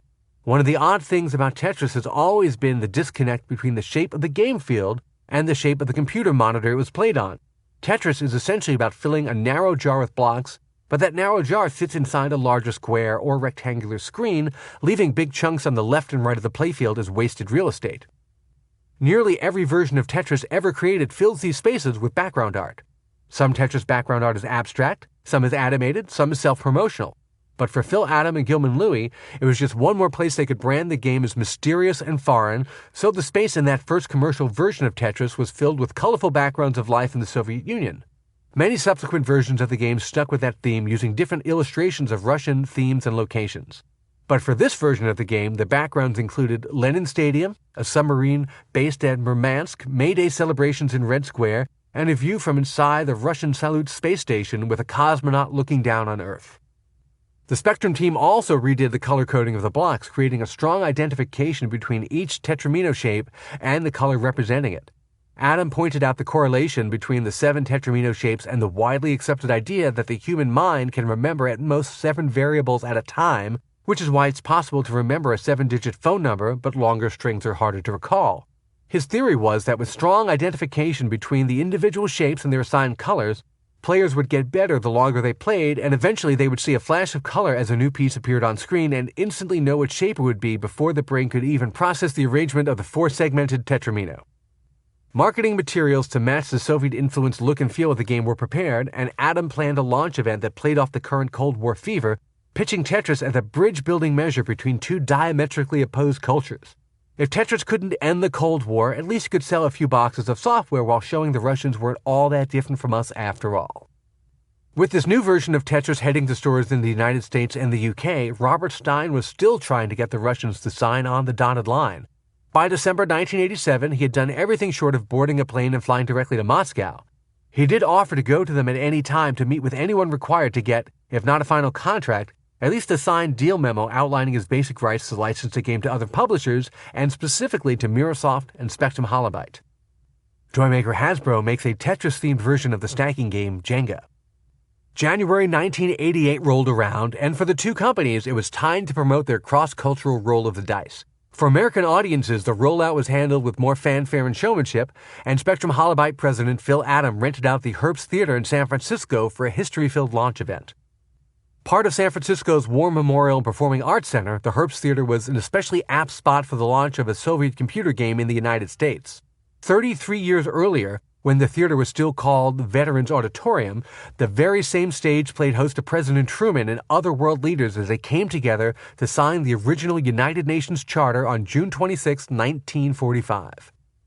Now, in early 1988, the Herbst Theater was playing host to a press event introducing Tetris to the computer and video game press. In a particularly savvy marketing move, Phil Adam invited the Russian ambassador from San Francisco's Soviet consulate, which was located near the neighborhood of Russian Hill, and which was long accused of setting up shop in the middle of Silicon Valley in order to spy on American technology companies. The light-hearted video game launch event was a good opportunity for the Russian ambassador to cozy up with the tech community. But rather than enjoying his moment, the ambassador was not happy. He chased down Phil Adam to demand changes to the game, lest it further damage delicate East-West relations. The previous year, in May 1987, a young West German pilot named Matthias Rust flew his Cessna 172 into the heart of Moscow, landing near Red Square and the Kremlin as Soviet air defense forces watched and waited for permission to shoot the intruding aircraft from the sky. That permission never came, but Rust was nevertheless arrested and tried on a series of charges including hooliganism in a Russian court. He became an instant international celebrity but remained behind bars until he was released 15 months later as a goodwill gesture during U.S.-Soviet negotiations over intermediate-range nuclear weapons in Europe. Early versions of Spectrum Holobyte's Tetris, including an art reference to the single-engine plane landing in Red Square, and the ambassador told Adam that his superiors were not pleased that this still recent embarrassing episode was included in the game. "You have to understand," Adam told the ambassador, "most people view communism and the people in Russia as very lacking in personality. We see it as very flat. You know how we blame you for all the propaganda that you put out? Well, we put out the same propaganda over here. It's just we don't call it propaganda because we're a democracy, we're not a communist country, but it's the same thing. You're right. The only difference between our children and your children when they're born is that when it's our day, it's your night," the ambassador replied, referring to the 10-hour time difference between Moscow and the west coast of the United States. Adam picked up on the thread to salvage the moment. "Exactly. Everything else we teach them. This gives the American people some sense that there is some kind of personality behind the Soviet citizens. It gives flavor. This is very good for international relations rather than very bad." Apparently mollified, the Soviet ambassador nodded in agreement. Sensing this continued tension between the USSR and the West would be nothing but good for business, Phil Adam doubled down on pushing the Soviet nature of Tetris. He went on to hire a series of Ronald Reagan and Mikhail Gorbachev lookalikes to accompany the game and the Spectrum sales team to industry trade shows. Although Robert Stein might have preferred to wait to launch the game until all the deals were finalized and the contracts with the Russians were signed, there was little he could do now. Tetris had been unleashed upon the world in its first ever commercial release, and all he could do was sit back and wait for the public reaction. Tetris would either be a big hit or a total flop, and he couldn't be sure how the Soviets would react to either outcome. Chapter 11. A Diabolical Plot. A strange new computer game had appeared on the shelves of retail software stores across the United States. It came in an oversized red box and carried a sticker price of $34.95. With no consumer-level internet to speak of and no way to download games from the cloud or order them up through an app store, finding and buying new games required a trip to shopping mall brick-and-mortar chains such as Babbage's and Software, etc. That's why, despite the fact that most games were contained on paper-thin 5¼ inch floppy disks, they came packaged in large cardboard boxes, usually garishly decorated. Much like early compact discs that came in long cardboard sleeves, the purpose of the oversized packaging was to stand out to retail shoppers browsing row after row of similar-looking products. For Tetris, it was the big red box, the Cyrillic lettering with the instantly recognizable backward R, and the unmistakable Moscow architecture that made such a bold first impression. But Tetris had something else going for it. It didn't look and feel like any other computer games of the day. Many of the early players were not people who considered themselves serious gamers or who would ever be caught dead playing the standard aliens and dragon-filled games competing for shelf space with Tetris. For that reason, and because of the game's unique pitch, Tetris was embraced by mainstream newspapers and magazines that would have never considered devoting even a single column inch to a fantasy role-playing game or sci-fi shooter. Word of mouth and favorable media coverage fed off each other almost immediately in the wake of the game's launch. In January of 1988, the New York Times called it simple and addictive in an article written by Peter H. Lewis which focused on the game's Soviet origins. The new computer game, called Tetris, is believed to be the first Soviet-developed computer software to be sold in this country. According to officials of Spectrum Holobyte, the American company that will start distributing it today, Tetris was written on an International Business Machines PC by programmers at the Computer Center of the USSR Academy of Sciences in Moscow. Interestingly, the New York Times was one of the few early media outlets to credit both Pajitnov and Vadim Gerasimov, transliterating their names as Vadim Gerasimov, an 18-year-old computer student at Moscow University, and Alexei Pajitnov, a 30-year-old researcher at the Academy of Sciences. Even the reference to Matthias Rust in his unauthorized flight to Red Square, which had so bothered the Russian ambassador in San Francisco, got some ink. Colorful graphics that evoke images of the Soviet Union, including an opening scene of a Cessna aircraft buzzing past Red Square, were added to the program in this country to make it more appealing to a sophisticated audience. Meanwhile, the Chicago Tribune announced Glasnost reaches computer games and said that Tetris was a game so good that you won't be able to say "niet" to it. The rest of its coverage is equally groan-inducing, though to be fair, these jokes may have seemed fresher in the 1980s. Tetris is so simple to learn that you'll know all the rules 5 minutes after opening the box, but it's so intriguing to play that once you've started, you'll be spending many hours in front of the computer screen, so many that you'll begin to wonder if Tetris isn't really part of a diabolical plot hatched in the evil empire to lower worker productivity in the United States. The 100th issue of Electronic Gaming Monthly magazine ranked Tetris as the greatest game of all time. Reuters managed to get Alexei Pajitnov's boss, Viktor Brajabin, on the phone for comment, and he told the news agency the idea of commercializing Tetris in the West only came recently when the game became quite popular, first of all in the Soviet Union and then in the East Bloc. Some of the early news accounts of Tetris gave a surprisingly accurate outline of the game's tangled path, from the Russian Academy of Sciences, to Hungary, to Andromeda and Robert Stein, to Robert Maxwell's Mirrorsoft and Spectrum Holobyte, and several properly credited Pajitnov and occasionally Gerasimov, but there was a distinct lack of specificity about whether the game's creators would be receiving any money from the growing Western sales of Tetris. Of the news reports that accompanied Tetris's 1988 launch, the New York Times comes closest to addressing the issue, saying, "It was unclear how the money would be returned to the programmers." To the Soviets, it was actually very clear. Pajitnov's own government went to great lengths to make sure his share of the Tetris royalties would amount to exactly zero. Although Tetris had what marketers call crossover appeal, it made immediate inroads with journalists and reviewers who specifically covered the competitive video game industry.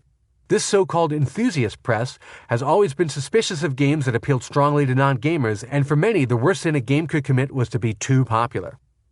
At the time, news and reviews of computer games were found primarily in print magazines. Although largely extinct today, in a time before email and websites, these newsstand and subscription staples were a key way members of the computer community communicated and kept up with the latest developments. And unlike the simple online bulletin boards, the most tech-savvy of 80s computer users could access with early dial-up modems, most of which required you to plug a telephone receiver into a pair of black rubber cups, these glossy print magazines provided color photographs and slick layouts. The style is carried over today in the myriad of magazine-like websites that serve legions of video game fans. A long-gone glossy print magazine named ACE, or Advanced Computer Entertainment, called Tetris a fascinating geometrical oddity that turns the obscure mathematical topic of packing into a cult game.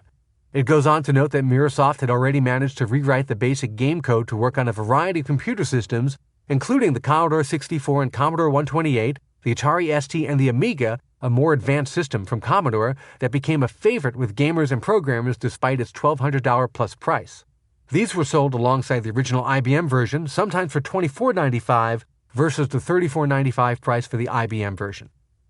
This kind of multi-platform strategy was common in industry practice, but would have come as a surprise to the Soviets, who had earlier been very explicit about authorizing, even in principle, only an IBM-compatible version of the game to Robert Stein and Andromeda. Compute, another magazine for computer enthusiasts, called Tetris one of the most addictive computer games this side of the Berlin Wall, and warned, "Tetris is not the game to start if you have work to do or an appointment to keep." In its review, Compute also noted a hidden feature in the Commodore and IBM versions of the game that took into account Tetris's addictive nature and the threat that many workplaces might have tried to ban the game from office computers, as had already happened in Moscow. If you're in the middle of a championship round and you hear the boss coming, a quick press of the escape key displays a replica of a Lotus 123 spreadsheet.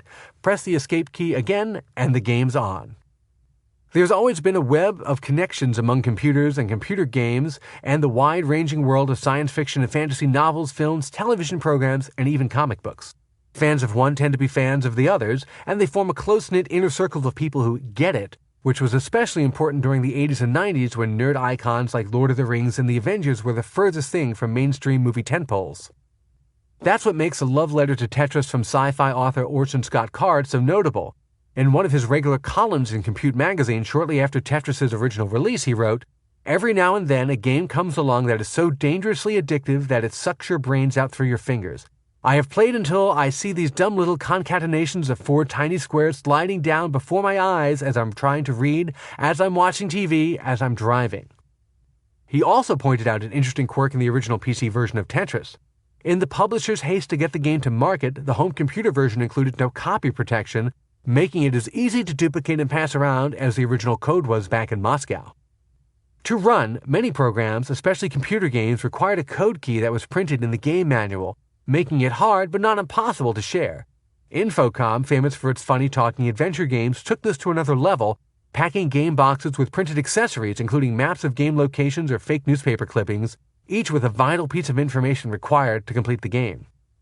Tetris required none of that, and had a viral quality that screamed out for the game to be freely copied and shared. The program was small. Even if you just had an unlabeled disk copied by a friend or coworker, you didn't really need any printed instructions because Tetris was intuitive enough to just pick up and play. To Orson Scott Card, this suggested that Tetris was part of a nefarious communist plot to take over every computer in America. If the Russians were sincere about perestroika-style game marketing, he wrote, they'd copy or protect this sucker 8 ways from Tuesday like true blue red-blooded American game designers do. With copious coverage from the mainstream media and equally appealing write-ups from notoriously hard-to-please computer game magazines, Tetris launched to plaudits from seemingly every corner, something virtually no game has accomplished since. Even the best-selling modern games from BioShock to the Call of Duty series rarely rate mainstream media mentions beyond business news reports on holiday sales figures. There's no doubt Phil Adam and Gilman Louie at Spectrum Holobyte were pleased, as was Jim McConaughey from Microsoft, although sales and general enthusiasm in the UK lagged behind the Tetris mania brewing in the United States. Robert Stein should have seen this as a triumph of his Eastern Bloc strategy, importing inexpensive programs from Russia and its allies and reselling the rights to deep-pocketed Western publishers. But if anything, the sudden success of Tetris on home computers only served to attract more attention from the wrong corners of the Soviet Union. He was having enough trouble penetrating the dense bureaucracy of AcademySoft and the Russian Academy of Sciences, but now a new arm of the state had appeared on the horizon to take over the Tetris negotiations, seemingly intent on playing Western-style hardball. From now on, Stein was informed, he'd be dealing with a new organization staffed by hard-nosed professional trade negotiators, a group ominously named ELORG. Chapter 12. Welcome to ELORG. Alexander Alexenko didn't know what to make of this very disturbing Tetris situation. Some computer programmer named Pajitnov had apparently concocted a software application, some kind of game, that had attracted both interest and the promise of money from Western companies. This was, of course, problematic for a variety of reasons. He had discovered the issue almost by accident, speaking to Pajitnov and his colleagues at the Russian Academy of Sciences about how the computer center could work with Alexenko's organization, Elektronorgtechnika, on a completely different software project. Elektronorgtechnika was a mouthful of a name given to a group formed by the Soviet Ministry of Foreign Trade and put in charge of the import and export of technology, including computer hardware and software. But for even the most by-the-book Soviet pencil pushers, the agency was always referred to as ELORG. Pajitnov was particularly interested in seeing whether there was any commercial potential in a pseudo-artificial intelligence program he had been working on, Biographer, and whether ELORG could help him sell it internationally. In the days before ELORG got wind that some pointy-headed academics were forging ahead on their own software licensing deals with Western companies for some homegrown software, the agency was best known for a series of calculators sold under the Electronica brand name. This was a fine business for the days before the personal computer, when engineers working in Soviet military research institutions could be asked to siphon off some of their time to build cheap products to bring in a little extra operating income, but it wasn't the kind of high-tech business the USSR wanted to be in as the boom years of the 1980s drew to a close. Alexei Pajitnov later designed a 3D version of Tetris he called Weltris, which is viewed from a top-down perspective. In truth, even the calculator business at times seemed to be a bit beyond them. Most of the models ELORG sold were essentially knockoffs of popular American and Japanese scientific calculators, but something was frequently lost in the translation, and they were prone to making errors in complex calculations, which pretty much defeats the purpose of high-end scientific calculators. Software sales, the organization concluded, might be a better path to pursue. And then along came Pajitnov talking about Biographer and casually throwing into conversation that he and AcademySoft, the computer center's own publishing arm, were having trouble with an Englishman named Stein, who seemed especially eager to get a signature on a contract for a completely different software program named Tetris. After making sure he wasn't mishearing this entire incredible story, Alexenko cut the RAS men off. Not only can I not advise you on the situation, he told them, but the RAS, no matter what Pajitnov and his managers thought, was in no way authorized to enter into international technology licensing deals, especially with a company from the other side. No, there was no doubt about it, to prevent any further damage and to protect all involved from the inevitable political fallout when this entire situation came to light, ELORG would have to take over the negotiations immediately. Alexenko demanded to see any and all paperwork that had passed between Stein and Pajitnov or AcademySoft. What he saw horrified him. The trade negotiator found the inexperienced programmer exchanging loosely worded messages with a clearly savvy foreign businessman. Words had power, and the imprecise language of Pajitnov's communications and the breezy way he offered seemingly positive feedback to Stein could easily be taken the wrong way, either accidentally or deliberately. In fact, Alexenko deduced The two parties seemed to be increasingly talking past each other, engaging in parallel but separate conversations. Stein and his Andromeda company kept offering different variations on deal and royalty terms and talked about Tetris as if an agreement had already been reached, even mentioning still other software publishing companies in the UK and the United States that were going to start selling Tetris. This was a huge mess, but Alexenko could see two potential positives. First, Stein was still asking for a final contract signing, which meant he knew the deal to license Tetris wasn't written in stone, and second, it seemed as if no actual money had yet made its way back to Pajitnov or the RAS, which would have opened a black hole of further trouble. After all, Pajitnov was not merely a Soviet citizen working under a system that did not recognize the concept of personal intellectual property exploitation. On top of that, he was a direct employee of a government-sponsored research center, so the idea of any incoming money, especially from a foreign company, getting anywhere near his pockets was so ludicrous to Alexenko as to be unimaginable. Alexenko took Pajitnov and AcademySoft out of the equation and contacted Stein directly, informing the Englishman that he had been negotiating with the wrong people all along and that any deal he thought might exist was most definitely off. If there was indeed a market for Tetris outside the USSR, it would be Elorg that would sell it. On its face, this was a ridiculous position for Elorg to take. The organization could hardly sell questionable scientific calculators to other communist states. How could it possibly figure out how to break into retail software sales across Europe and the United States? Robert Stein knew a tough opening stance for negotiations when he heard one. In truth, he probably relished the opportunity to actually work with someone in Russia who was at least somewhat savvy when it came to deal-making and, more importantly, could claim to have the actual legal authority to sign on the dotted line. He sent a warning shot over Elorg's bow, explaining that if Alexenko stopped a commercial deal dead in its tracks, it would make the USSR look unreliable as a trading partner. It was the era of Gorbachev and Perestroika, and Russia wanted nothing more than to be taken seriously in a world where technology was quickly shrinking the distance between nations and commerce, rather than military might push so much of the international agenda. Forcing Stein to pull Tetris from release, especially given the critical and cultural buzz building around it, could be seen as a huge blunder on the part of Elorg. It was shaping up to be the nation's biggest cultural export, and Alexenko wouldn't want the blame for such a massive international embarrassment to land on his doorstep all over a few misinterpreted telex messages, Stein suggested. Political and economic upheaval were coming to the Soviet Union. That much was clear to anyone watching the accelerating pace of change. Alexenko was backed into a corner and he knew it. But that didn't mean he had to make it easy for Robert Stein or that he wouldn't extract every dollar, pound, or ruble he could. Stein visited Elorg in Moscow as the two sides engaged in a complicated mating dance circling around each, trading drafts and clauses. By the end of February 1988, a largely complete draft was hammered out, although neither side was entirely happy with it.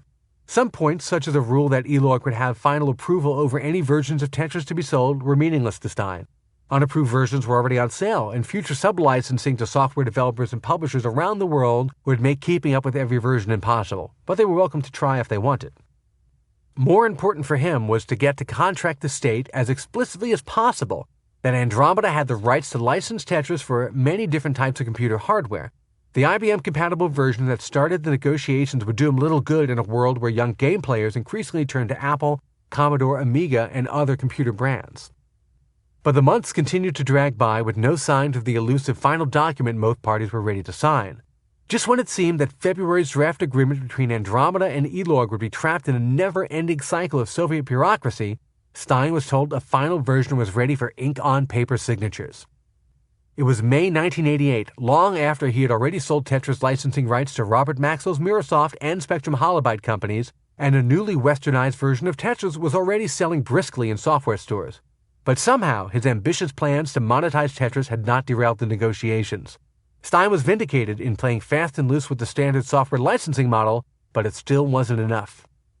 Stein had visions of Tetris in arcade cabinets and on the next wave of living room game consoles that had come roaring back to the forefront of home entertainment, replacing the Atari and Intellivision machines that had died out a few years before.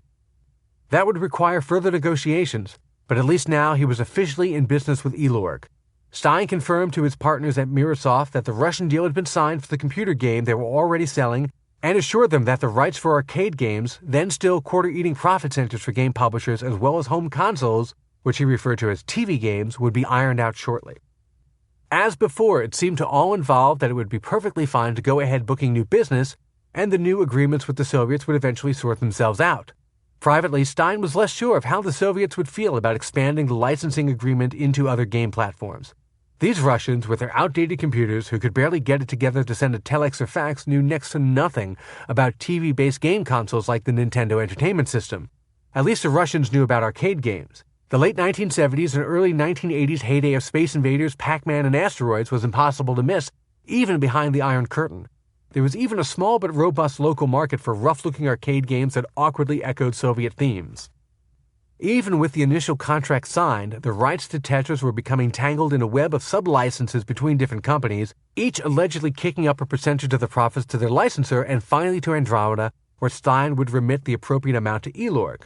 While Stein was waiting to iron out an arcade deal, Microsoft sub-licensed rights to build Tetris arcade games to Atari Games, a spin-off from the one-time video game leader that was in the midst of rebranding himself as a maker and seller of games rather than as a console company. Atari Games in turn had flipped the arcade rights for the Japanese market to Sega, another rising power in the video game world. Stein's moment of triumph after the first signed contract with Elorg was fleeting. Only a few months later, and he was already in the same difficult situation trying to get a Russian government agency to sign on the dotted line for Tetris rights that had already been sold and resold by others. In early July, Stein and Alexenko met again not in Moscow, but in Paris. On the agenda was a standalone deal giving Andromeda the right to publish Tetris as an arcade game. Stein walked into the negotiating session with a firm number in mind, a $30,000 advance, plus a standard royalty rate.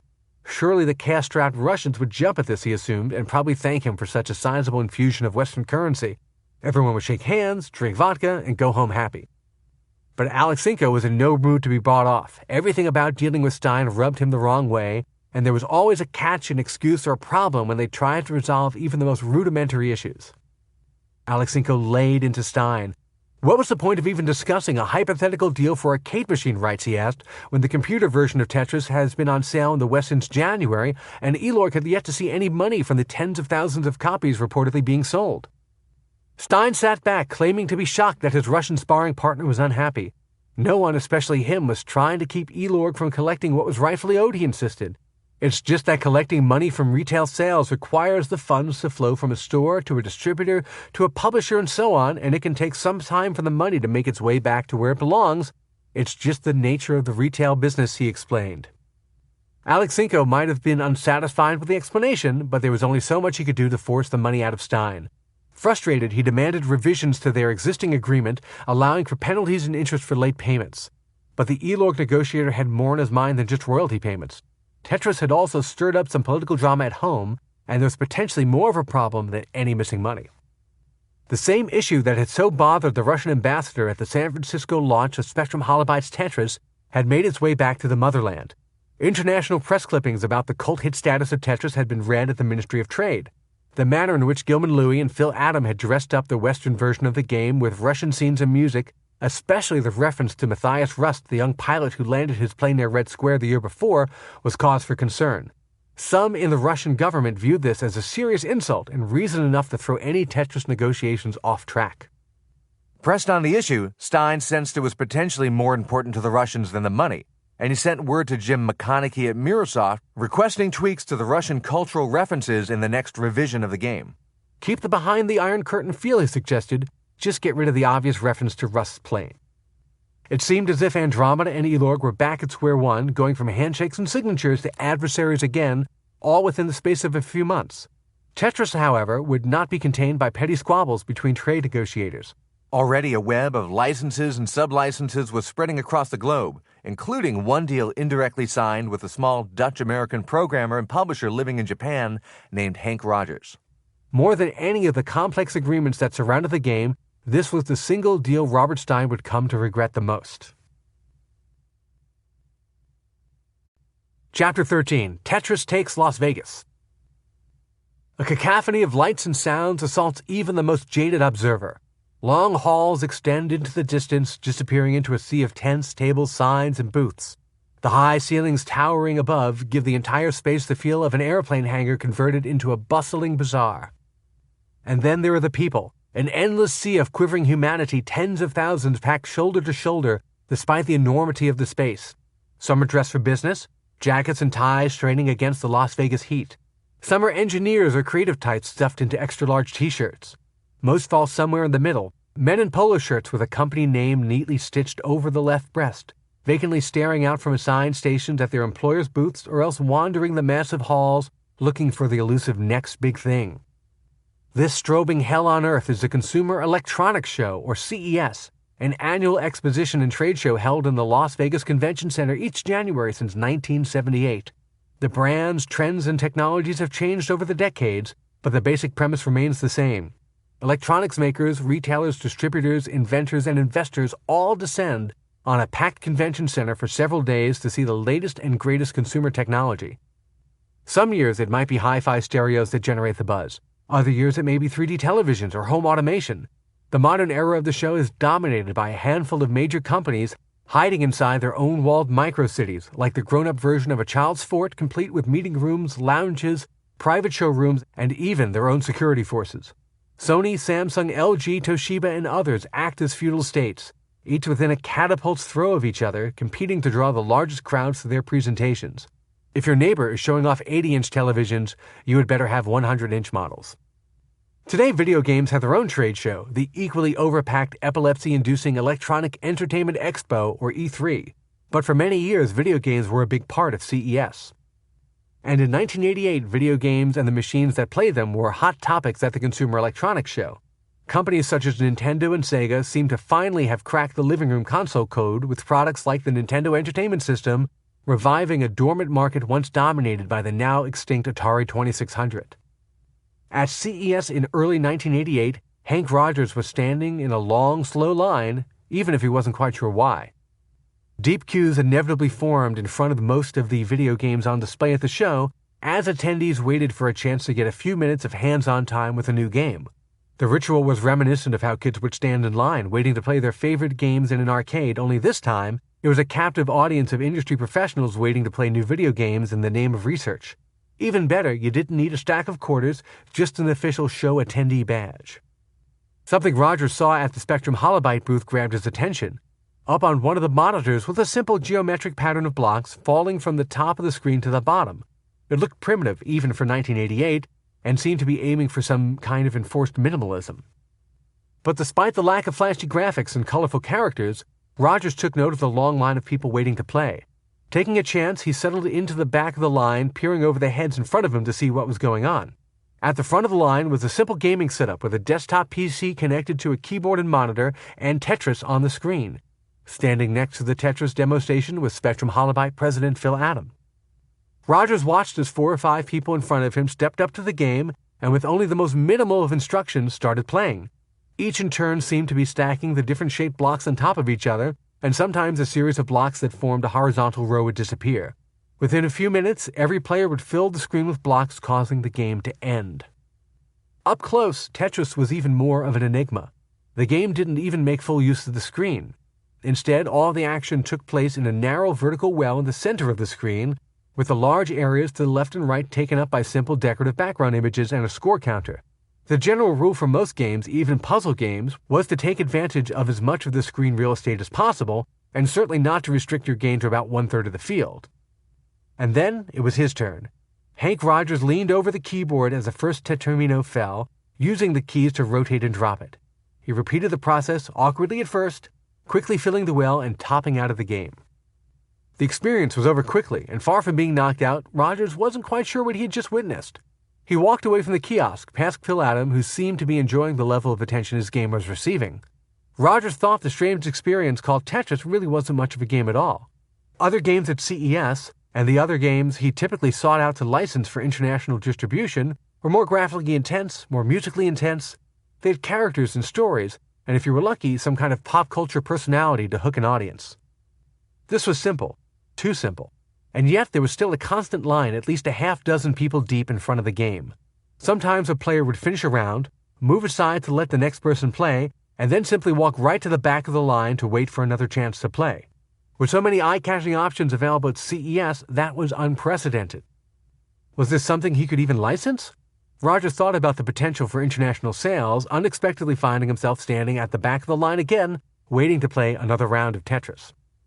Hank Rogers had gone through the cycle of waiting in line and playing the game about 5 times in a row before he realized he was hooked. As many have discovered both before and after, there's an addictive quality to Tetris that sneaks up on the player, something Jeff Goldsmith, the writer who would later chronicle the rise of Tetris for Wired magazine, would call a pharmatronic effect, the term for a technology that has similar qualities to a drug. Rogers finally realized why he was so drawn to this strange-looking little program. Over all the flashier and more modern-looking games available on the CES show floor, Tetris reminded him of the classic board game popular in Japan called Go.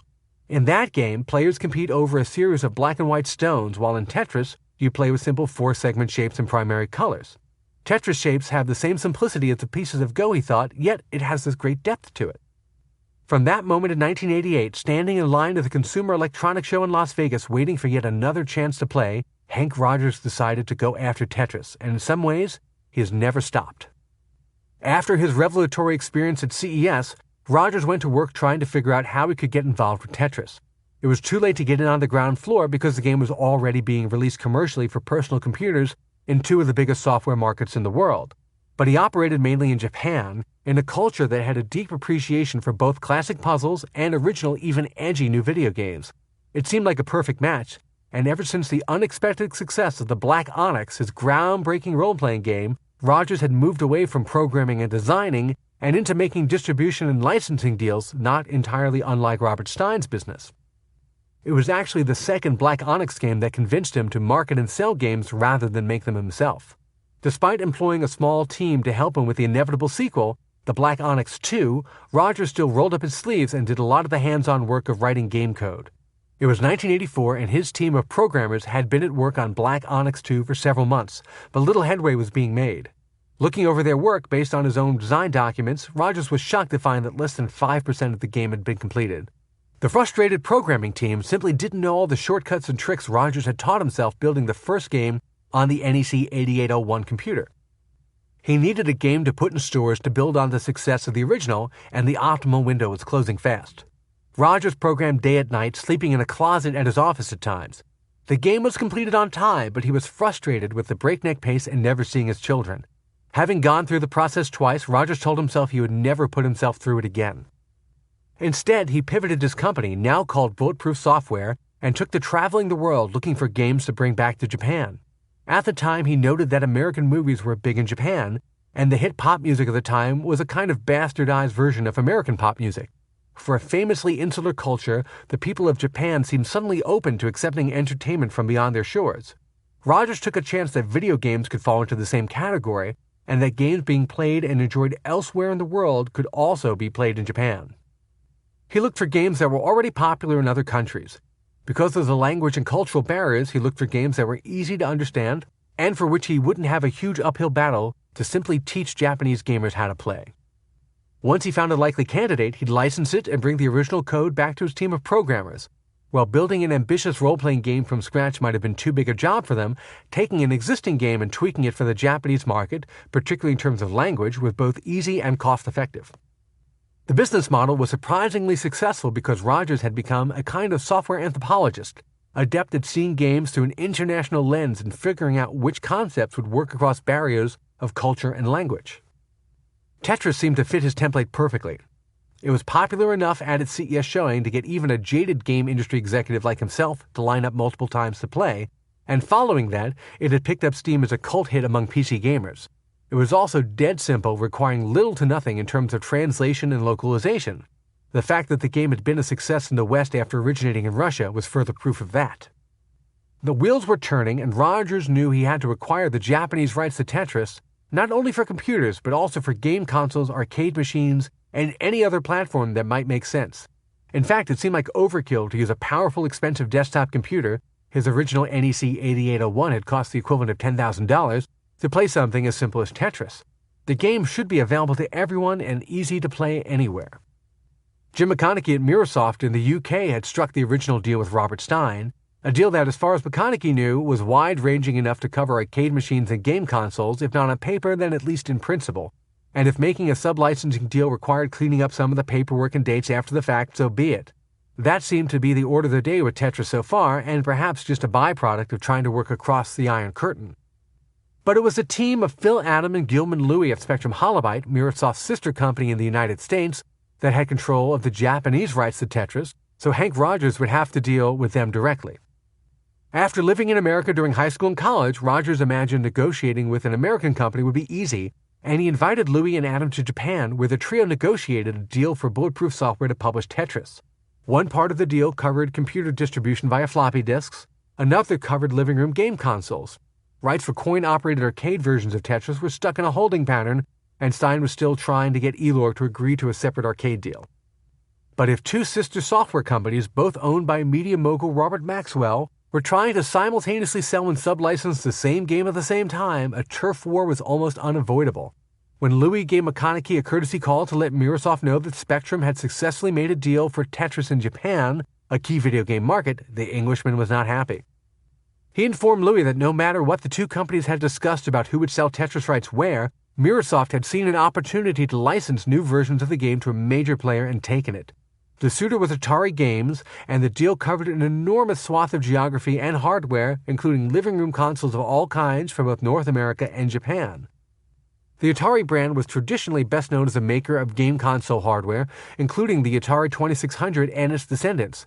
But in a world dominated by Nintendo and Sega game consoles, the company wanted to be known for its games instead and hoped to sell game cartridges for any and all living room consoles, no matter who made them, as well as arcade games.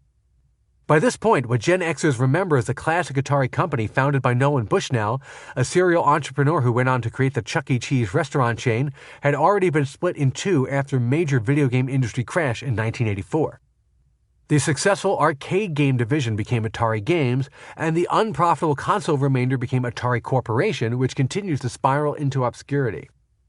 To get back into living room games and signal to hardware companies such as Nintendo that it should be thought of as a partner rather than a competitor, Hide Nakajima, then the Atari Games boss, spun his idea for a console game-making business off into a subsidiary company called Tengen, also the name of the center square on a Go board.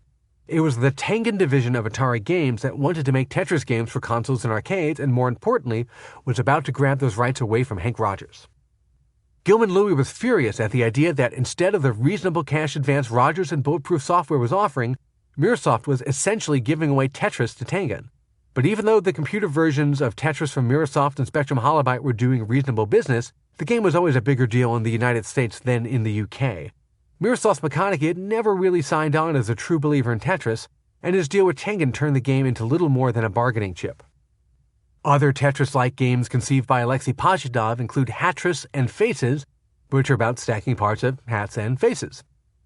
On the other end of that bargain was Randy Braulight, a video game industry veteran handpicked by Hide Nakajima to launch the Tengen Group. As essentially employee number one at Tengen, Braulight thought he had walked into a dream job.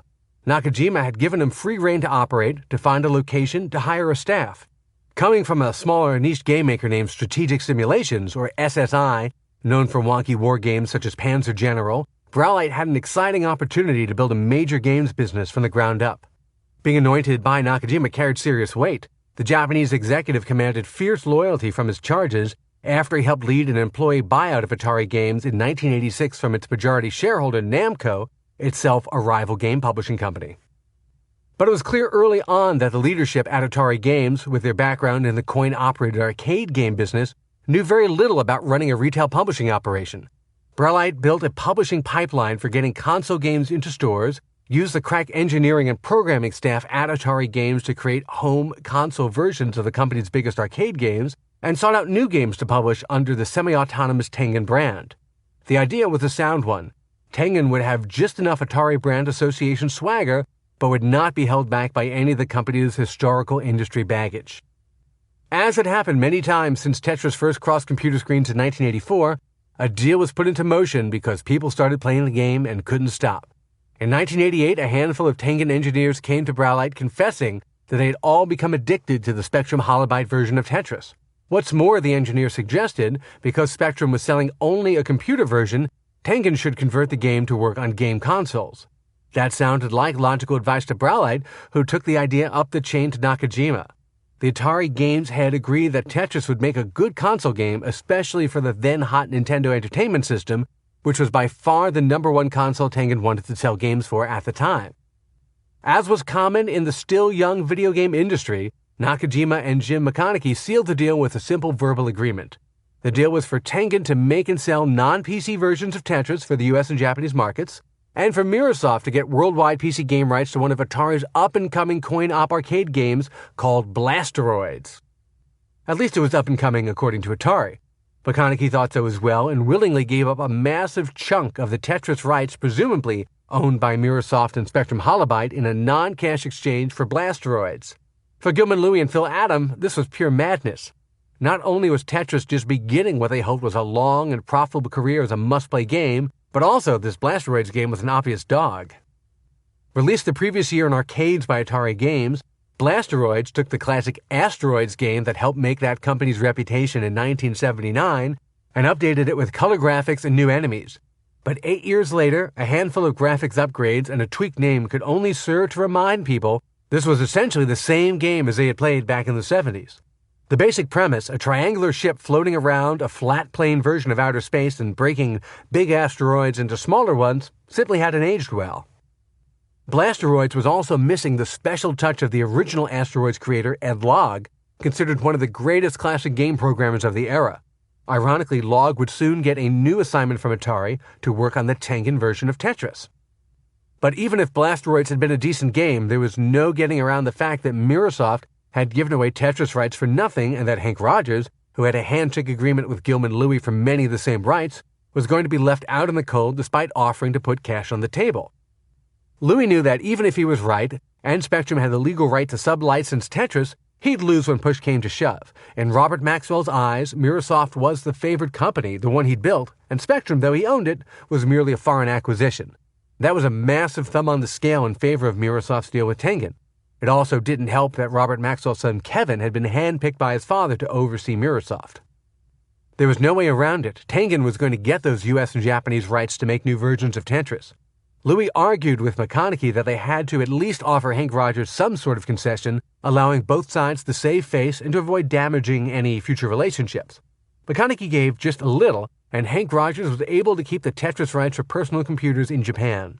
This at least partially allowed Gilman-Louie to keep his promise to Rogers to make a deal happen. The other rights Rogers wanted were going to Tengen, and although there was nothing he could do about it then, that didn't mean he was going to give up on them. His plan to bring Tetris to gamers of all types in his adopted homeland of Japan were just going to require a little more wheeling and dealing. For Randy Browlight at Tengen, this all seemed to be good news, at least on the surface, but perhaps a little too good to be true. Getting the rights to Tetris, which his engineering team had practically begged for, was a major win. Even better, the game came at little cost, aside from the rights to the now-forgotten turkey Blasteroids.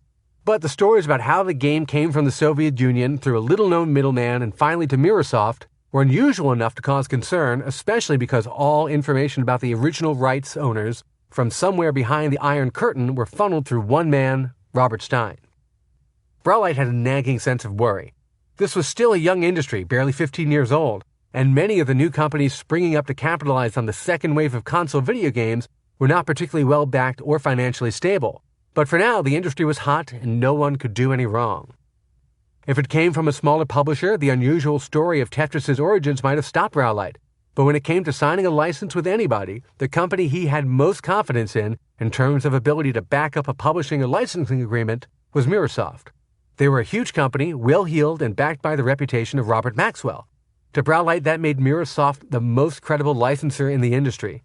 It was enough for him to put his concerns aside and go full throttle towards releasing a new version of Tetris. But while Hank Rogers, Randy Browlight, Jim McConaughey, Gilman-Louie, Hide Nakajima, Phil Adam, and others horse-traded various Tetris rights around the globe, none of them had any idea that those deals might not be worth the paper they were printed on, and that the entire enterprise was built on a tenuous, some would say illusory, foundation that Robert Stein was attempting to shore up behind the scenes. Bonus Level 2, Chapter 14, Tetris into Infinity. Is it possible to win a game of Tetris?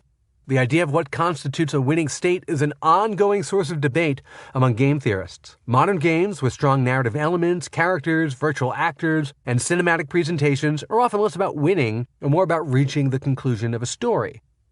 Often there are multiple possible endings based on in-game performance, moral and ethical decisions made during the course of the game, or a set of indecipherable, except to the programmers, behind-the-scenes metrics coupled with virtual rolls of the dice for randomness. Other current-generation games skip the branching storytelling paths and propel the player towards a single monolithic ending. Win enough races, kill enough creatures, and you are presented with a cinematic scene showing your triumph, or perhaps just a rote retelling of in-game stats, from the number of cars stolen to an in-game pedometer relaying how far you've run across virtual worlds. This is where the modern world of video games differs the most from games of the classic era, especially arcade-style games from the 1970s and 1980s. Foundational games like Space Invaders, Pac-Man, and Donkey Kong offer up a dark existentialism.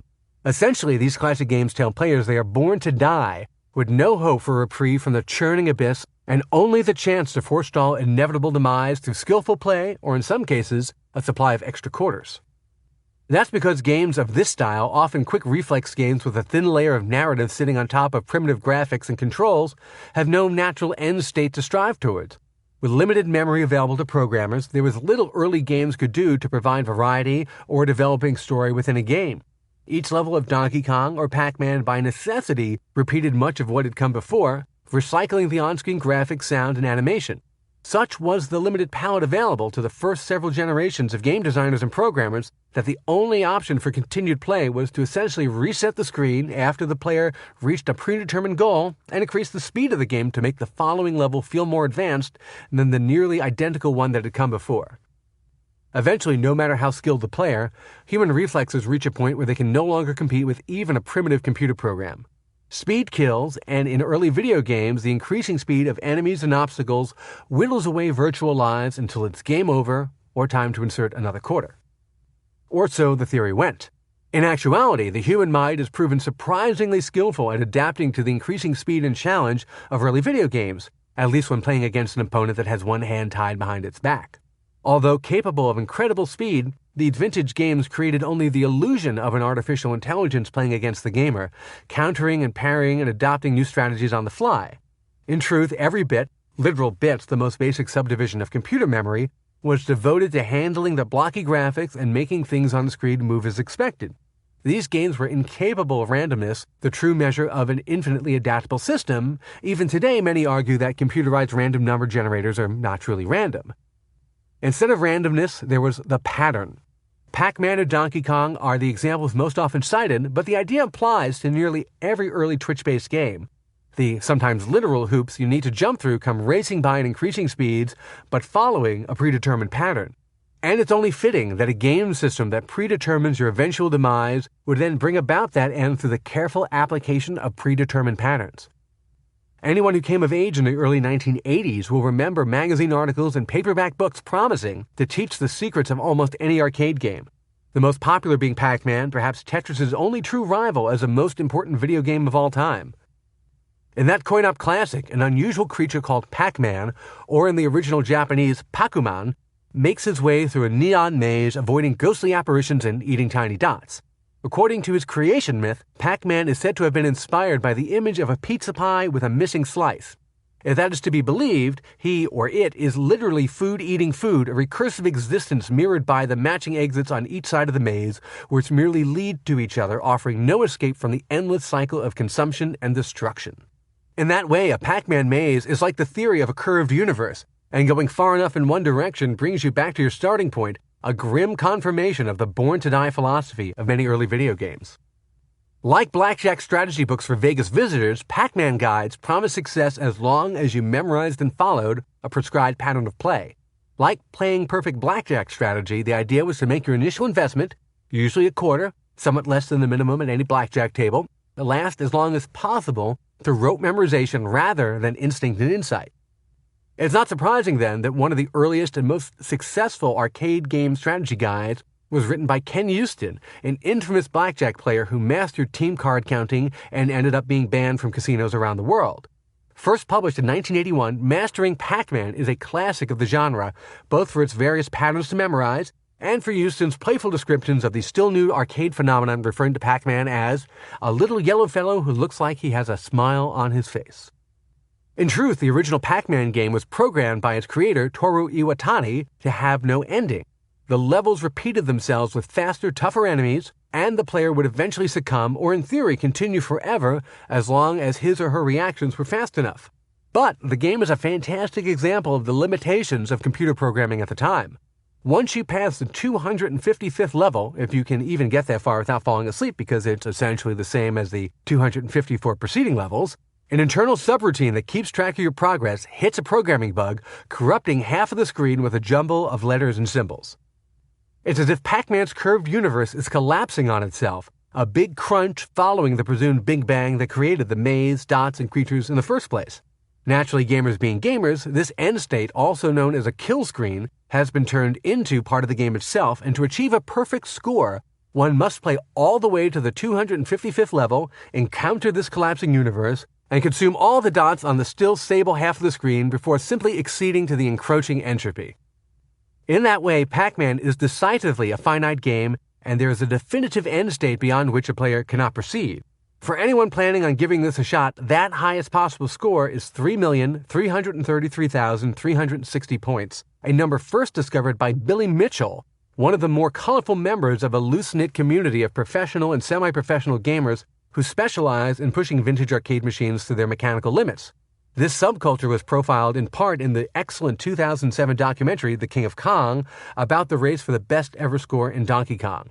Since Mitchell's first perfect Pac-Man score in 1999, only a half dozen players have reached the same high watermark as verified by Twin Galaxies, a scrappy low-rent organization that has been keeping track of arcade game world records since 1981.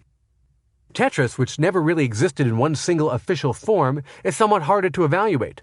Pac-Man, Donkey Kong, Defender, and other vintage games have dozens of official and unofficial versions, but each also exists in a single primary fixed form, typically the original coin-operated arcade game that purists consider the alpha version. But none of these have the same complicated history as Tetris, where each new version is essentially programmed from scratch, following some basic guidelines, but also recreating itself for the era, the programmer, and the platform. When looking at Tetris strategies for casual gamers, or the math behind the Tetris ecosystem, we must ask, which Tetris? As it turns out, this is a subject that has received serious study.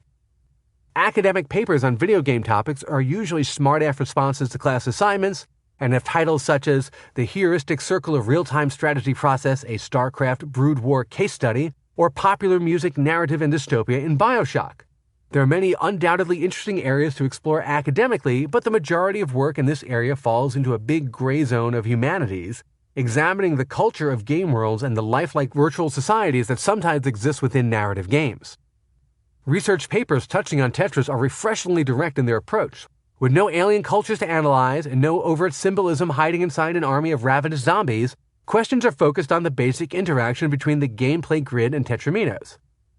For example, Heidi Bergel at the University of Minnesota asked, "Can you win the game Tetris?" in a 1996 academic paper.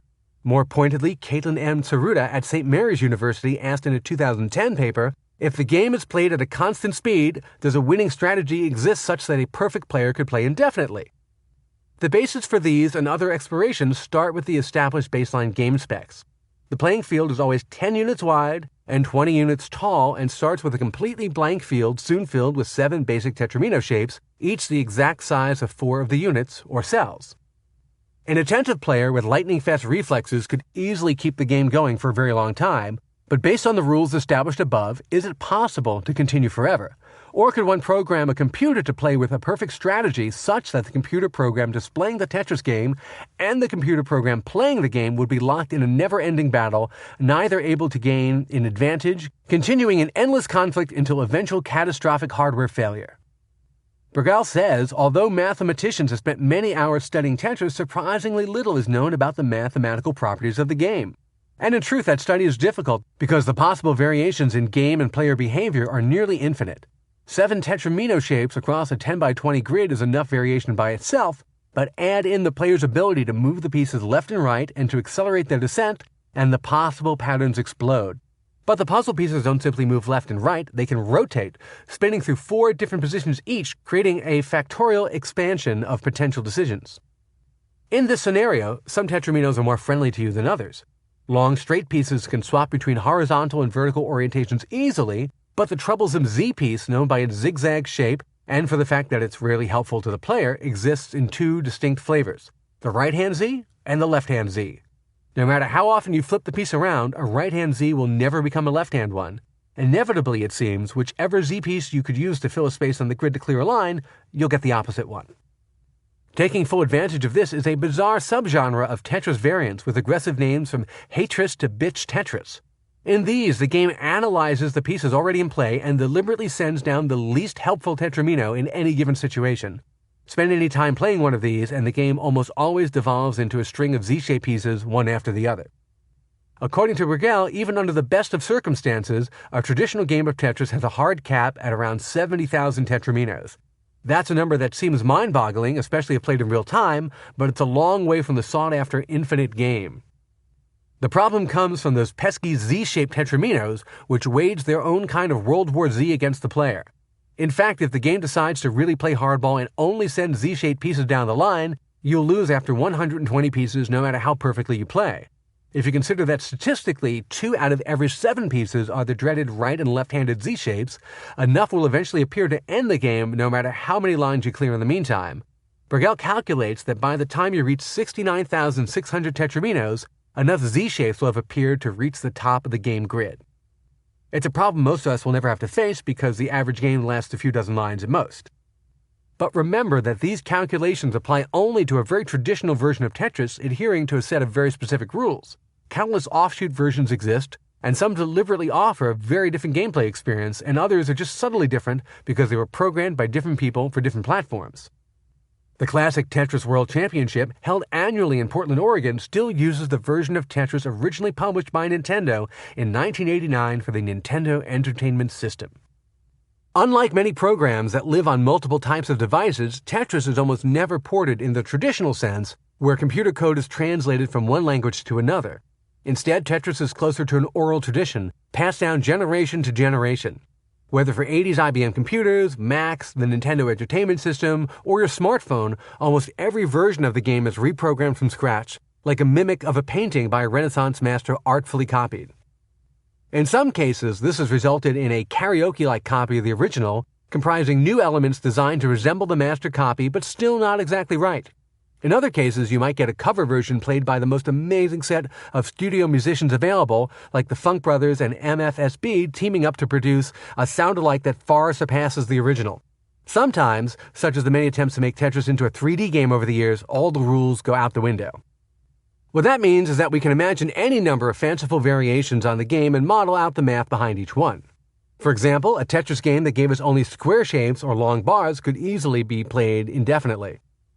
Mathematician John Brustowski at the University of Waterloo looked at the problem of winning a game of Tetris in a 1992 paper. For Brustowski, the game takes on the more sinister air of an adversary actively attempting to wipe the player out. In truth, he claims, there's no chance of maintaining a game indefinitely against a Tetris program that tracks the player's moves and decisions in order to react to them. But we humans have weapons in our arsenal. One advantage that most academic analyses of Tetris ignore is the look-ahead piece. Not a part of the original Tetris spec, but a staple of nearly every classic version of the game, the look-ahead appears in a small window to the right of the 10 by 20 game grid. Like a window into the future, riding on a tachyon beam 5 seconds hence, the look-ahead tells us what the next piece to be dropped on the board will be. Of course, speaking of competing against 7 distinct Tetris shapes does the game a disservice. Each piece can be rotated either through a button press or a touchscreen interaction. Some versions of the game allow for clockwise rotation only, and others let the player use 2 buttons to spin the shape 90 degrees in either direction. That's 4 orientations for each shape, which adds up to 28 shapes to deal with, at least hypothetically. It's only a small favor to the player, but some shapes end up looking identical from more than one orientation. For example, the square, always a relief to spot one of those during a tough game, works the same no matter how you spin it. The long bar has only 2 different shapes, either horizontal or vertical, and even the difficult left and right Z shapes really have only 2 different positions. The final verdict is 19 total shape variations. Still enough to add a deep level of complexity to Tetris strategy, and part of the reason the game has appealed to mathematicians for so many years. One issue that has bedeviled Tetris scholars for years is the last-minute rotation to cleanly slide a tetramino, usually an L, Z, or long bar, into a slot where it could not have naturally fallen, assuming the world of the game follows the same general rules of physics and gravity as the real world. This trick works in some, but not all, versions of Tetris. You've seen it in competitive play, in subway commute iPhone sessions, in childhood afternoons in front of a Nintendo console. It's when the rotate button is hit just as a piece hovers exactly over what we'll call an overhang. By rotating at exactly the right moment, you can slide the shape perfectly into place, in the process sliding 2 units through a space meant to fit only one. It's a backslapping moment when you pull it off in front of a crowd, but to anyone looking carefully, it's a fishy move at best. But is it a cheat? Some of these last-minute rotations around overhangs should be impossible to pull off without the falling tetramino bumping into the existing rows of pieces. But some versions of the game allow these moves. Tetris scholars are divided on the legitimacy of these moves, but generally speaking, if the version of the game you're playing allows it, it's all good.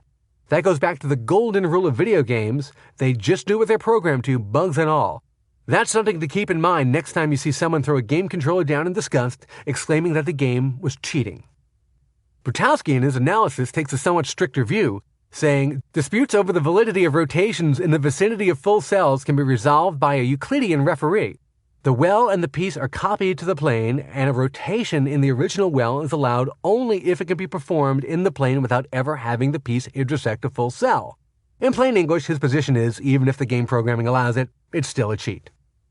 But Brutowski doesn't necessarily have the last word. Modern video games often brag about their realistic physics. It's literally used as a bullet point on marketing materials. But an Electronica 60 in 1984 had no chance of displaying proper game graphics, much less modeling rates of descent. Nor was it necessarily anyone's goal to make it so. That's why Tetris pieces don't naturally accelerate as they fall, aside from the player's ability to trigger a fast drop when the tetramino is in place. If you could somehow build a real-life Tetris game in your backyard, you'd see its pieces start to fall at one rate and then fall faster as they near the bottom of the Tetris chute. For this thought experiment, let's just agree that a Tetris chute is a real thing and that you made one in your yard. This is just basic Newtonian physics. The force of Earth's gravity grows stronger the closer you get to the ground. In an infinitely tall Tetris chute, the falling tetraminos would eventually hit terminal velocity, the speed beyond which they could no longer accelerate, but the Neighborhood Homeowners Association is probably going to have enough trouble with a moderately tall Tetris chute in your backyard, so we won't worry about that just now. What this tells us is that the universe of a Tetris game in nearly every variation doesn't follow the same physical laws as real life. So any way pieces can slide into place, even if it takes a last-minute magical jog around an awkward overhanging row, should be considered legit. Still, the game is not completely ignorant of the disparities between its field of play and the real-world players are sitting in while playing. Perhaps as a substitute for the physical modeling missing from the game's relatively simple programming, most versions of Tetris start each level with tetraminos that fall faster than the previous levels. At first, it's a simple test of mental and physical reflexes. With less time to plan and react, the game becomes more difficult, just as later levels of Pac-Man feature faster ghosts. Eventually, however, the pieces fall faster than human hand-eye coordination can react. In the classic Nintendo Entertainment System version of the game, often used in competitions, the pieces eventually fall so fast that the handheld controller can't input direction and orientation data fast enough to affect the new tetramino, so it just falls straight down, quickly filling the grid to the top and ending the game. In computer programming terms, this is an example of the age-old question, is it a bug or a feature? Most people consider the point at which Tetris pieces fall too fast to even move them one cell to the left or right to be this game's version of a kill screen. Just as Pac-Man, Donkey Kong, and other classic games fail when they reach a point where the circuits can't properly implement the programming, the too fast to move level of Tetris is just as lethal. It may be a kill screen, but if you ever get that far, you're already one of the top players in the world. It's a problem very few people ever have to deal with. Partly as a result of this reality, academic study of winning at Tetris has continued. A trio of MIT students in 2003 summed up the whole discipline in an academic paper titled, "Tetris is Hard, Even to Approximate." In it, they consider the computational complexity of Tetris, even if the order of the shapes to be played is set in stone before the game starts, to be NP-complete, to use a scary math term. If you're feeling brave, that means non-deterministic polynomial time, and that even the most super of supercomputers would not be able to check every single possibility in a reasonable time. If you have infinite time to play Tetris, well, good for you. Fortunately, most of us don't have to worry about that, with work, family, food, and sleep preventing a 24/7, 365 streak. But the mathematicians who have bravely spent semesters of study and valuable university resources studying the problem remain split on some issues, and they agree on others. Given robotic reflexes and the right combination of tetraminos or a variant game grid, it is indeed hypothetically possible to keep a specifically tailored Tetris game going indefinitely. But not the Tetris you and I know. In that case, the final answer takes us all the way back to the early days of simple 8-bit arcade games and the inescapable hard-coded extinction events that inevitably bring Pac-Man and Jumpman, Donkey Kong's plumber nemesis later known as Mario, to the end of the line. Play for long enough, generating an infinite number of random tetraminos, and eventually every specific sequence of possible pieces will turn up, including the requisite number of left Z and right Z pieces in a row that will end any game. Put another way, if there is a string of shapes that is completely unbeatable during the course of an infinite game, that sequence is mathematically guaranteed to show up. So a classic Tetris game will inevitably end, and mathematicians can do the same thing you and I do when a casual game goes wrong after a dozen pieces. Blame those damn Z-shapes. Part 3, Chapter 15, A Bulletproof Deal. The Tetris rights shuffle continued throughout 1988. Even though he had managed to hold on to the Japanese PC rights, Hank Rogers was far from satisfied. For a small player, Rogers' Bulletproof Software was basically a minor software importer rebranding international games for the Japanese market. That should have been victory enough.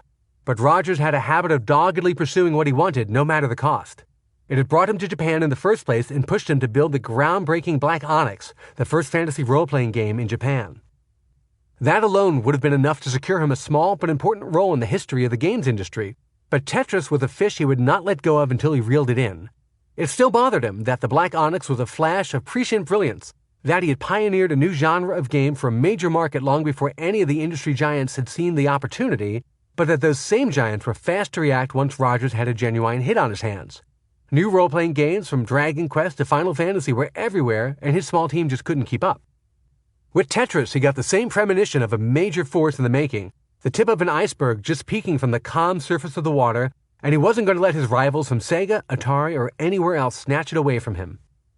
No matter that both Sega and Atari were already signed on to the Tetris bandwagon, or that the game was already a cult hit on personal computers in the United States and the UK. For now, Hank Rogers was just interested in locking down as much of his adopted Japanese homeland as possible, knowing in his gut that Tetris was more than a quirky Cold War curio. He worked the phones and fax machine, taking his Japanese computer rights and trying to expand them. Gilman Louie had told him about Microsoft's sale of console and arcade rights to Atari's Tengen division, so Rogers went straight to Randy Browlight. Tengen's Browlight didn't get what all the fuss was about. This all seemed like minor league business to him, swapping the rights to the now-forgotten Blasteroids game to Microsoft in return for some of the Tetris rights that had originally been acquired from Robert Stein and Andromeda. Neither game was high on his list of business priorities at the time. He had seen Tetris, played Tetris, but didn't feel the same pull toward it as his team of US-based engineers had. It's because I'm not a hardcore gamer, was the excuse he made, although that wasn't exactly true. He was actually a longtime fan of role-playing games, and when Hank Rogers called to talk Tetris, the two of them would get deep into the details of RPG systems and the great advances Dungeons & Dragons-style games were making. Rogers used these chats to feel Browlight out, trying to see whether any of the Tetris rights Tengen had sewn up could be chipped off, particularly when it came to the Japanese market. But try as he might, he was not getting the kind of feedback he wanted. Worse, the arcade machine rights, still a big business at the time, had already been flipped to Sega for the Japanese market, putting them out of Rogers' reach. Then what about selling me the home console rights just for Japan? Rogers asked. Despite its Japanese leadership, Tengen was primarily concerned with cracking the huge American game market. In Rogers' mind, there was a chance the company would let someone else handle making a Japanese version of Tetris for the popular Nintendo Entertainment System in its homeland, where the console was still called the Famicom. Browlight liked talking to Hank Rogers, but he was preoccupied ramping up Tengen's American operations, a task which fell almost entirely on his shoulders. Finding a way to split the company's Tetris rights into narrow geographic slices was far down his list of priorities. A frustrated Hank Rogers took his case directly to Tengen head Hide Nakajima. That was something easier for Rogers to do than any of the other players in the Tetris drama because he had the advantage of already living and working in Japan. Although still considered something of an outsider by the Japanese video game industry, he had managed to get at least a hint of a home field advantage in this negotiation. Over dinner, Nakajima and Rogers worked out a deal. Rogers would still have to take any version of Tetris he wanted to sell in Japan and get the game's Russian owners to sign off on it, according to the complex licensing agreement he was now a part of. To do that, he'd have to deliver videotape footage of the game in action to Microsoft, who would handle the Russian approvals from there. To Rogers, it was just another step in what seemed to be a very complex chain of intellectual property rights. In theory, the chain worked something like this. Robert Stein and Andromeda Software had licensed Tetris for Western and Far East markets from the Soviet Union. Stein flipped those rights to Microsoft and its sister company Spectrum Holobyte, both owned by UK media mogul Robert Maxwell. Microsoft had resold various rights, including Japanese PC rights to Hank Rogers, and home console and arcade rights to Tengen, the game publishing arm of Atari Games, and Tengen, while planning to sell Tetris for home consoles in the United States, had also sold the Japanese rights to Sega for arcade machines and to Rogers Bulletproof Software for home consoles. With personal computer culture thriving around the world, home video game consoles selling tens of millions of units, and arcade machines raking in profits literally quarter by quarter, it was the Wild West era of the electronic entertainment business. Complex deals within deals like this wouldn't deter anyone looking to cash in on what looked to be the endless upside of video games. When Hank Rogers received word that his versions of Tetris had been approved by the game's Soviet owners, he was ready to push his Japanese PC version and, more importantly, his console version for the Nintendo Famicom. His instincts had been dead on once again, and the game quickly blew past any business the Black Onyx had ever done. As Japan became the latest country to fall under the spell of Tetris, the console version in particular shot into best-selling territory almost immediately. Unauthorized Tetris fanfiction includes the adult-oriented 50 Shades of Tetris and Taken by the Tetris Blocks. There was only one problem. The Russians had never approved Rogers' Nintendo Famicom version of the game. They had never even seen it. And this was only the tip of the iceberg when it came to what Elorg, the arm of the Soviet government in charge of Tetris, didn't know about its own game and the money it was generating. Chapter 16, A Secret Plan. Hiroshi Yamauchi, Nintendo's all-powerful, much-feared president, had a secret. While the world played Mario and Zelda games by the millions on the Nintendo Entertainment System and its Japanese version, the Nintendo Famicom, his research and development team was close to completing work on a project that would rewrite the very DNA of gaming. From the depths of Nintendo's oldest idea lab named R&D1 came a prototype that took creative risks no game machine had before. It was to be the signature creation of Gunpei Yokoi, a prolific engineer who started as a simple assembly line mechanic at Nintendo before impressing Yamauchi during a 1965 factory visit with a toy mechanical arm he had invented in his spare time. For the next 20 years, Yokoi was given free rein to tinker as Nintendo's engineer-in-residence, coming up with games and toys that had a good enough hit-to-miss ratio that he came to head a 45-person team at R&D1. His biggest idea to date had been the Game & Watch series, a handheld digital clock that played tiny versions of Nintendo games. The LCD graphics, simply static images that flash on and off to simulate movement, were dated, even by the standard of 1980 when the games were introduced. But the miniaturization of video games was an idea with an unexpected amount of cultural cachet, and that inspired his 1987 prototype for a new type of handheld gaming console. Much like Steve Jobs would later do at Apple, Yokoi stripped the mobile device that would become known as the Nintendo Game Boy of anything extraneous, anything that would draw too much battery or processing power or inflate costs.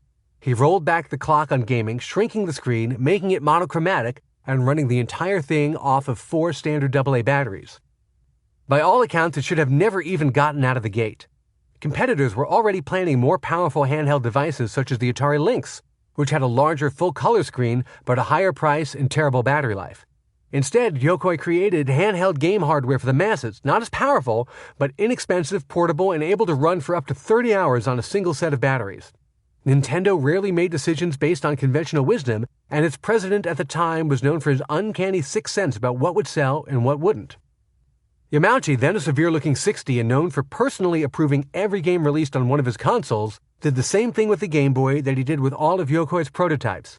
He looked at it, touched it, tried it, and then tried to imagine its place in Nintendo's lineup of consumer products. When it came to pursuing new ideas, even risky ones, he ruled from his gut, rarely seeking input or second opinions. R&D projects, even from established stars such as Yokoi, had a single chance to make an impression and would receive either a thumbs up or thumbs down from the dispassionate leader. It was a nerve-wracking experience for anyone presenting a proposal or prototype, but at least you'd get a definitive final answer in short order. Something about the Game Boy felt right to Yamauchi. It combined elements of a past success, the Game & Watch series, with Nintendo's current runaway hit living room console. This can sell 25 million units within a few years, he guessed. There was no reason not to ramp up production and launch the product. Even more impressed was one of the next executives to see the top-secret Game Boy prototype. Minoru Arakawa was not only the president of Nintendo of America, the company's increasingly important US-based arm, but also Yamauchi's son-in-law, having been reluctantly pulled into the family business as part of a complicated relationship the two men would have for decades. Arakawa had broken through to a vast American audience over the past 7 years, starting as Nintendo of America's first employee. His wife Yoko, the daughter of Nintendo president Hiroshi Yamauchi, was employee number 2. Arakawa famously managed to pitch the original Nintendo Entertainment System to toy stores in the United States, despite game consoles being cold as ice in retail terms at the time. Before that, he pulled in a junior engineer from the Japanese office named Shigeru Miyamoto to help retrofit thousands of unwanted arcade machines collecting dust in a New Jersey warehouse. The game Miyamoto came up with to fix the unsellable machines, originally programmed with a game called Radar Scope, was an unlikely pop culture pastiche with a nonsensical name, Donkey Kong. Miyamoto would go on to build his Donkey Kong characters into the Mario Bros. Series, and he created the Legend of Zelda games and even Wii Fit, the aerobic tennis and golf game for the best-selling Nintendo Wii console and its motion control wands. On the basis of these successes, Arakawa moved from simply being the boss's son-in-law to being the second most powerful person in the global Nintendo empire. The Game Boy would sell 100 million units, Arakawa declared after seeing it, quadrupling the ambitious target set by Yamauchi. But in order to do that, it would need to be more than a clever piece of hardware. Great hardware needed to be paired with great software, almost as if the two were designed from scratch to fit together like a hand and glove. Just as Tetris had snaked its way through the world by a combination of word of mouth, endlessly copied floppy disks, recreated versions, and labyrinthine licensing deals, so would it invade the Game Boy from several angles at once. Rashomon style, some of these paths seemingly conflict, with recollections fading and claims for credit inflating over the decades. Hank Rogers was given a peek behind Nintendo's own Iron Curtain late in 1988. Having moved from programming his own PC games to importing and reworking other titles for use on the NES Famicom, he was an outsider with rare access to the inner halls of Nintendo power ever since he talked Nintendo of Japan president Yamauchi into funding a console version of Go. That Rogers had the ear of both Yamauchi and his son-in-law spoke volumes to the unique cross-cultural salesmanship Hank Rogers was already famous for, especially considering Yamauchi ended up hating Rogers' video game version of Go. The perpetually upbeat Arakawa was the exact opposite of his father-in-law. Hosting Rogers in Kyoto, he could not help but offer his friend an early look at the Game Boy hardware. To Rogers, it looked like a pocket calculator, not a game console, but he was able to see past that, and almost immediately the wheels started turning in his head. The rights for putting Tetris on something as unique as the Game Boy, he suspected, had never even been considered by anyone down the line, from Tengen to Mirrorsoft to Andromeda, all the way back to the Soviets. That meant those rights could be up for grabs.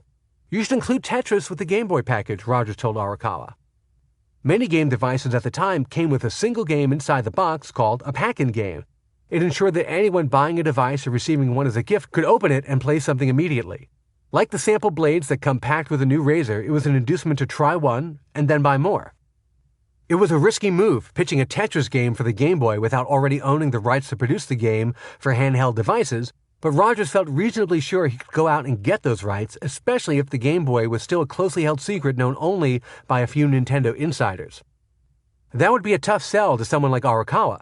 Here he already controlled the biggest brand names in the entire gaming universe, including Mario, Donkey Kong, and Zelda, and now this crazy software publisher was telling him to take a relatively obscure puzzle game, at least compared with Nintendo's biggest hits, and make it the flagship for this already risky new product launch. Why should we do that when we already have Mario? All the boys love Mario. Arakawa was genuinely interested in seeing Rogers' thinking behind this. Of course, the legions of adolescent and teenage boys who already worship Nintendo would love a Mario game, Rogers admitted. But, extrapolating out, only those boys will buy the Game Boy if it comes with yet another Mario game in the box. If you want everyone to play, mothers, fathers, brothers, sisters, he explained, then Tetris was the perfect game for the Game Boy. Arakawa had to admit he was intrigued, and Rogers had hit upon an important bit of marketing wisdom. It's one thing to be the leading player in your demographic. It's something else entirely to be able to break through to brand new audiences, something Tetris was already doing for PC gaming around the world. Rogers knew his pitch was a long shot, but it looked as if the Nintendo of America president might actually buy it. The potential upside for Rogers could range anywhere from a finder's fee to a royalty on every single copy of Tetris sold with a Game Boy. But he was getting ahead of himself. If Arakawa was truly interested in Tetris as a Game Boy game, the first step would be to dive back into the muddy waters of the game's original rights. If Arakawa had acted surprised by Rogers' proposal of Tetris as the perfect game for the Game Boy hardware, he was simply playing his cards especially close to the vest. In truth, Tetris was already on his radar and had been for some time. Nintendo's own R&D engineers had pitched Arakawa on the game, and even now there was work going on to produce a prototype cartridge to discern the feasibility of the game for the Game Boy's small black and white screen. Months before, at the summer version of the CES trade show, Arakawa had seen Tengen's coin-operated Tetris arcade machine in action. Along with other Nintendo execs, Arakawa was impressed by the game and excited to hear from Tengen's Randy Browlight that it was coming to Nintendo's living room consoles. At the time, the Game Boy project was still far too secret to breathe a word about, but the paths of Nintendo and Tetris were already intertwined. Following along with Arakawa at the trade show demo session of the Tetris arcade machine was Howard Lincoln, one of the most important executives in the company's long history.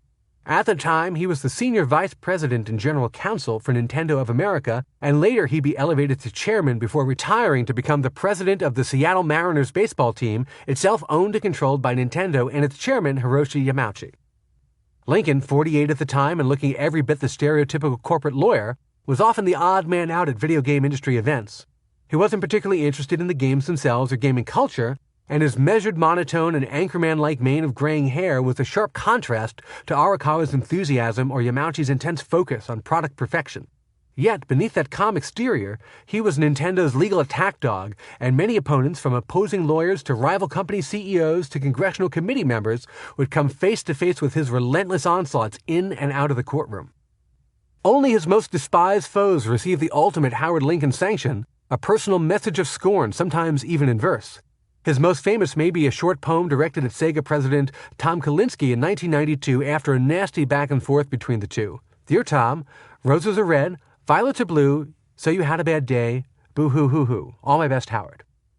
But in 1988, Lincoln was still best known for saving the company's unlikeliest mascot Donkey Kong from the all-powerful American film industry during a particularly nasty confrontation. It was April 1982, and Minoru Arakawa's bet on Donkey Kong was paying off in a major way.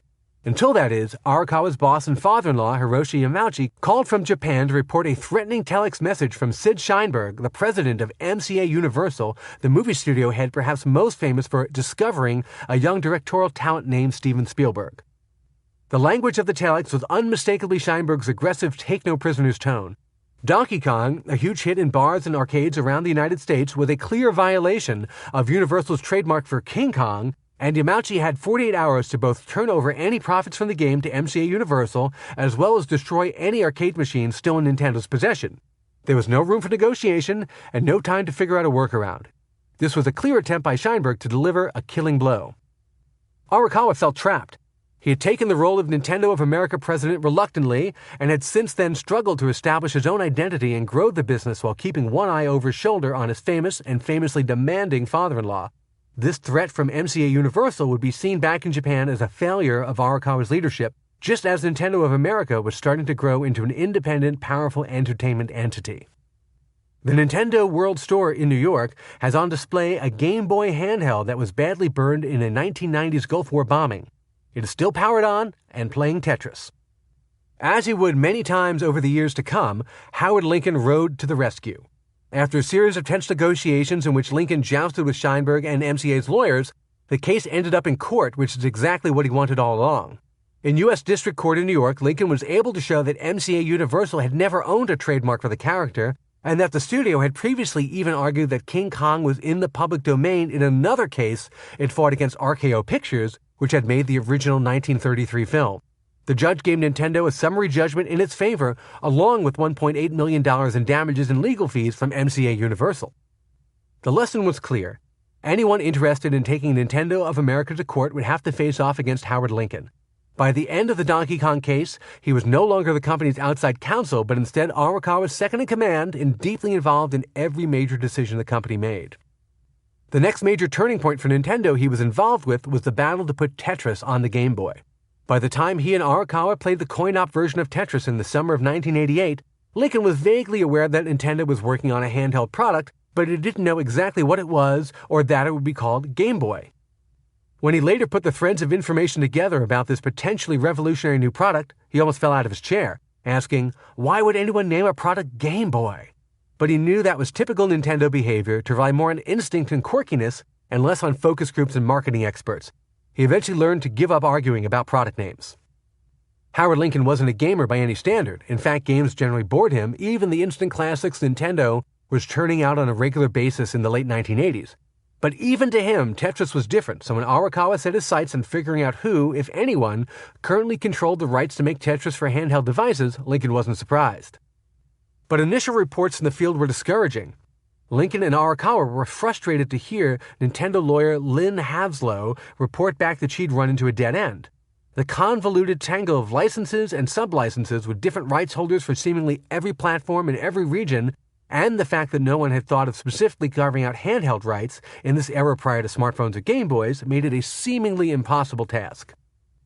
There's something screwy going on here, Lincoln concluded, increasingly unsure who exactly legitimately controlled the game. That would be enough to scare most companies off, but Arakawa was becoming more and more convinced that Tetris was indeed the perfect game to pair with the Game Boy. Arakawa set his in-house engineers to work producing their own prototype version of Tetris to work with the Game Boy hardware. The limitations of the handheld console forced the game back to something closer to its original Soviet version, long before subsequent generations of programmers had recreated it over and over again with new colors, graphics, and features. On the tiny Game Boy screen, the game was in black and white, or more accurately, dark gray on green. There were no musical cues or interstitial graphics yet, and even if they could be programmed, they would be of the simplest variety, far from what PC, arcade, and living room console gamers were used to. Even in this very early, very primitive stage, Arakawa could see that Tetris had survived the translation. The simple geometric shapes were legible even on the small monochromatic screen, and the stripped-down controls, 2 buttons and a 4-way directional pad, were perfectly suited for flipping and shunting Tetraminos. Arakawa knew from the first playthrough of the prototype that Tetris on the Game Boy would be a hit if only he could work out how to get the rights.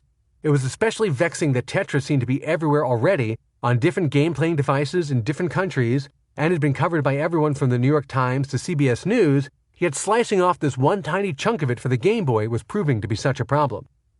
According to Nintendo's lawyers, the authority to license Tetris for Game Boy might be hidden well behind the Iron Curtain, and it would be impossible to complete the deal without involving the Soviets. Arakawa and Lincoln understood the gaming and entertainment markets in the United States, in Japan, and even in Europe, but Russia was still a black hole for Western businesses. Who would they talk to? How much could they expect to pay? Could they even find the original creators of Tetris? Had one of their competitors already made the trip to Russia in search of the same rights? For a major company like Nintendo to go in blindly would be asking for trouble. At the very least, it could tip off competitors. But Arakawa was forming a plan to find someone outside the company, someone who could navigate this delicate situation without making too much noise. He informed Howard Lincoln that he planned to ask Hank Rogers to track down the Russian rights on their behalf. To Lincoln, this sounded like a brilliant solution for an intractable problem. He and Arakawa both knew Rogers well from years in the game business, and Lincoln considered him shrewd, even crafty, but above all an entrepreneur who would let nothing, not even a nation still described by politicians as an evil empire, get in the way of a good deal. Chapter 17, The Gathering Storm. Like many others before him, Hank Rogers had run into a Robert Stein problem. The rights to make Tetris games for different platforms all eventually traced their way back to this one man before vanishing into the Soviet Union and Elorg. Here was Rogers, a Westerner living and working in Japan, tasked by Minoru Arakawa, the Japanese businessman running Nintendo of America from Seattle, with securing new rights to Tetris from the Soviet Union. It was a potentially very lucrative deal, and if he succeeded, Nintendo would essentially sublicense the Game Boy rights to Tetris from his company, Bulletproof Software, giving Rogers a cut of every cartridge sold. But for Nintendo to have struck a deal like this instead of going to Russia themselves, Rogers knew the Tetris situation must be more tangled than even he had suspected, because even the handful of rights he had scooped up for the Japanese market had been the result of negotiations, broken deals, and flips between multiple companies. Whatever Nintendo had found in its research was something even his army of lawyers couldn't easily navigate. All roads ultimately flowed through Stein, who played his cards very close to the vest, working only with Microsoft and using the cover of its famous owner Robert Maxwell provided to avoid talking directly to other licensees. At the end of 1988, Rogers fired off a fax to Stein, proposing to pick up the rights for Tetris for portable game devices. A few examples of such gadgets existed at the time, including a handful of credit card-sized single-game novelties, such as Nintendo's own Game & Watch series, as well as a few clunky, expensive machines without many games available for them. It should be a simple transaction, Rogers thought, especially because no one knows what Nintendo is planning. But the reaction was anything but the quick thumbs-up Rogers expected. Stein said something about having to check with the Russian trade organization he was working with, Elorg, and that he'd be in touch. Attached to Rogers' offer was a hefty $25,000 advance, and from what he knew about the head of Andromeda Software, turning down guaranteed cash like that was well outside of Stein's established reputation. Rogers was immediately suspicious. For his part, Robert Stein saw this sudden interest in handheld rights to Tetris as just one more assault on his already shaky position with the game. He consulted with Microsoft's Jim McConnachie, proclaiming that handheld rights were now a priority and that any inquiries from existing or potential new licensees for those rights should be kept on ice for as long as possible. Alexei Pajitnov designed a puzzle game called Hexic for Microsoft that was pre-installed on millions of Xbox 360 consoles. There was a reason Stein was suddenly so skittish. He'd been able to play Elorg's Sasha Alexenko through multiple rounds of negotiations without breaking a sweat, but now there was a new player on the Soviet side. Still using their outdated telex machines, Elorg informed Stein that he'd now be dealing with someone named Nikolai Belikov. This Belikov was an unknown quantity to Stein, but if he was anything like the other Russian bureaucrats he'd dealt with, this meant nothing but more obstruction and more demands. The worst-case scenario was if the new regime at Elorg looked too closely at the accounting for Tetris and saw that despite selling many copies around the world, very little money had actually made its way back home. With Hank Rogers sniffing around the handheld rights and a new team of Russians to placate, Stein was on thin ice. Perhaps Tetris enthusiasm had gotten the better of him, and the various Tetris arcade machines around the world weren't actually covered by any deal signed between Andromeda and Elorg. He had always meant to nail down that coin-op deal, it just never happened, and now that Alexenko was gone, those negotiations would probably have to start again from scratch. The better plan was to roll this new handheld issue in with that and try to get a comprehensive deal that covered every form of Tetris imaginable. The only way to stay one step ahead of everyone else was to go directly to Moscow and meet this new Belikov in person. There he'd use the same flash of Western money that worked so well with Pajitnov, Academy Soft, Alexenko, and others to grab the coin-op handheld in any other Tetris rights he could think of. Only after that would he be happy to take Hank Rogers' $25,000, although by that time the handheld rights might cost a good bit more.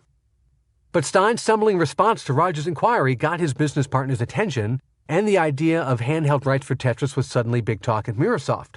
Jim McConnachie reported Stein's sudden interest to its colleagues and caught the ear of both Phil Adam at Spectrum Holobyte and Robert Maxwell's son Kevin, the man in charge of all the Maxwell technology and software companies. Just shy of 30, Kevin Maxwell was, like his father, prone to leaving his charges alone for long stretches at a time, then diving into metal with the tiniest details of deals. Tetris had been on his radar for some time, especially after he was forced to intervene in the family squabble between Spectrum and Microsoft over the Tetris rights double-dealt to both Hank Rogers and Tengen. That was trouble enough, but with Stein suddenly acting sketchier than usual, the younger Maxwell decided this was a problem he could solve and perhaps even use to impress his famous father by scoring a new deal with the Soviets. McConnachie volunteered to go to Russia to talk to Elorg directly and maybe find a way to sidestep Andromeda completely, but Maxwell told him to stand down. Back in America, Phil Adam was equally troubled by this new wrinkle in the Tetris situation. Accustomed to operating much more independently from the Mirror Group mothership than McConnachie was, he made his own plans to go to Russia to ensure Spectrum Holobyte wasn't going to get cut out of any renegotiated Tetris rights. But word came back from England that he was to stand down as well. Pressing for a reason why, Adam was told his $3,000 plane ticket to Moscow wouldn't be approved.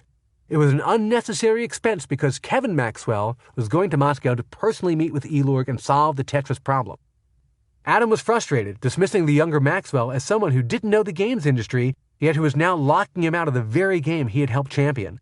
But there was nothing to do at this point except sit back and watch from afar as Robert Stein, Kevin Maxwell, and Hank Rogers each planned a trip to Moscow, each with the same agenda, to get to Elorg and cut the others out.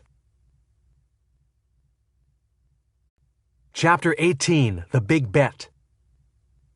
In late February 1989, Hank Rogers arrived in Moscow, nearly getting lost in the frigid Russian winter before tracking down the offices of the mysterious Elorg Group. After navigating unhelpful hotel staffs, useless maps, and seemingly the entire local Moscow community of Go players, and then finally connecting with a local guide who knew her way around town, he was closing in on his quarry. But he knew that getting in the door, both literally and figuratively, and getting someone at Elorg to even talk to him were only just getting to the starting line. Likely his competition was already several steps ahead.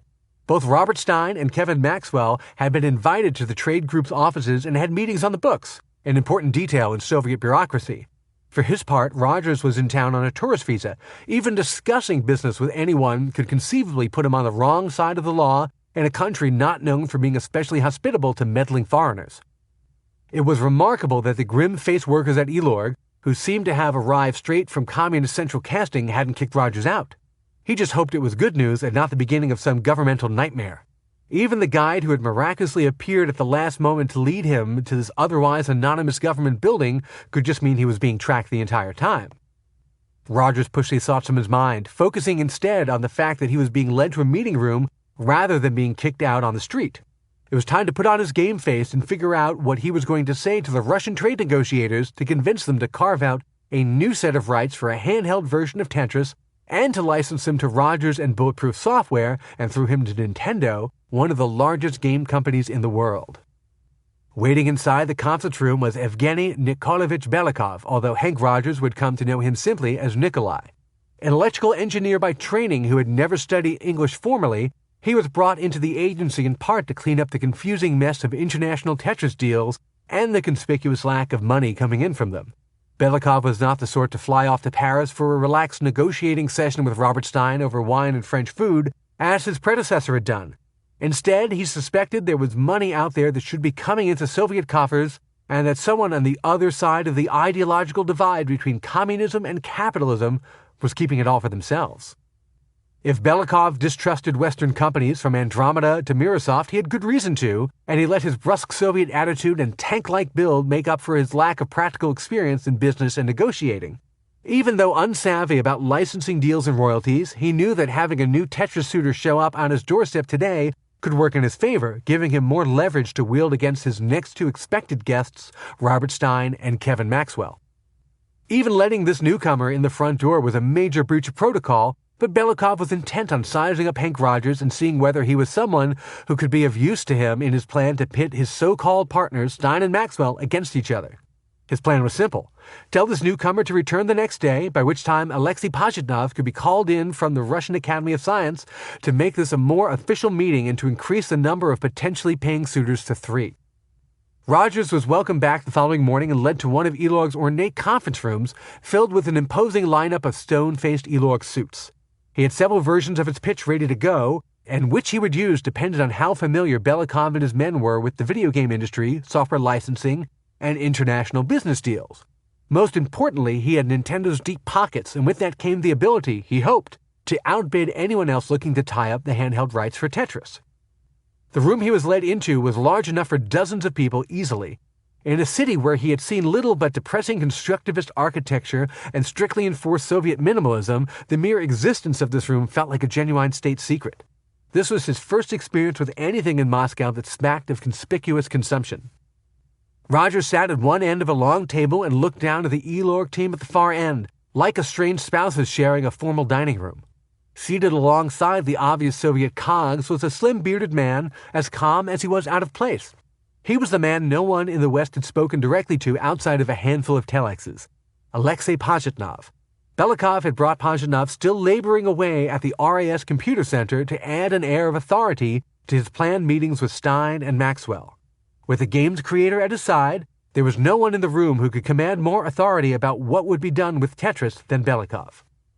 Rogers and Pajitnov studied each other carefully.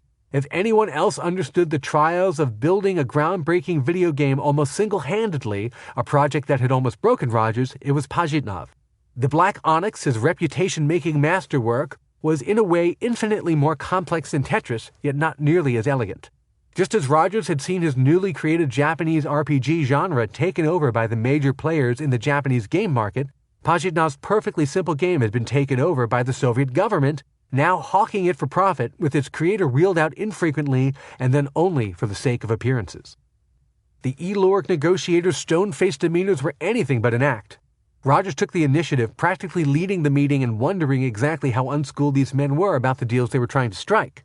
Taking their silence as a cover for inexperience, he played the room much differently from how Kevin Maxwell or Robert Stein would have. He took his time to explain how international software deals worked and how so many companies were now involved with Tetris in one way or another. The situation was actually more stark than Rogers even imagined. Despite leading the team responsible for untangling the worldwide mess Tetris rights had become, Belikov was alarmingly unsophisticated about finance. He had no real experience with any kind of modern financial tools from bank accounts to credit cards, and he even took his Elorg payments in cash. During a recess in the lengthy session, Rogers made the first approach, walking up to Pajitnov, who had been quietly watching as Elorg officials peppered their visitor with questions. Offering his hand, Rogers told the Russian programmer that he was fascinated by Tetris and very glad to meet him at long last. For his part, Pajitnov found this foreigner to be smart and agreeable. Rogers was asking for nothing concrete up front and was taking the time to lay out the important definitions and concepts along the way, whereas the back-and-forth telexes and letters with Stein were pushy, demanding, and often changed the terms of the deal from one communication to the next. The men from AcademySoft and Elorg were little better, pulling Tetris away from him with no concern for the creator's rights or needs. Hank Rogers took Belikov through an improvised software and games industry 101 class, betting that his low-pressure approach would have the opposite effect of Robert Stein's abrasive negotiating style, which he suspected had already rubbed the Russians the wrong way. Whether the approach worked or not, Belikov still needed this newcomer as leverage against Robert Stein and Kevin Maxwell, each of whom was booked for formal Tetris meetings later that week.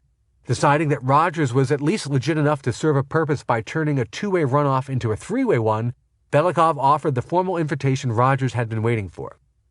"Come back tomorrow," he told Rogers, "and we will be prepared to hear your formal offer for the rights to Tetris on handheld devices." Rogers had done well in his initial pitch to Elorg, he knew. But Hank Rogers also knew that the software business, much like the gem business, was built one relationship at a time, person to person. That was how he had forged the unique connection with Nintendo and its Japanese and American presidents, the father-in-law and son-in-law team of Yamauchi and Arakawa, and how he hoped to further cement his case for Tetris. As the meeting broke up, Rogers and Pajitnov gravitated towards each other. Rogers spoke practically no Russian, Pajitnov just basic English, but the language of programmers and game makers was universal. The two men communicated haltingly, and Pajitnov ended up as an unofficial tour guide. He led Rogers back to his humble Moscow apartment where he proudly showed off some of his other software, and they toasted their good fortune at meeting each other the traditional Russian way with vodka.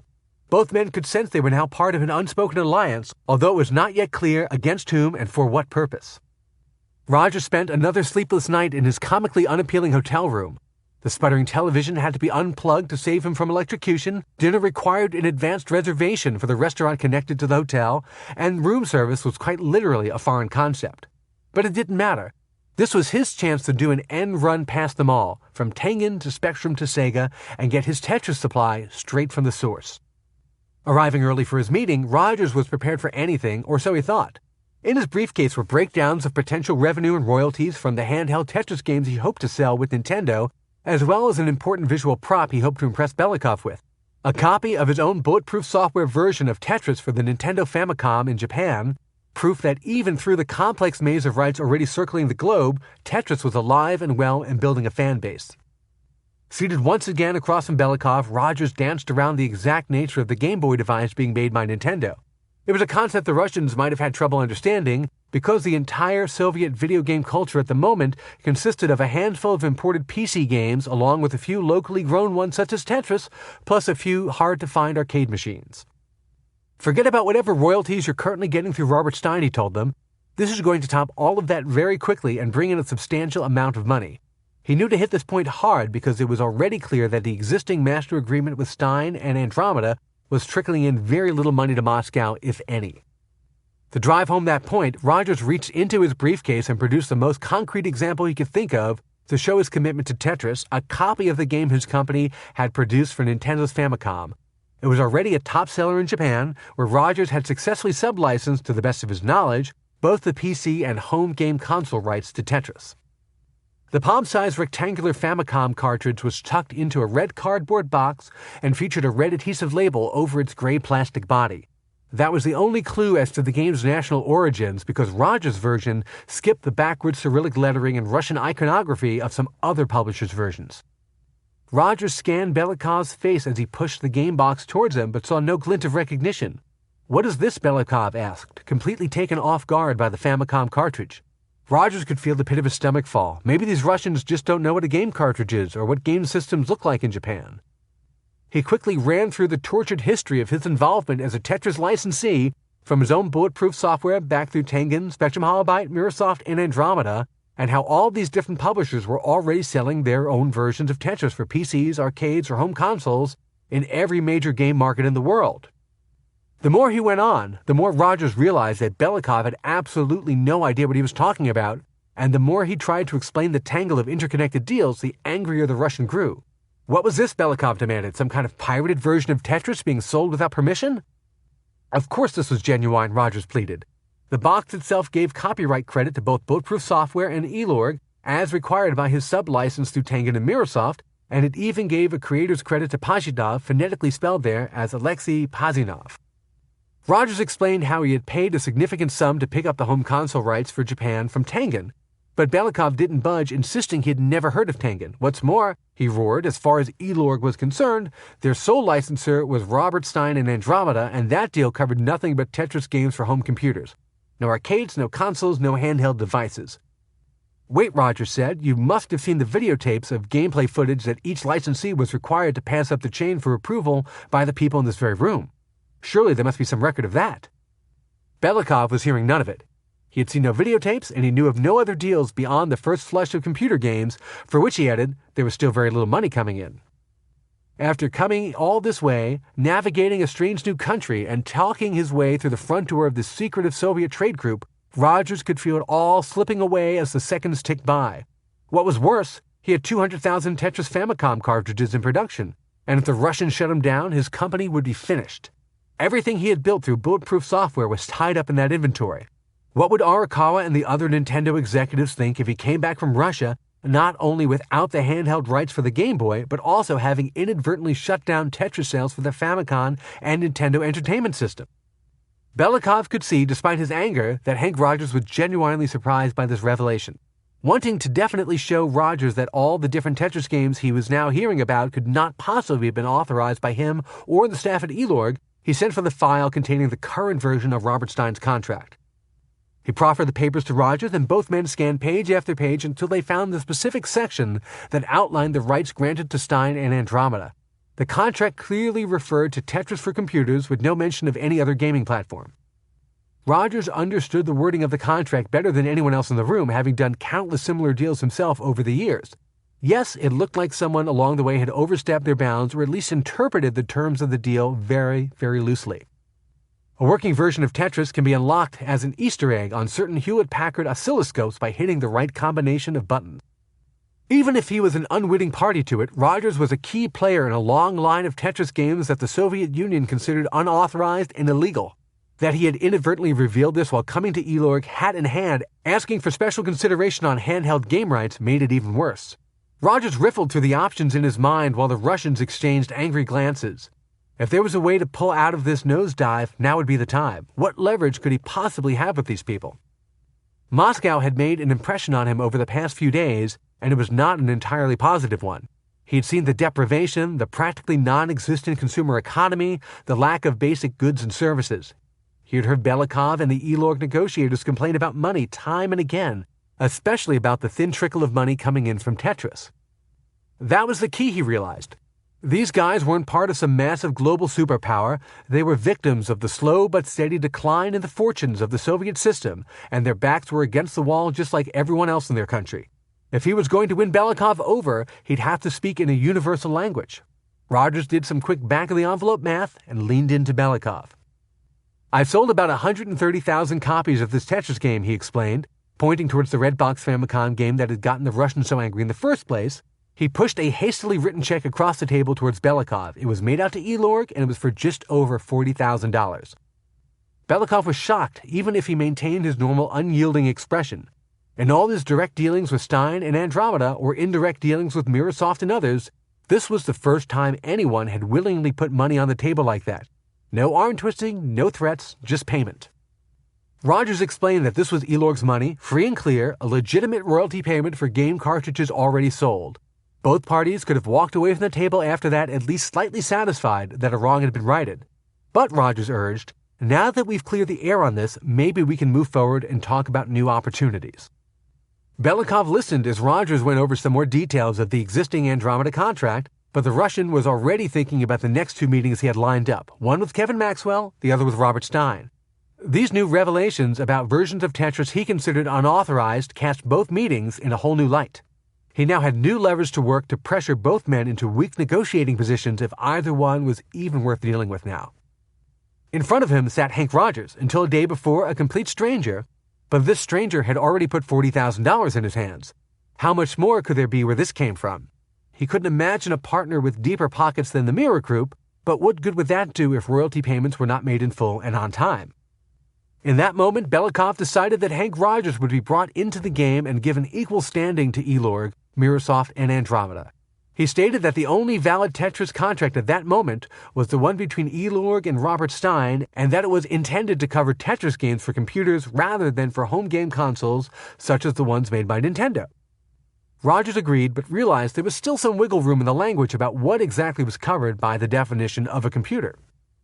Would Rogers be able to make a legitimate bid for the rights to produce Tetris for all home video game platforms in addition to the original handheld rights he requested? Belikov asked. It would be expensive, he warned. More than that, Rogers added, it would make some very big companies very angry, including Mirrorsoft and Tengen, the latter of which was owned by Atari Games, still a major force in the industry. But if it was a question about who could throw more money at the problem or field a bigger army of lawyers, Rogers was ready to play that game. His partners at Nintendo, he announced, would sweep every other bidder aside and cement a permanent alliance that would enrich all involved. Belikov liked what he was hearing, at least enough to give Rogers a shot. Excusing himself to prepare for his meetings with the other Tetris suitors, he told Rogers to go back and consult with his Japanese backers and return with an offer. You have 3 weeks. Chapter 19. Enemies at the Gate. Robert Stein waited for his meeting with Nikolai Belikov to begin, unaware that he was the center of a Tetris sandwich, following on the heels of Hank Rogers and soon to be ushered out on the street to make way for Kevin Maxwell. If Stein had known Rogers was in Moscow chasing a slice of Tetris for himself, he might have regretted blowing off the $25,000 he had been offered for the thus far unexploited rights to make Tetris for handheld game machines.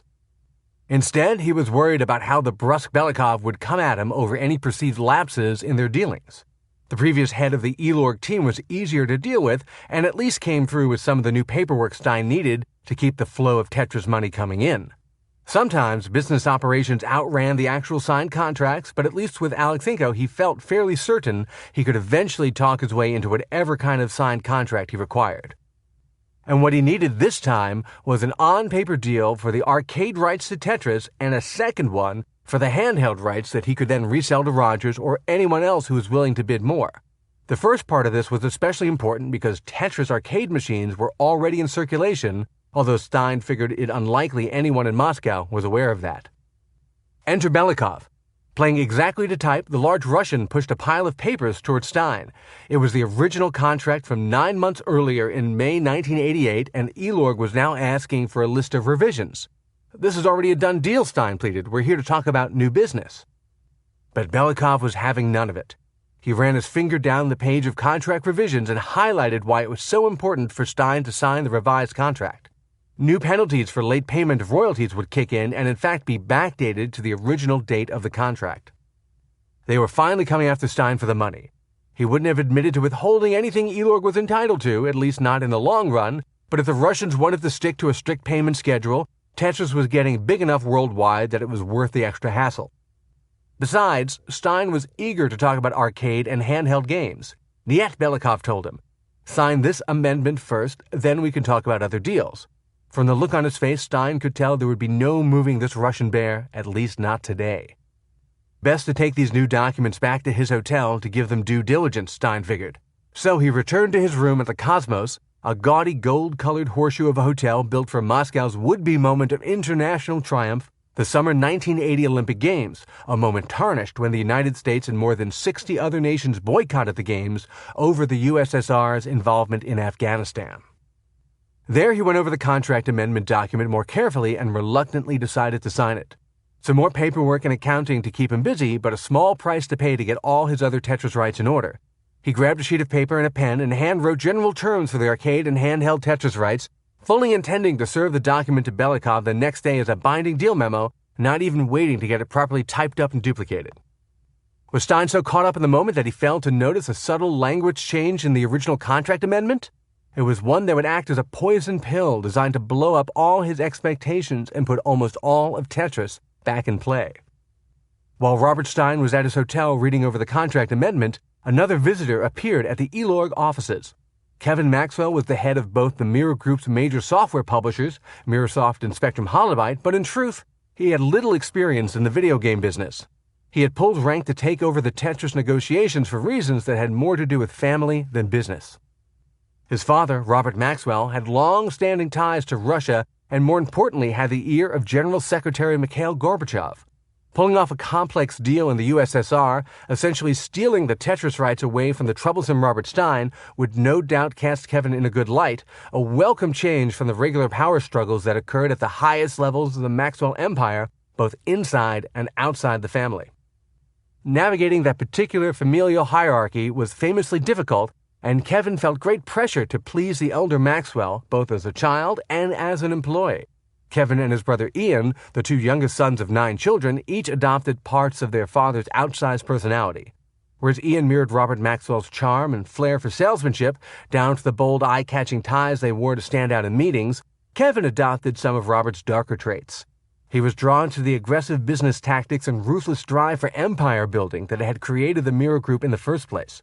For his father's 65th birthday, just a year before, he had toasted the old man, saying, "Above all, you have given me the sense of excitement of having dozens of balls in the air and the thrill of seeing some of them land right." That was the gamble Kevin Maxwell took, coming to Moscow to personally oversee Mirrorsoft's attempt to clean up the rights to Tetris. Considering his father's long-standing ties to the Soviet Union as one of the few international tycoons comfortable operating on both sides of the Cold War divide, it would be an egregious mistake to let this particular ball drop. Meeting with Belikov at E-Log headquarters, Maxwell turned on the mix of charm and power that had worked so well for his father, transitioning from casual chat to demanding a quick settlement of the outstanding issues surrounding rights to Tetris. But Belikov was not going to be cowed by a second-generation tycoon used to getting his way, at least not today. Since this meeting had first been arranged, 2 new factors had come into play. Hank Rogers was now Belikov's potentially deep-pocketed backup plan, and Robert Stein had just been sent on his way, seemingly unaware of the ticking time bomb buried in the contract provision he carried.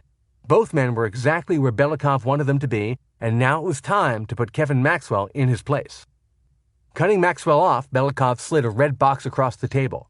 Inside it was the Famicom version of Tetris that Hank Rogers and Bulletproof Software had published, a game that Belikov had newly become aware of. Just as its appearance from Rogers' briefcase had surprised the E-Log negotiators, this was the last thing Kevin Maxwell expected to see. "Just what is this?" Belikov demanded of his guest. Maxwell scrambled to figure out what was going on. This looked like a version of Tetris, the packaging was half in Japanese, the design was unfamiliar to him, and this was a cartridge for a home game system, not the PC game that Mirrorsoft was currently selling. Maxwell answered that he had never seen that box or that version of the game before, and he was telling the truth. Then why the Inquisition continued was Mirrorsoft's name on the packaging, along with Tengen's, Bulletproof Software's, and even E-Log's. The tendrils of Tetris ran through several software publishing companies across multiple countries, and Maxwell was unfamiliar with all but the versions closest to his business. Yes, he knew some rights to the game had been horse-traded to other companies, but he operated at too high a level within the Maxwell organization to be up-to-date on the layers of sub-licensing deals. He scrambled to put the red box in context to keep from losing the upper hand he felt he had when he walked in the door of this backward agency run by communists with no head for business. Maxwell chose to bluff the problem away. "This must be a pirated game cartridge," he calmly explained, because Mirrorsoft was not in the business of selling Nintendo cartridges, and this was exactly why E-Log and Mirrorsoft needed to form a tighter bond, so a legal knockoff such as this could be stamped out. Maxwell was wrong, of course, and his bluff failed badly. Belikov said nothing. He knew the exact provenance of the Japanese Tetris cartridge, and even had Hank Rogers' check for past royalties owed in his pocket. As far as Belikov was concerned, Maxwell and Stein had, in some combination, sold off the home console rights to Tetris through a series of deals with other software publishers in clear violation of the original agreement. Maxwell had either walked into this room and lied to his face about it, or else he was so unaware that he assumed it was a pirated game. Either way, this conversation showed Belikov exactly where he stood with Maxwell. The question remained what to do with this so-called titan of industry. Kicking him out would be satisfying, no doubt, but short-sighted if Mirrorsoft still had the money ready to put into a larger deal. Besides, Robert Maxwell was a well-connected figure in Soviet power circles, and treating his son shabbily, even if it was well-deserved, might carry consequences. One of the rarest Tetris artifacts is the Sega Genesis version of the game, of which there are only a handful of cartridges known to exist. Maxwell grew impatient waiting for Belikov to resume the negotiation and launched back into his pitch for the handheld and arcade rights he still assumed were his for the taking. The Russian waved him off, pushed back from the table, grabbed the supposedly pirated Tetris game cartridge, and exited the room, leaving Maxwell stewing. After an appropriate period of time to throw his visitor off balance, Belikov returned and laid down the new realities of their situation. Things had changed, he explained, but this could still be an opportunity for Maxwell to clean up all the available rights. Nothing could be finalized today, he said, at least until the mystery of the pirated game is cleared up. But Maxwell would now be given a limited right of first refusal on new Tetris rights and would be expected to come back shortly with an offer for the console game rights as well. For Belikov, this last part was especially important. Maxwell had disavowed the already published versions of Tetris for home game consoles, and if he now accepted an offer to bid on the console rights, he would cement the concept that those rights had yet to be assigned to anyone by Elorg. But that was not to be the end of it. Belikov twisted the knife just a little more as he watched Maxwell realize there would be no licensing deal signed that day. In return for this very generous right of first refusal, Elorg would need something of value. Today's bounty was the Russian rights to some of Maxwell Communications' library of reference publications. It was a demand completely outside of the software issues he had come to discuss, but Maxwell was ready to agree to anything, having just ping-ponged from being accused of piracy to being offered the chance to take the ultimate prize, the potentially very valuable console rights for Tetris. Belikov walked out of the meeting with new reference book publishing rights, a small victory, but more importantly, he now had two potential bidders waiting to throw money at him for Tetris. For his part, Kevin Maxwell walked out with only a piece of paper labeled as a protocol agreement, which was potentially worth millions or just as easily could be completely worthless. Belikov would have been more than satisfied with this as a day's work, but there was still an important loose thread hanging out, one that could threaten the entire enterprise. He would have to wait until the following day to see whether Robert Stein would return with the signed contract editions, and he hoped Stein would not have read the fine print too carefully. That evening, Hank Rogers met up with Alexei Pajitnov again. This time, instead of Pajitnov's apartment, the pair retired to Rogers' minimalist hotel room, where he said he had something very special to show his new friend. Rogers rolled out a small portable television he had brought along from Japan. It seemed incredibly high-tech to Pajitnov, although Rogers explained that it was useless for actually watching television here because Russia and Japan use different broadcast standards. In the background, Rogers' own hotel room TV sat unplugged, its frayed power cable too dangerous to leave connected to a power outlet. No, the portable TV was for Rogers' personal Nintendo Famicom. Alexei Pajitnov was about to get his first opportunity to play Tetris on a home gaming console. He was buzzing with excitement, at least at first. Rogers slipped the red cartridge into the machine and turned it on.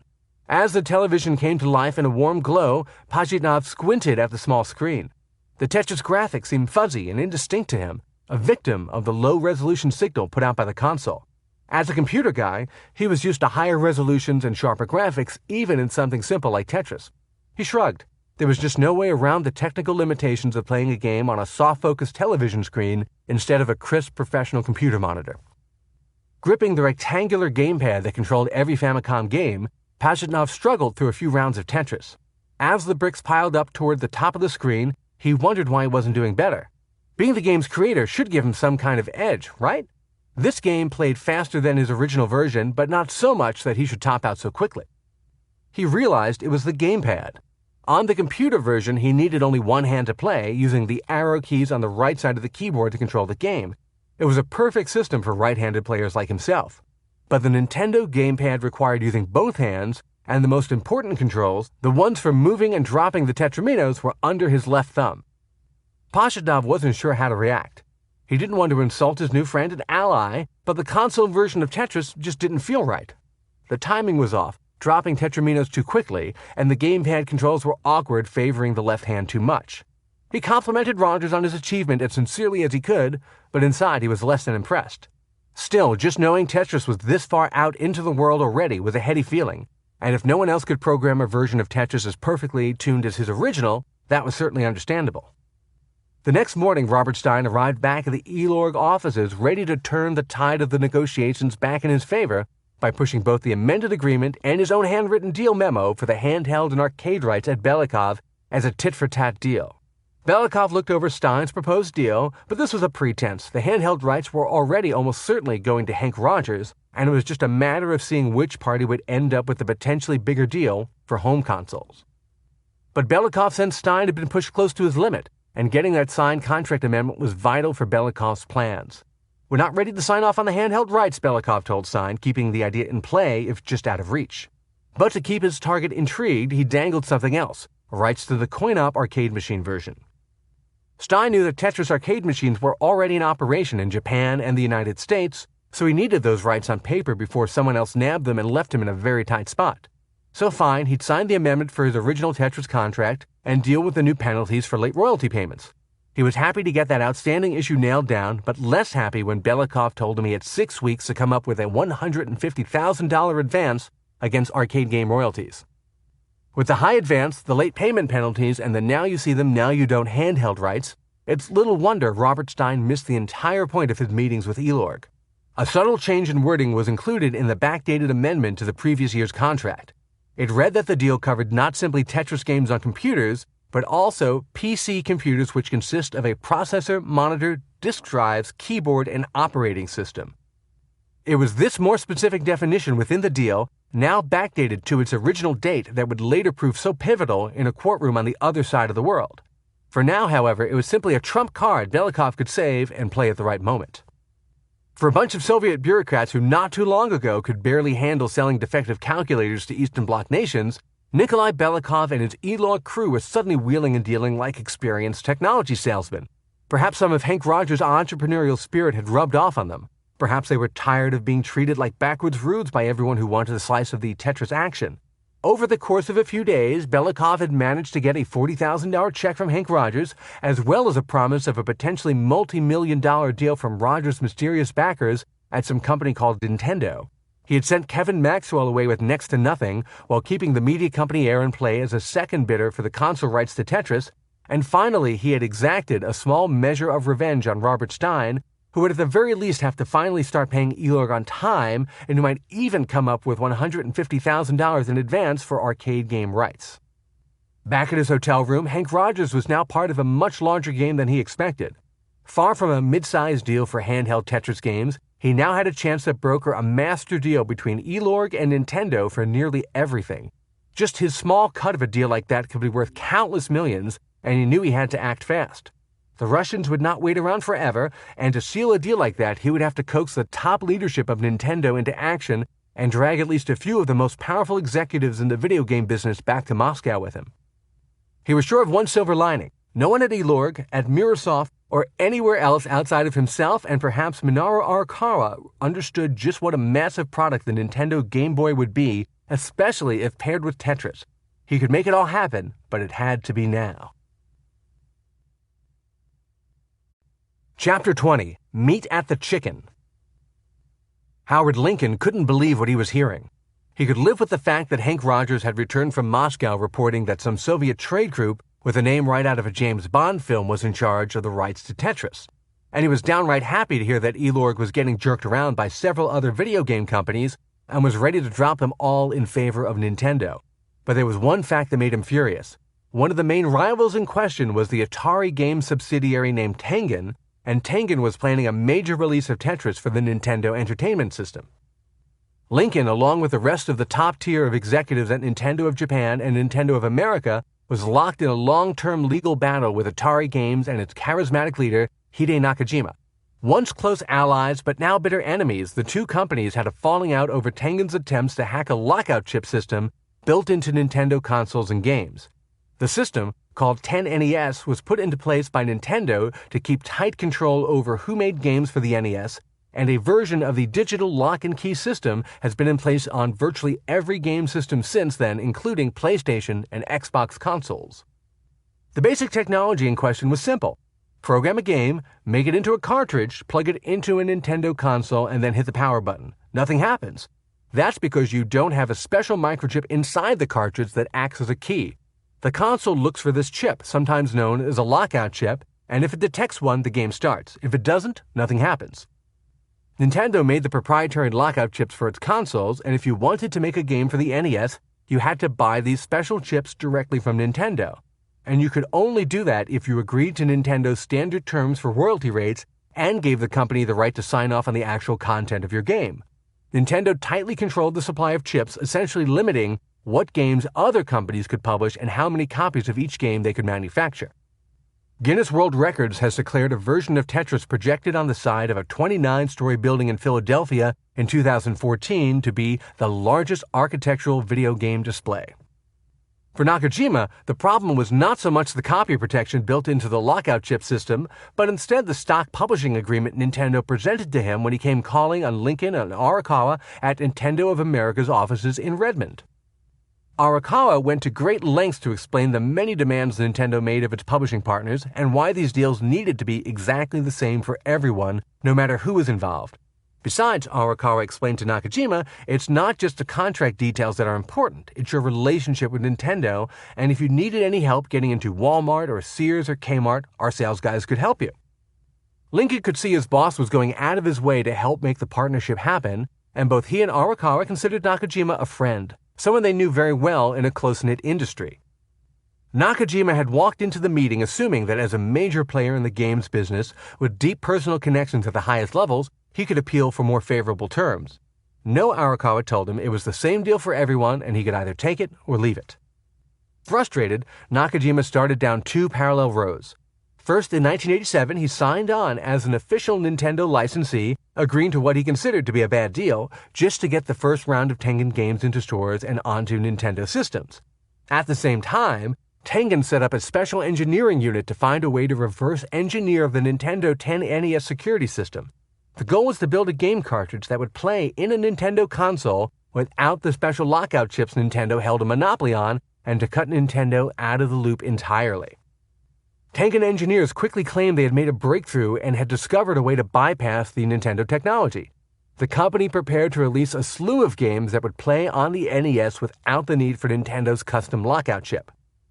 It was the day after Nintendo of America's 1988 Christmas party that Howard Lincoln discovered what Nakajima was up to. He woke up to Tengen's public claims of reverse engineering the 10 NES system in order to publish NES games entirely on its own. They've turned on us, he thought. It was no longer a business issue, it was personal, and both he and Arakawa felt they had been betrayed by a friend. Adding insult to injury, Tengen followed with a lawsuit accusing Nintendo of monopolistic practices. The back-and-forth lawsuits over this copy protection circumvention poisoned the relationship between the companies and their executives from that point on. The reality of Nakajima's ability to hack the Nintendo system was somewhat more complex than the company let on. Tengen's Randy Browlight had spent the previous year smoothing over any tension between Nintendo and Tengen over Nakajima's original fight for better publishing terms. For Browlight, that meant accepting whatever Nintendo demanded and making sure Tengen and parent Atari Games were being good corporate citizens. Despite initial apprehensions, Browlight found that once he got his teammates accustomed to following Nintendo's strict rules, the Japanese gaming giant was surprisingly easy to work with. Tengen's first wave of games was hot, and Nintendo wanted more of the same. Being one of the public faces of Tengen when defending the company's controversial reverse engineering of the Nintendo lockout chip was not a task he looked forward to.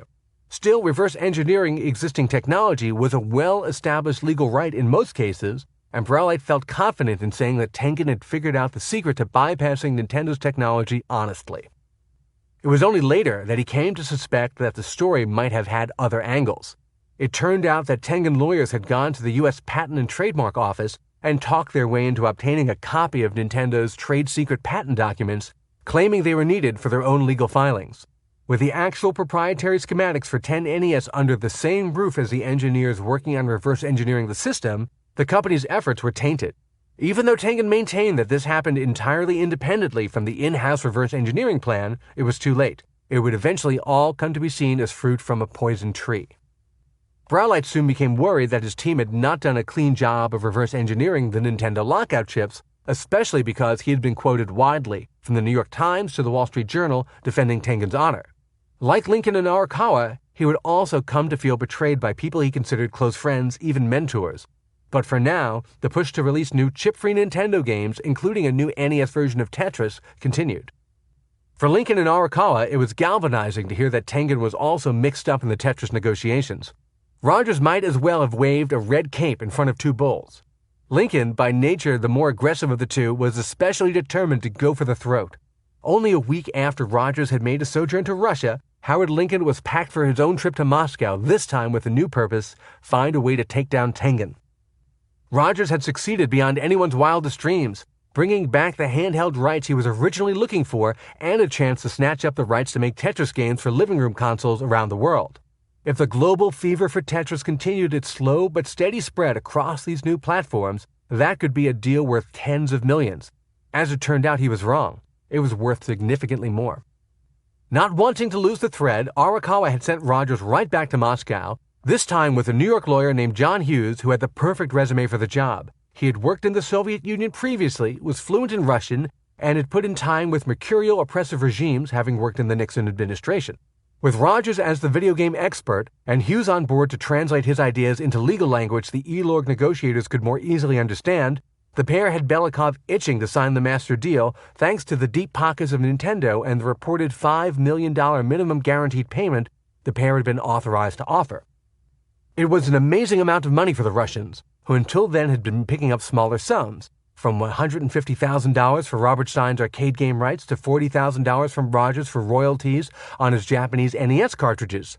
Nikolai Belikov did not want to let this opportunity slip through his fingers. It could be the crowning achievement of his time at E-Lorg and a chance to lay down an important marker during a time when accelerating change and upheaval were the order of the day in the USSR. But Belikov still had one wild card hanging over his head. In dismissing Kevin Maxwell weeks before, he had given Microsoft what effectively amounted to a right of first refusal on any deal for Tetris console rights, and that needed to be cleared off the table before he could take Nintendo's money. Cutting out a major player like the Maxwell family carried risks, but Belikov was determined to minimize them. A fact that worked in his favor was that Maxwell and Microsoft had not followed up on the initial Moscow meeting with their own offer for the console rights, so the game was clearly not top of mind to them. Because Kevin Maxwell had missed his own deadline for submitting an initial bid, Belikov decided to give him only the thinnest possible pretense of a chance to respond to Nintendo's offer, as required by their protocol agreement. A fax sent on March 15, 1989, gave Microsoft until the next day to respond, and when, as Belikov predicted, no reply came, he indicated to Rogers and Hughes that he was ready to sign the deal. But although Rogers and Hughes were perfectly legitimate in making proposals and negotiating, neither one was actually a Nintendo employee. For a deal this big, the leadership of Nintendo of America would have to come to Moscow in person to sign on the dotted line. As Lincoln packed, so did Arakawa, but both had to do so in near total secrecy. Only a handful of trusted advisors knew of their true destination, and most of the staff at Nintendo of America thought their two bosses were going to Japan for typical company business. The reason for the deception was to avoid alerting Nakajima and Atari, whom they were already fighting in court over the lockout chip issue. To scuttle Atari Tengen's Tetris plans would be a major victory in the battle between the two companies, but until the Tetris rights had been secured, they did not want to tip their hand and give Nakajima a chance to cause further havoc. Arranging a last-minute trip to the Soviet Union in the late 1980s was about as easy as getting into a war zone. Lincoln and Arakawa first flew from Seattle to Los Angeles and then took an overnight flight to Washington, D.C., where they expected to find prearranged visas waiting at the Soviet embassy. Of course, despite Hughes' assurances, there were no visas, and no one at the consulate seemed to have any idea what Lincoln was talking about. By late afternoon, a new telex had arrived from Moscow, and the pair could continue on the next two legs of their journey, flying first to London, where they would have to stay overnight before boarding the final flight to Moscow. The trouble at the Soviet consulate in Washington was all but forgotten by the time the pair landed in the USSR, if only because they barely made their flight for the final leg of the trip, with Lincoln oversleeping in his London hotel and he and Arakawa racing to the airport and hustling his disheveled self through security just in the nick of time. When they disembarked from the airplane to find Rogers waiting for them, it hardly seemed as if this was only Hank Rogers' second visit to Russia. Ever at ease across different cultures, Rogers picked the two Nintendo executives up at the airport in a rented Mercedes and already came off like an old hand at showing newcomers around Moscow. It was March, and Arakawa marveled at the extreme weather and how legions of Muscovites roared over the snow-covered roads in old cars without snow tires. Rogers seemed to know his way around, Lincoln thought, impressed at how quickly their host had taken to Russian living. He was less impressed with their hotel complex, immediately labeling it a dump. He and Arakawa did not even get to enjoy the modest charms of that dump.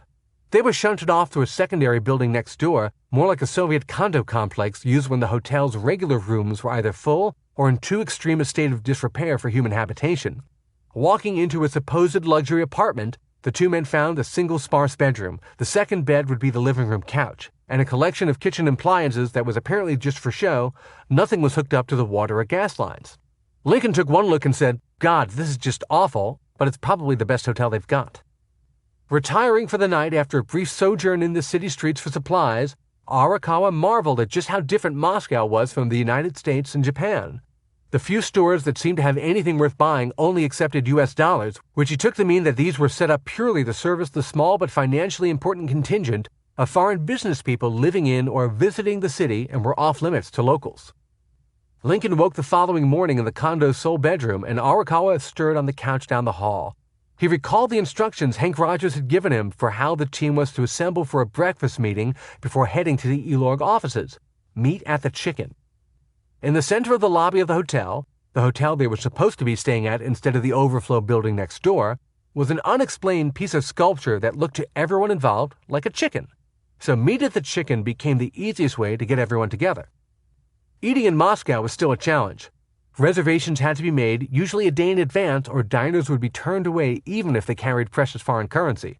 Rogers had learned from his first trip to the city and arranged a 4-person breakfast reservation at the hotel's dining room for himself, Hughes, Lincoln, and Arakawa. "When I take you out for breakfast, don't panic," Rogers warned the others as they rode the hotel elevator to the dining floor, "because you're going to smell stuff that you couldn't believe." How bad could it really be? Lincoln asked himself. But as soon as the elevator door slid open, the smell of the place was just appalling. Russian breakfast at the time could include anything from meat stews made of pig's trotters and offal to boiled dumplings stuffed with a variety of pungent meats. The iron-fisted reservation system at local restaurants prevented them from fleeing for a better breakfast option, so they stayed but consumed little more than toast that morning. The foursome assembled later that morning with the Elorg team. Lincoln and Arakawa were the fresh faces. At this point, Rogers, Hughes, Pajitnov, and Belikov were familiar enough with each other to have established a kind of joking camaraderie. The Russians sized up the newcomers, and the Nintendo execs did the same. Arakawa zeroed in on Pajitnov. In Nintendo's culture of video games driven by auteur-like designers, a one-man creative force like Pajitnov was a concept he was familiar with, and Tetris's inventor came off as quiet and gentlemanly. Lincoln focused on Belikov as the primary decision-maker in the room. Forming the right bond with him would be key, and based on what Rogers had told him about the state of Tetris deals before now, trust was a major issue. "These guys resent being treated like a bunch of rubes," Lincoln reasoned. He pegged Belikov as not particularly business-savvy, but at least admirably upfront about the troubles he'd had to date. "Look, we're a legitimate company," Lincoln explained. "We're not going to play games with you, and we're going to pay you a lot of money." In his head, he added, "Well, maybe not a lot of money for us, but a lot for you." Arakawa sat quietly as Lincoln talked, watching each of the players. The Russians surprised him with their questions. He got the impression they had very little experience dealing with people from the West and found they still required some very elementary tutorials about the structure of business deals and contracts. Lincoln was more concerned about the earlier Tetris deals. It was all well and good to say that the console rights for Tetris were available for purchase, but there were already Tetris console games either for sale or coming onto the market soon, so clearly other software publishers disagreed with Elorg's interpretation of the current state of Tetris rights. Belikov went back to the case file, laying reams of paperwork out in front of Lincoln and Arakawa. They sifted through the contracts and faxes all the way back to the original telex messages from Robert Stein. In all the mess, there was one key document that made the case crystal clear. It was the contract amendment signed just a month before by Robert Stein. For Stein, it was about penalties for late payments and royalty rates. But Lincoln understood Belikov's real intention almost immediately. The revised definition in that amendment defined a computer, for which Stein and his sub-licensees still had a legitimate claim, as having a monitor, disk drive, keyboard, and operating system. Such a list could describe many types of devices, but it would certainly not describe a living room game console such as the Nintendo Entertainment System. That was the smoking gun they were looking for, and it confirmed to their satisfaction that the console rights they were about to buy were legally available. Lincoln knew that if they got those rights, he and Arakawa could really go after Nakajima and Tengen, an idea both men relished. Nintendo's base of operations moved to the offices of a Japanese trading company in Moscow, where Rogers, Lincoln, Hughes, and Arakawa worked on the basic outline of the deal. Suspecting that simple tools they took for granted in the West might be hard to come by in Russia, Arakawa arranged for a basic suite of office technology to be delivered from the United States, including a computer, fax machine, and printer, which enabled the team to go through contract revisions quickly. The days dragged on, with the Russians concerned about vetting each section to make sure they were not being taken for another ride, and the Nintendo execs primarily concerned with establishing that Elorg would stand by the deal during the inevitable legal challenges to follow. "We know there's going to be litigation, and Tengen isn't going to roll over," Lincoln explained to Belikov. "This is going to be expensive. Nintendo's going to pay you a lot of money, but we're also going to spend a lot of money defending our rights and going after Tengen." Beyond the language and culture gaps, negotiations never got especially contentious, at least until Lincoln brought up one very sensitive issue. Alexei Pajitnov, even though on hand to act as the face of Tetris, would not actually be receiving any of the money coming in from his creation. In the United States and Japan, video game creators were well compensated, and some of the top names were even entitled to a cut of sales or royalties. A handful, including Nintendo's Miyamoto, were genuine rock stars to a generation of gamers. When Lincoln suggested cutting Pajitnov in on the action, he could see right away that Belikov thought the idea was out of bounds. The shocked look on the Russian's face said that anyone who would even suggest such a thing was nuts. "No, no, no," he roared. "That's not appropriate." These exchanges about what Pajitnov was and was not entitled to did not go unnoticed by Rogers, nor did the fact that Pajitnov had, on paper, granted the Russian Academy of Sciences and Elorg control over Tetris for a 10-year span, which would end in 1995. That was still years away, but with Gorbachev and Glasnost changing the Soviet Union from the inside, it was impossible not to think that the situation might not look very different in 5 or 6 years. Rogers filed that particular piece of information away for later use. One thing was true the world over: business deals were not restricted to office hours and official meetings. Rogers was determined to further develop the friendship he had formed with Pajitnov during his first trip to Moscow. He invited the Russian programmer to join him, Lincoln, and Arakawa at the closest thing to a respectable eating establishment they could find. Unlike the unbearable breakfast service, this was a legitimate dining spot, and even more unexpectedly, it was a Japanese restaurant, perhaps the only one in Moscow at the time. The restaurant could not have asked for a more demanding audience than a pair of executives from a Japanese company and a Westerner who had lived in Japan for years. Arakawa found the food surprisingly good, especially compared with some of the other meals the team had endured. The secret was that the restaurant received a delivery of fresh fish every day, flown in on a Japan Airlines flight. The cuisine was considered authentic, which was known to cause some problems because sushi was not universally well known outside of Japan at the time and was only starting to become popular in the United States. Incredulous servers at the restaurant had learned to deal with Western and Russian businessmen who demanded bread with their meals by discreetly slipping it to them wrapped in cloth napkins. Marveling over the entire surreal experience as they ordered sushi, Lincoln wondered why Pajitnov still hadn't arrived. It seemed unlike the polite programmer to blow off an invitation. Eventually, he wandered out the front door to the street and found his missing dinner guests cooling his heels on the sidewalk. The entrance to the restaurant was guarded by a couple of bouncers in leather jackets, and they seemed to control the flow of who was allowed in. Pajitnov found his entrance blocked, and not without reason. Like most of the other higher-end stores and amenities in Moscow, the restaurant was intended only for moneyed foreigners and the upper reaches of Moscow's business class, and Pajitnov's unshined Russian-style shoes immediately pegged him as an ordinary Muscovite and therefore not welcome. "He's with us," Lincoln said, motioning towards Pajitnov and hoping his meaning was understood. Grudgingly, the bouncers allowed Pajitnov to pass so he could join the rest of the party. On another nighttime excursion, Rogers drove his colleagues through the center of Moscow, and Lincoln wondered how the man had managed to become such an expert in navigating the tangled streets of the city so quickly. Rogers hadn't led them astray yet.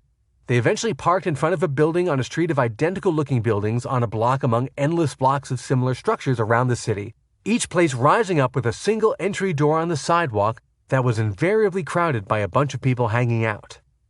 Somewhere in this anonymous tower was the apartment where Alexei Pajitnov lived with his wife Nina and their children Peter and Dmitri.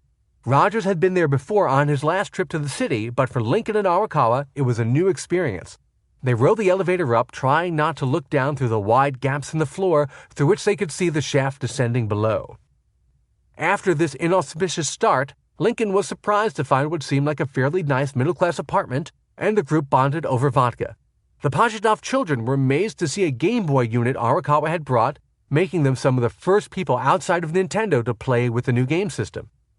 This was the first time Pajitnov had a chance to see Lincoln and Arakawa as ordinary people, not the distant businessmen they presented themselves as during the Elorg negotiating sessions. Before this, he considered them cold and closed off, as if they were from another planet and completely unlike Hank Rogers, whom he recognized as a kindred spirit almost immediately. Alexei Pajitnov may have been fully on Nintendo's side at this point, but he wasn't the one making the final decisions.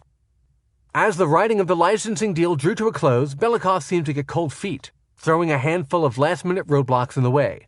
First, he wanted to renegotiate the royalty details, and then he was visibly unnerved by Microsoft's response to his right of first refusal facts from the previous week. In the latest reply, Microsoft's Jim McConaughey informed Elorg that as far as the Maxwell-owned company was concerned, it already controlled those rights no matter what Kevin Maxwell had said in person during his contentious visit to the Elorg offices the previous month.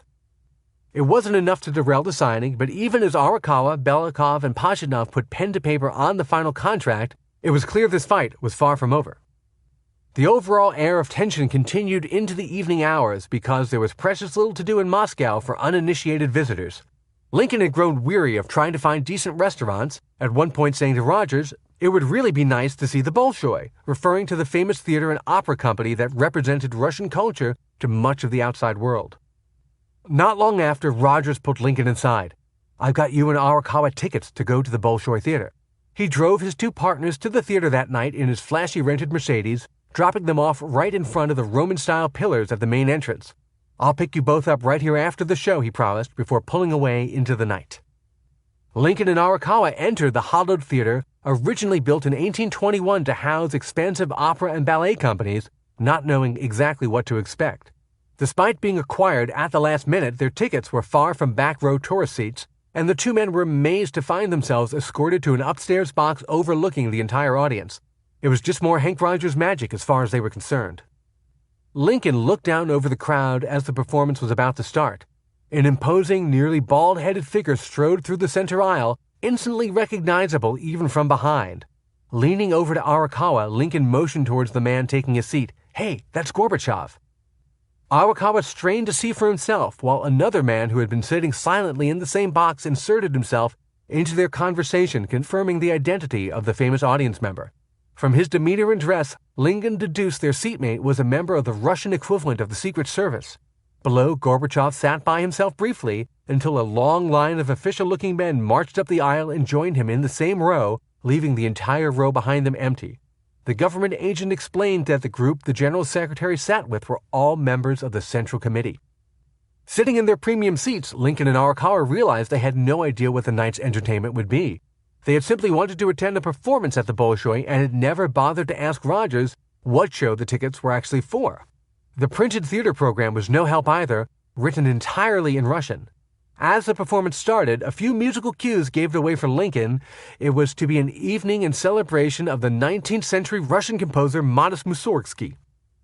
But as the orchestra played, Lincoln's mood soured. He was already dreading his exit strategy with a head of state sitting in the same theater. He whispered to Arakawa, "There's no way we'll ever find Hank Rogers again." Arakawa smiled. "Oh yes, he'll be right outside. He said he'd pick us up." That's the General Secretary of the Communist Party, the head of state. Do you think that they're going to let Hank Rogers anywhere near the entrance to the Bolshoi? There's no way we're ever going to find him. "Oh yes, not a problem," Arakawa insisted. As the last strains of music faded, Lincoln and Arakawa made a break for the front entrance to the theater just as the applause began to swell. They raced down from their box to try to get ahead of the crowd and burst through the front door to find a line of limousines waiting. One nearly at the head of the line was especially extravagant looking and sat low to the ground as if weighed down by internal armor plating. That must be Gorbachev's limo, Lincoln guessed. And parked directly in front of it was Hank Rogers' Mercedes. I have no idea how he did that, Lincoln thought, but it hardly mattered. He and Arakawa dove into the back seat, and Rogers sped away, tearing through Red Square late at night as if the country were his to buy and sell. Chapter 21, A Tale of Two Tetrises. The final agreement between Elorg and Nintendo for the console game rights to Tetris had been signed, but the battle over who actually controlled the increasingly popular game was about to enter a dangerous new phase. Ironically, the handheld rights to Tetris, which would in time become the most valuable piece of that pie, went down virtually without a fight. Elorg had granted those rights to Hank Rogers, who had sub-licensed them to Nintendo for use with the new Game Boy handheld system. Only Robert Stein was really put out over this, and he had only been seeking those rights in order to resell them to Rogers at a profit. At the time, living room game consoles such as the Nintendo Entertainment System and Sega Genesis were king, And outside of optimistic projections from Nintendo's Yamauchi and Arakawa, no one thought handheld gaming would one day trump them all. It turned out that even those best-case projections were off by an order of magnitude, and the Game Boy would eventually sell nearly 120 million units worldwide, around 40 million of which came bundled with a Tetris cartridge. But on March 22, 1989, all eyes were on the now final deal for living room console rights. At the same time as Arakawa, Pajitnov, and Belikov were signing the master document, a telex was sent to Microsoft in reply to McConaughey's claim to already control the console rights. In it, Belikov reported that the rights Kevin Maxwell had promised to bid on were no longer available because they had been granted to Nintendo. A flurry of back-and-forth communiques followed between the major players, each threatening the other with legal action or claiming to hold rights to some part of the Tetris pie. Kevin Maxwell himself dived right back in immediately after the Nintendo deal was signed. He threatened Belikov, "You are now in grave breach twice over of our agreements with you," adding that his father's company already controlled worldwide rights to Tetris on the Nintendo family computer, and that the matter would be taken up with the Soviet authorities.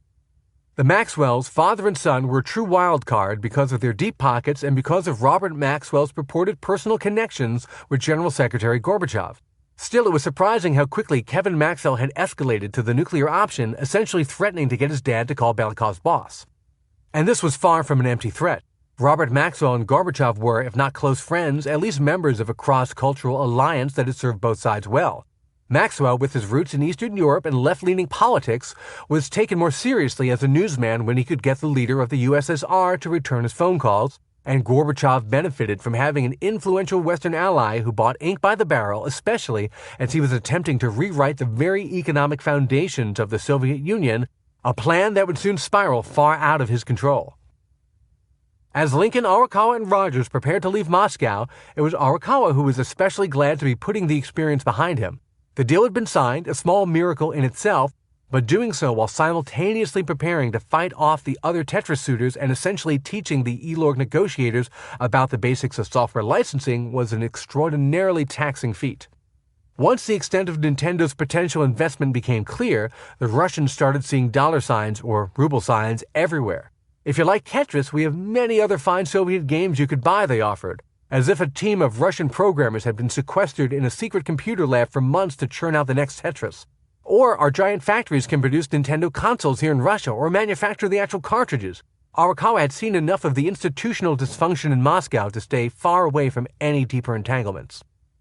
The Russian flair for the theatrical came to a head during one negotiation session when Lincoln and Arakawa were introduced to a Soviet cosmonaut trotted into the room to sell them on a very Western-sounding branding idea.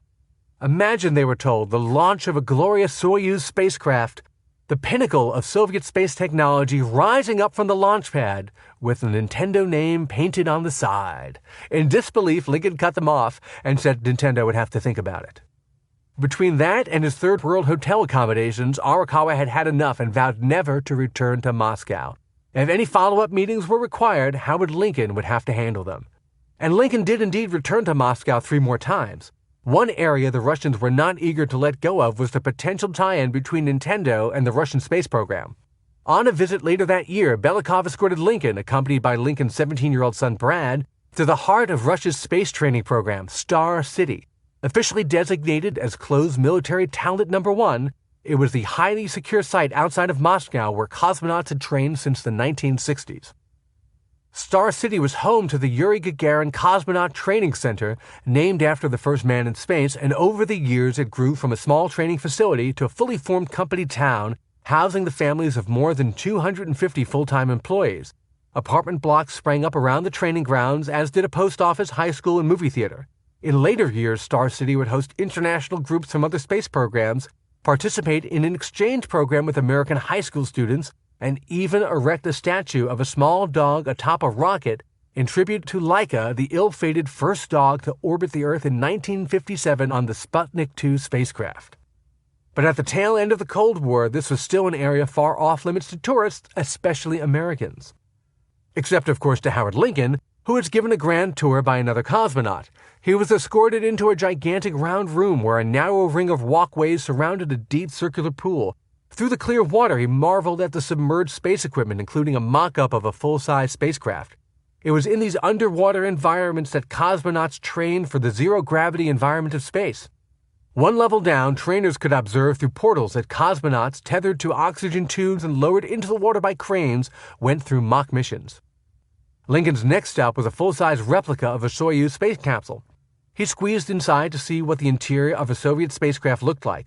Far from treating it like a state secret, the Russians were incredibly open about the equipment, handling it like a typical tourist attraction. "Do you have a camera? Take all the photos you like," he was told. Despite the VIP tour, Nintendo never did end up sponsoring the Soviet space program. But the bear-like Belikov and the refined, lawyerly Lincoln did strike up an unlikely friendship. During the same trip, which was to deliver a load of Game Boy handhelds for a Russian charity, Belikov, having learned that they were both avid fishermen, invited Lincoln and his son on a fishing expedition.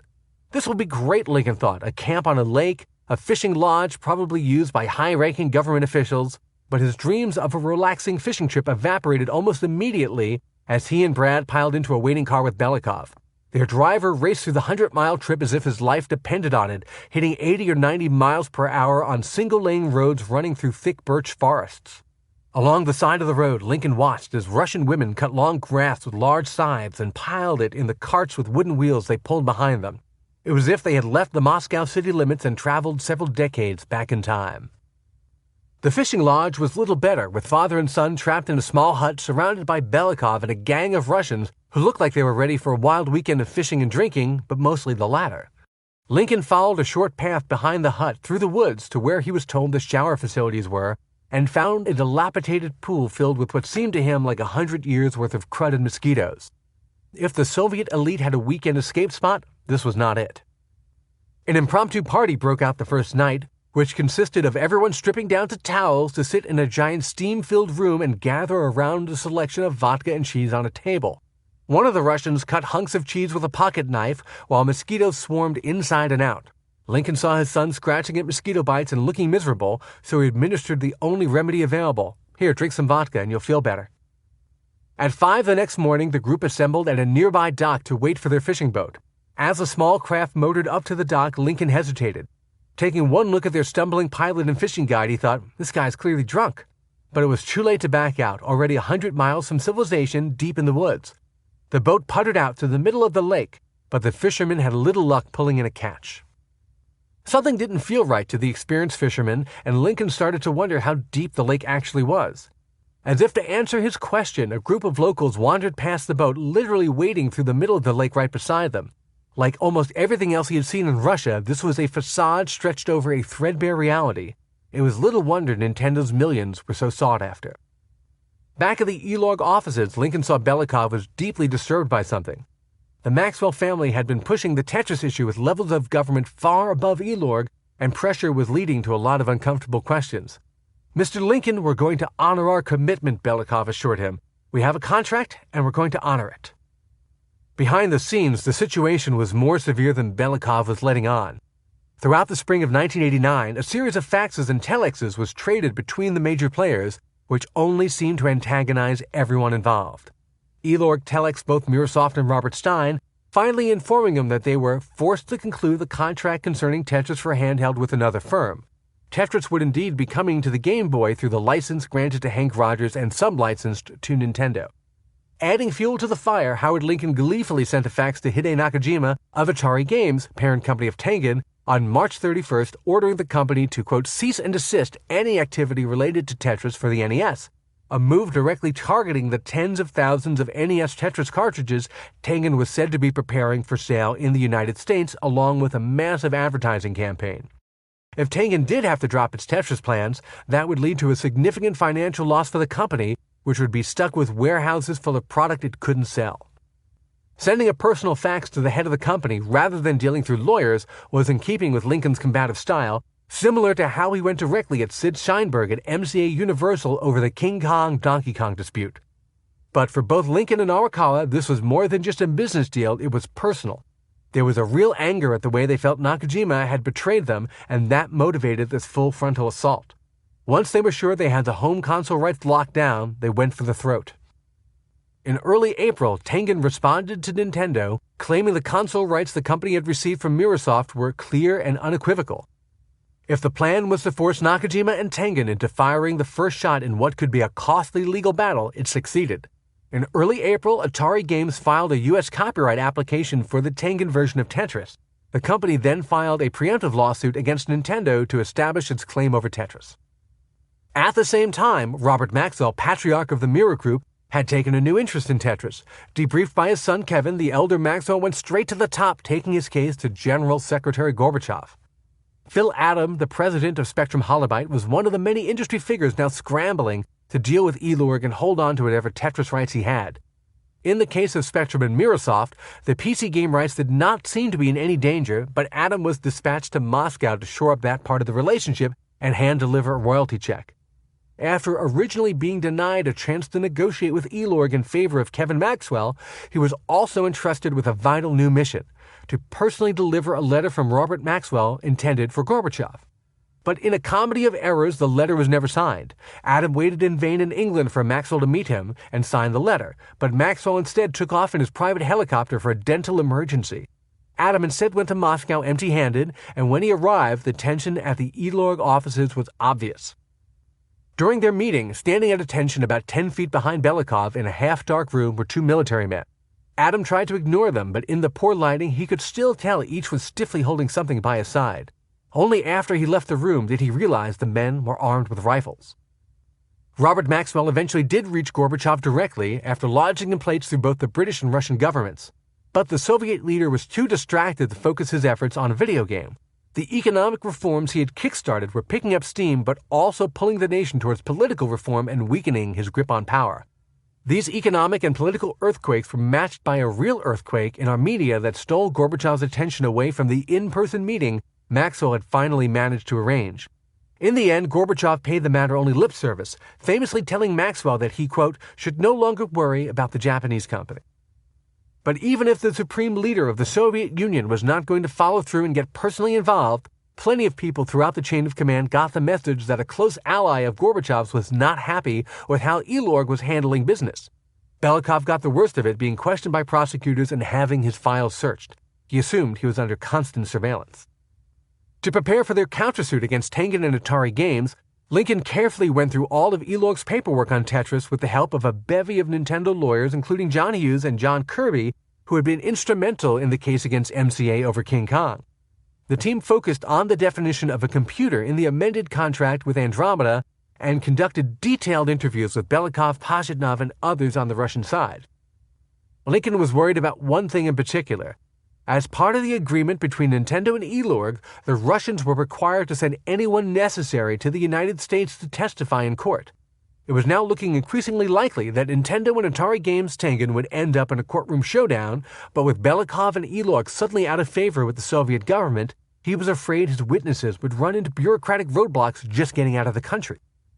Racing against the clock, Hide Nakajima and Randy Browlight plowed ahead toward an American release of their Tetris game for the Nintendo Entertainment System, hoping to beat Nintendo's own version to market and to establish themselves as the legitimate NES version of Tetris.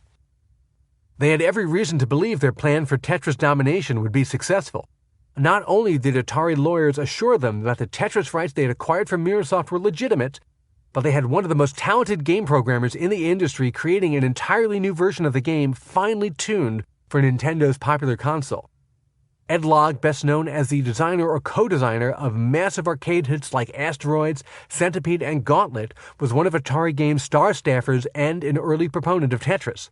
In just 6 weeks after receiving the assignment to recreate the pre-C version of Tetris for consoles, he had a prototype up and running. An easygoing native Californian with a shock of blonde hair, Logg was known as a closer since his early days at Atari. He had come on board when that company was still a freewheeling 70s startup. His specialty wasn't so much groundbreaking original ideas as taking existing ideas and distilling them into the perfect addictive form. For Tetris, he started over from scratch without the source code or art assets from any of the PC versions of the game, and what he created has come to be known as the definitive version of Tetris on consoles. As you play it, the game speed gradually increases, but so subtly that it takes you by surprise. Logg's secret was his mastery of logarithmic tuning. He figured out that if you want a level to be twice as difficult, you can't just make it twice as fast. Instead, you increase the speed slowly because just a small bump in speed makes for a much more challenging game experience. A series of two-player Tetris modes created by Log were years ahead of their time, allowing a pair of gamers to compete head-to-head on the same television screen or to work together juggling two Tetraminos at the same time. The NES version of Tetris Hank Rogers was already selling in Japan, which would become the basis for Nintendo's eventual American release, lacked these innovative features and never felt as finely tuned as Log's creation. Nakajima ordered an advertising blitz, including a full-page color ad in USA Today and ads in other newspapers and magazines. One read in part, "You'll wish you had 10 hands and 10 brains." And Brawlite prepared for a media launch party inviting journalists to New York's Russian Tea Room to play Tetris in a Russian-themed atmosphere. The tagline for the party, for which Tengen employees dressed in black tie, was, "The Tetris Affair." For Brawlite, it was the pinnacle of his career at Tengen. In a few months, he would be gone, a victim of the brutal legal battle between Atari Games and Nintendo. May 17, 1989 was the first day American console gamers could buy a copy of Tetris for their Nintendo Entertainment Systems. This Tengen version of the game followed in the footsteps of its PC predecessors, featuring box art that played up the game's Russian roots, including the inverted letter R and the phrase, "The Soviet Mind Game." A distinctive airbrushed painting by illustrator Mark Erickson, a game art veteran behind iconic images of Galaga, Mega Man, and other games, featured St. Basil's Cathedral in Red Square sitting on top of a gray stone base that slowly fell away into Tetris pieces. Tengen sold tens of thousands of copies of Tetris in the first few weeks, but the good times would not last. The very next month, in June 1989, the reciprocal lawsuits between Nintendo and Atari entered the U.S. District Court for the Northern District of California courtroom of Judge Fern Smith. Smith was familiar with the players, having presided over much of the ongoing courtroom drama between the two companies over Atari's reverse engineering of Nintendo's lockout chips. Both companies filed injunctions, each seeking to prohibit the other from selling its version of Tetris, and on June 15th, Judge Smith considered the competing motions. The argument from Atari's side was that Elorg and the Soviet government were double-dealing the same rights after discovering Nintendo would pay more for them than the original licensee. If there was any dispute about the exact meaning of a computer in the contract, that was merely a semantic loophole. After all, Nintendo's popular console, which controlled more than 80% of the world home video game market, was officially called the family computer in its home country of Japan. Judge Smith reviewed the competing piles of paperwork during the second half of June. The most compelling evidence, she concluded, was the signed statements from Belikov and other Elorg officials and from Pajitnov, all of which claimed that the only rights they ever intended to grant Robert Stein and Andromeda, from which all the subsequent licenses grew, were for versions of the game to be played on home computers. The alliance formed between Nintendo, Elorg, Rogers, and Pajitnov during those weeks in Moscow held strong. When it combined with the clear language in Stein's amended contract that defined a computer as a device with a keyboard, monitor, disk drive, and operating system, she concluded that the weight of the evidence favored one side. On June 22nd, Judge Smith issued a preliminary injunction barring Tengen and Atari Games from selling its version of Tetris. The Associated Press covered the news under the headline, "Nintendo Zaps Atari." San Francisco, Associated Press.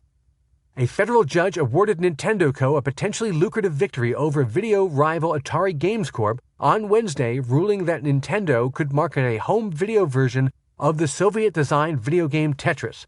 U.S. District Judge Fern Smith issued a preliminary injunction prohibiting Tengen Inc., an Atari Games subsidiary, from continuing to sell a home video version of Tetris that it started marketing last month. She denied Tengen's request for a similar injunction against Nintendo, which is due out with its own version of the game in August. John Kirby, Nintendo's lead lawyer in the case and one of the lawyers who had recorded depositions with potential Russian witnesses, told the press at the time, "We are very pleased that the judge, after reviewing the evidence, concluded that the Soviets were correctly describing their position, that they had not granted the rights for home video production indirectly to Tengen, and that they were very angry that Tengen was purporting to exercise those rights."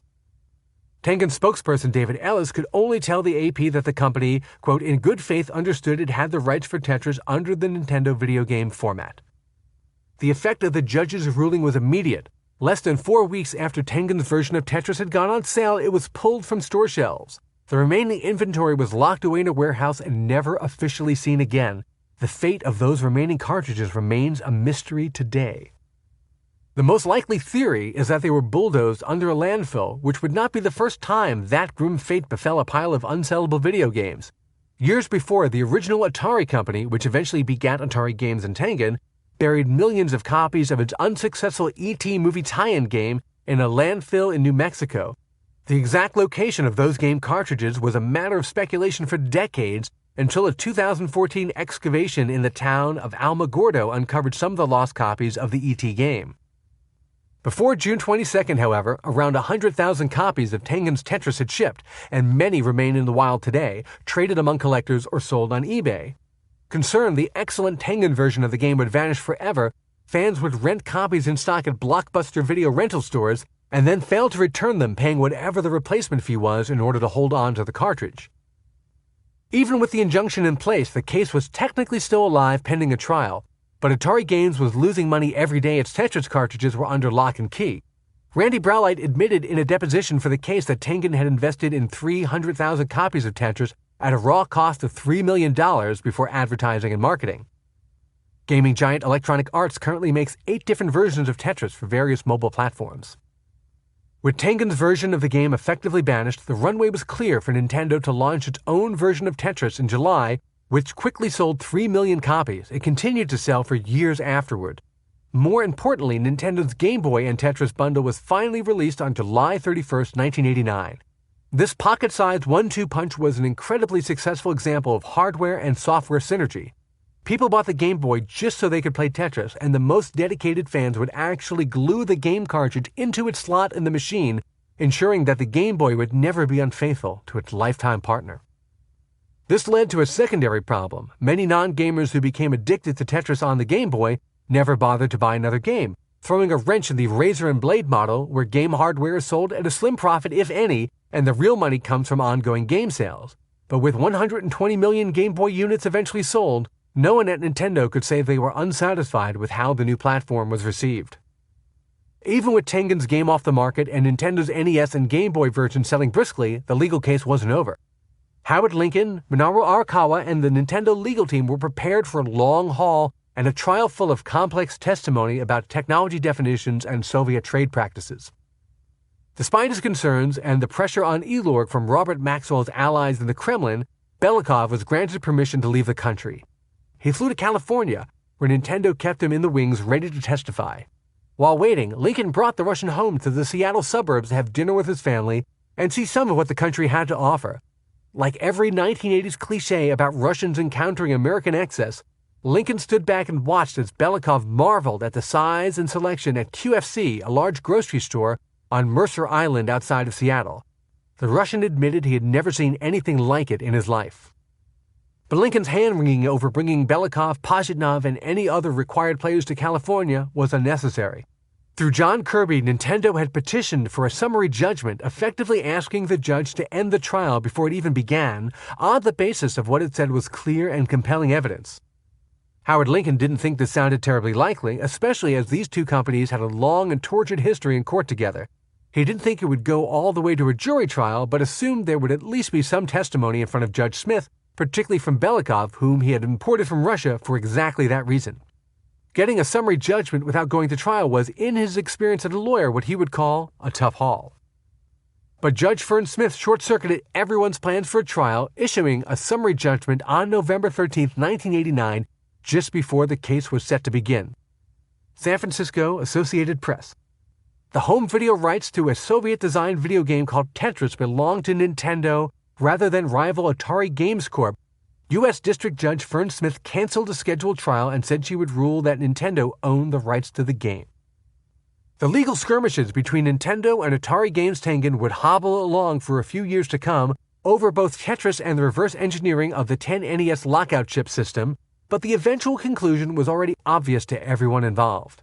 Nintendo's official versions of Tetris were the only ones gamers could play on their Nintendo living room consoles or Game Boy handhelds. If the PC and arcade versions of Tetris had made the game a cult hit, the widespread American console release made it part of our everyday vocabulary. Tetris and all its variations would go on to sell more than 170 million physical copies and 425 million mobile phone and tablet downloads. The game that everyone wanted to be a part of had fulfilled its mission. Tetris could now be played by everyone everywhere. For the next several years, it was inescapable.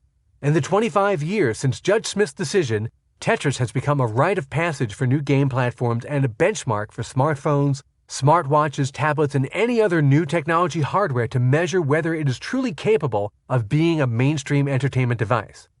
Today, Tetris lives on iPhones and Facebook and on the latest Xbox One and PlayStation 4 consoles. The 1989 trial ended before it began, with Nintendo essentially sweeping the table, but the result meant little to Alexei Pajitnov. Back in Moscow, he could only sit back and watch dollars from the game flow into seemingly every pocket but his own. In most tales of a creator forced to watch his work take flight without him, this would be considered game over. For Alexei Pajitnov, there was to be an unexpected coda to the story of Tetris. Bonus Level 3, Chapter 22, The Cognitive Vaccine. The subjects are led, one by one, into a silent, featureless room. Seated, they are left alone, their minds open to input. A screen on the far wall flickers to life. All the subjects know that what they are about to experience is outside the norm, that they will see and hear unpleasant things. The medical researchers who recruited them admitted as much, but no more. But even the hardiest among them cannot be fully prepared for what follows. Scene after scene is presented on the screen, each more gruesome than the last. Car crashes and their aftermaths, bloody news footage, human surgeries. The scenes blend into each other in a haze of blood and gore, even as the viewers know this is no slick late-night fright film, but real-life death and destruction of the kind only rarely caught by shaky handheld cameras. The loop of film clips lasts only 12 minutes, but it feels endless. When the lights come back on, each participant is justifiably traumatized. How could any normal person not feel disturbed after nearly a dozen snuff film-like clips played out right in front of them? But the effect is very deliberate. This collection of on-screen carnage is part of an experimental technique known as the trauma film paradigm, and the 40 participants in this study have all volunteered to be subjected to it in the name of medical research. The use of real-life film footage of dangerous and deadly scenes is designed to trigger a particularly intense reaction in nearly everyone who sees it. It's the closest scientists can come to approximating the effects of post-traumatic stress without actually putting test subjects in harm's way. To the impressionable human mind, viewing a dozen or so on-screen examples of death and destruction they know to be real can evoke an emotional injury similar to actually being involved in a traffic accident or other traumatic life event. After being exposed to the trauma film paradigm, subjects can expect to experience involuntary emotional memories, also known as flashbacks, mental scenes of the horror they have witnessed.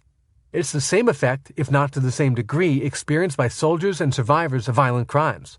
These flashbacks, if untreated, can cause long-term harm to individuals, from an inability to concentrate to a complete mental breakdown. For a long time, PTSD was considered a condition that could be treated only well after the fact.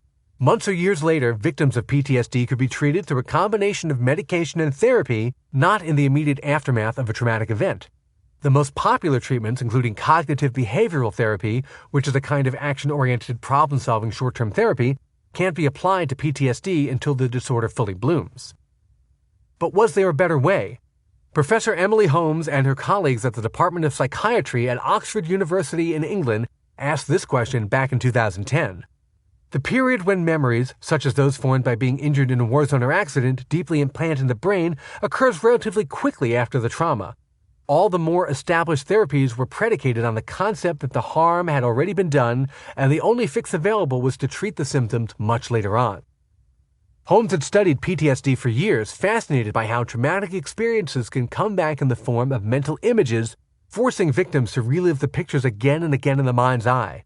Memory acted as a kind of vehicle for carrying that mental imagery. But what if you could change how that vehicle operated? Not with a drug, like she knew the American military had been trying to develop to erase memories of trauma. Instead, she theorized, ideally after a trauma, you would want someone to still be able to remember what happened and even testify in court, but without the debilitating effects of PTSD. The best-case scenario would be to leave people with a sense of memory, a narrative of the difficult events, but one that they can choose to remember when it's needed without it intruding on their thoughts and emotions all the time. For a long time, she and other researchers tried using the standard tools in the researcher's toolkit to soak up that mental imagery. They would ask subjects to type letter patterns on a pretend keyboard, hoping to disrupt the imprinting of traumatic memories. A 2014 study showed that playing Tetris reduces cravings in smokers and drinkers by about 24%. But that wasn't much good in the real world, where trauma victims don't have access to clinicians administering abstract test regimens. Instead, she gathered her team for a brainstorming session, asking, "Where does this take us? Wouldn't it be amazing if we could actually use these sorts of things in the real world?" The group, consisting of student clinicians, neuroscientists, psychologists, and psychiatrists, started throwing out ideas. Someone suggested knitting, which involves pattern, color, shape, form, and movement. Another student proposed using something like worry beads involving manipulating colors, space, and shapes. One of the younger members of the lab group asked, "What about computer games?" Holmes wasn't all that familiar with computer games, but liked the idea. "That's great. That could be something we could try." But what game would fit the bill? It needed to be something without a verbal narrative, she explained, because that would affect the wrong part of the brain. Someone pitched Tetris. It doesn't have a story, the way a lot of computer games have. It's very visual, it's very colorful, it's very spatial, you can calibrate it. It appeals equally to men and women. That was more than enough for Holmes. It seemed to have all the properties they were looking for. Brilliant, let's try Tetris.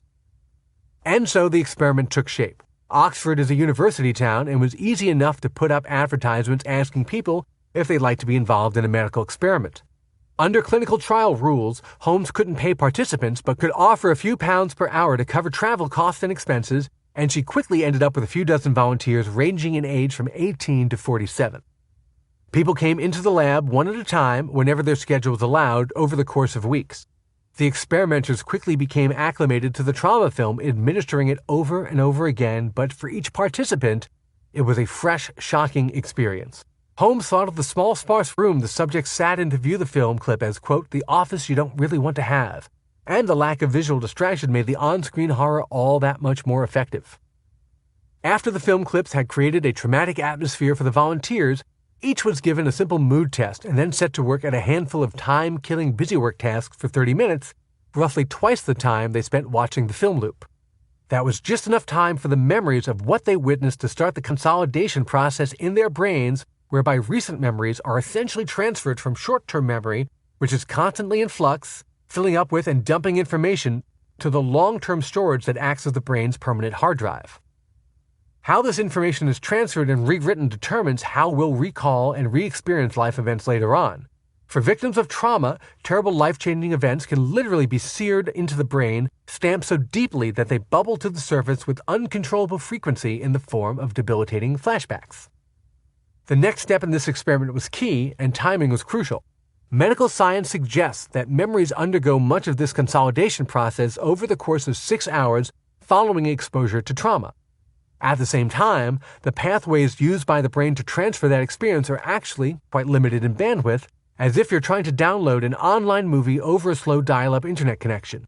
It will eventually get downloaded, but if other traffic gets in the way and interrupts the process, you may hit the limit of your 6-hour window. That's why Holmes' experiment was carefully timed.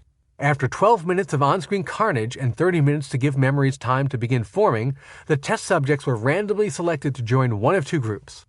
One group was allowed to sit quietly in another bare room. Given nothing to distract themselves with, they were told to make a note of the number of flashbacks to the film footage they experienced over the next 10 minutes. During that relatively short period of time, the experimental subjects, who were left to their own devices and whose brains were allowed to consolidate the memories of what they had seen, reported an average of 12.8 flashbacks, more than one per minute. The other group of subjects experienced a very different second half of the test. They were led to a similar room, but this one had a desktop computer set up and waiting for them. Each subject was directed to the computer and told to watch the screen. What they saw was at once familiar, very much so to some, a faint pop culture echo to others. It was the iconic falling tetramino blocks of Tetris. Told to play the game in front of them for the next 10 minutes, the test subjects required no further instruction. The moves, using the cursor keys to slide the tetramino pieces left and right and rotating them end over end, were as natural as riding a bicycle, even if it had been years since they last played. During these 10 minutes, players periodically paused to note any flashbacks they had to the trauma film footage, just as the control group had done. Playing Tetris was a distraction from such unpleasant involuntary memories, to be sure, but it was not a cure-all. Still, rather than recording more than one flashback per minute, the Tetris players only experienced 4.6 flashbacks during the entire second half of the test. Interesting information to be sure, but certainly something that could be chalked up to simple distraction. Once the game was over, a mere 10 minutes later, there was a good chance the flashbacks could come on just as strongly as they had for the group that did not play Tetris. Either way, the results would reveal something about how the human brain processes information and the unique inherent properties of Tetris. With its perfectly proportioned flow of visuospatial tasks, Tetris was able to occupy the same data transfer lines in the brain as would have been used in the consolidation of traumatic memories to a person's mental hard drive. Holmes was testing the operative theory: if you overwhelm that limited mental bandwidth with Tetris, the traumatic memories cannot be written to the brain's long-term memory in a way that leads to excessive flashbacks. Behind that theory was a bold objective: to take an incredibly difficult-to-manage mental condition, post-traumatic stress disorder, and create a cognitive vaccine for traumatic flashbacks. The next step, after keeping the subject sequestered viewing the trauma film paradigm and then either playing Tetris or doing nothing and recording the short-term frequency of flashbacks, was to send all the subjects away for a longer period of time. The 40 participants were all given a diary to take with them and then were sent home for a 1-week period. During that time, they were instructed to record the frequency of flashbacks they experienced over the next 7 days, just as they had in the laboratory. Upon their return, the two groups, those who played Tetris and those who didn't, were given 2 distinct mental examinations. First, they underwent a clinical assessment of their PTSD symptoms, if any, using a tool called the Impact of Event Scale, which is essentially a lengthy questionnaire that measures the stress in a patient. As one might imagine, the control group, left to quietly marinate in the horror of the gruesome series of film clips they had been forced to view, scored relatively high on this test. The Tetris players, while still registering a recordable score, were judged to be not as affected as the other participants. Everyone involved was also given a second test called a recognition memory test, which was a quiz that measured recall of the specific events in the film loop. This was to test what Holmes called, quote, voluntary memory retrieval, meaning that even if you've managed to disrupt the formation of involuntary flashbacks by playing Tetris or performing some other visuospatial task in the hours after a traumatic incident, you still have the ability to dispassionately recall the actual events. Subjects were shown statements of alleged facts about the film clips, such as 3 cars were involved in the crash, and were asked to label them as true or false. Both the Tetris players and non-players could accurately recall facts about the film to the same level with hardly any difference between the two groups. That was really key to this experiment and strongly suggested that using Tetris as a cognitive vaccine against PTSD flashbacks didn't actually block the memories from forming, but instead blocked how they formed and how they could affect the subject later in life. Since then, Holmes has continued her work, extending the time frame in which the Tetris vaccine concept can work from hours to days. The next step is pushing for the game to be made available in hospital emergency rooms as an inexpensive but effective medical treatment, and one that allows you to recall the facts of what happened without as much of the trauma. Tetris only affects the visual intrusions of the memory. It doesn't affect your ability to remember what happened, she says, which is so fascinating in terms of memory theory. Actually, it contradicts mainstream memory theory that you can even do that. It's just so beautifully elegant that you can. Epilogue: The Final Bricks. The ocean air was warm early in the morning of November 5, 1991. Too warm for Robert Maxwell, founding father of a vast and tangled media empire that included newspapers, book publishers, and software companies. At 4:45 a.m., he called up to the crew of his luxury yacht, the Lady Ghislaine, and demanded they crank up the air conditioning. It was the last conversation anyone ever had with the millionaire tycoon. The boat sailed on toward the Canary Islands, but Maxwell was never seen alive again. The following morning, docked at the town of Los Cristianos on the island of Tenerife, a crewman went to rouse Maxwell. After knocking on the cabin door, he heard no response. Worried about his aged, out-of-shape employer, the crewman let himself in, but Maxwell was not in his room. The man scanned the decks with increasing panic. Still no Maxwell. He alerted the rest of the crew, and an intensive search effort was launched. At the time, Maxwell and his son Kevin were still smarting over the loss of valuable Tetris rights they were convinced they had nailed down years before. In the 2 years since Judge Fern Smith shut the door on any claim besides Nintendo's to home console rights for Tetris, the pair could only sit back and watch as Nintendo sold tens of millions of copies of the now iconic game. But beyond being cut out of the loop on a huge global hit, Robert Maxwell had much bigger problems in front of him by the end of 1991. His companies were more than $3 billion in debt, and he had been forced to sell off strategic assets. Worse, hundreds of millions of pounds from his own company's pension funds had been illegally siphoned off to support failing parts of his empire and his own lavish lifestyle. The blame for the missing money would fall squarely at his feet. In recent months, Maxwell had also faced a new kind of challenge. Rumors surfaced that he had been a Mossad agent or at least an asset and had played a role in the Israeli capture and conviction of a rogue nuclear scientist. For Maxwell, a former member of British Parliament and confidant to many world leaders, being labeled a spy was a damaging insinuation.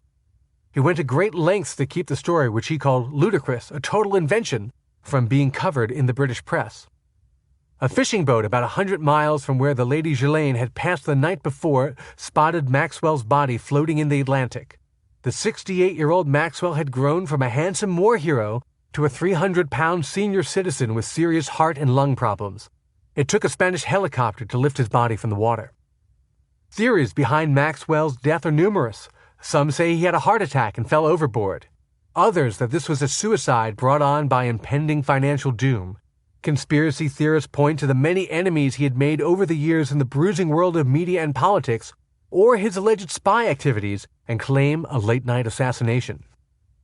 Whatever the cause, Maxwell's collection of media companies soon followed him to the grave. His sons, Kevin and Ian, tried to keep the ship afloat as wary creditors called in loans, but once it became clear that the elder Maxwell had stolen from his own workers' pension funds to support his foundering empire, it was all over.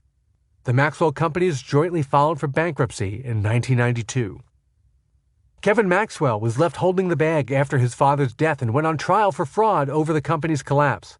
He was acquitted, but soon after filed for the largest personal bankruptcy in British history, with debts of more than £400 million.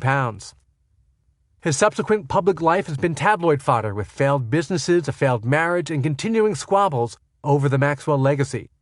Following an investigation into the failure of yet another of his business ventures in 2011, Kevin Maxwell was barred from serving as a company director in the UK for 8 years.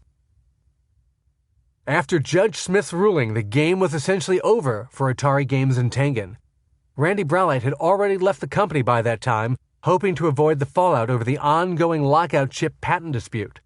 Atari Games continued to release games mostly for Sega systems, but the brands were shut down by Time Warner after that media conglomerate acquired the remains of the company in 1993.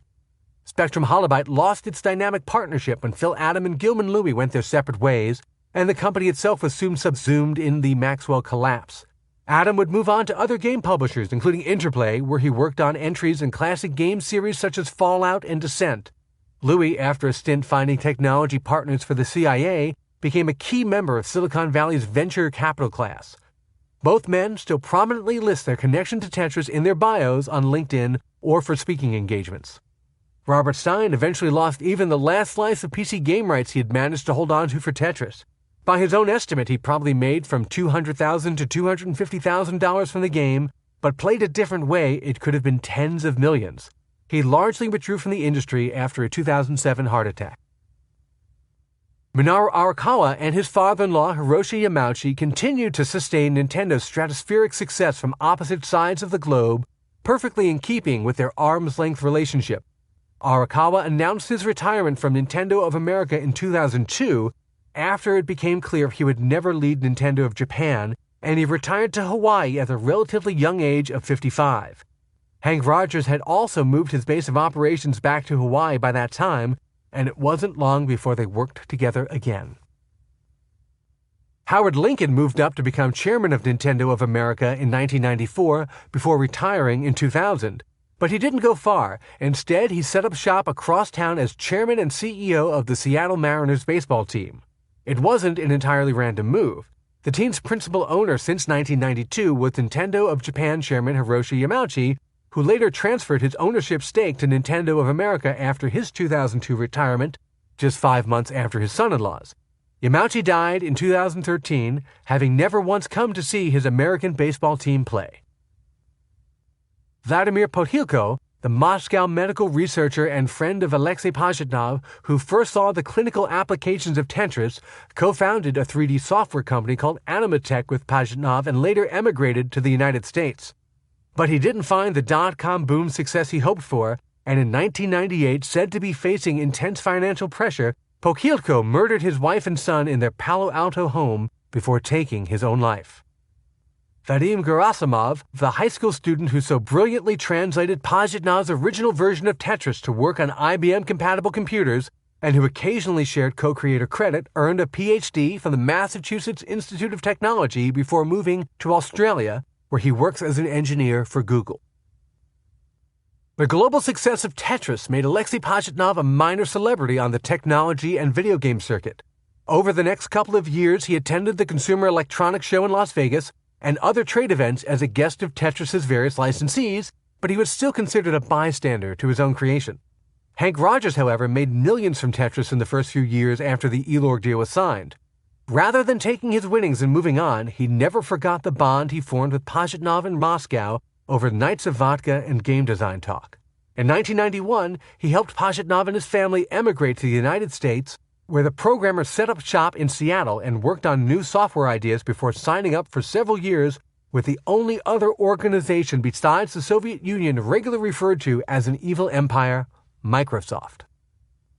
During the upheaval and confusion caused by the collapse of the Soviet Union in 1991, public and private resources became blurred, changing hands quickly, often to the benefit of a new class of market-minded converts to the capitalist ideal.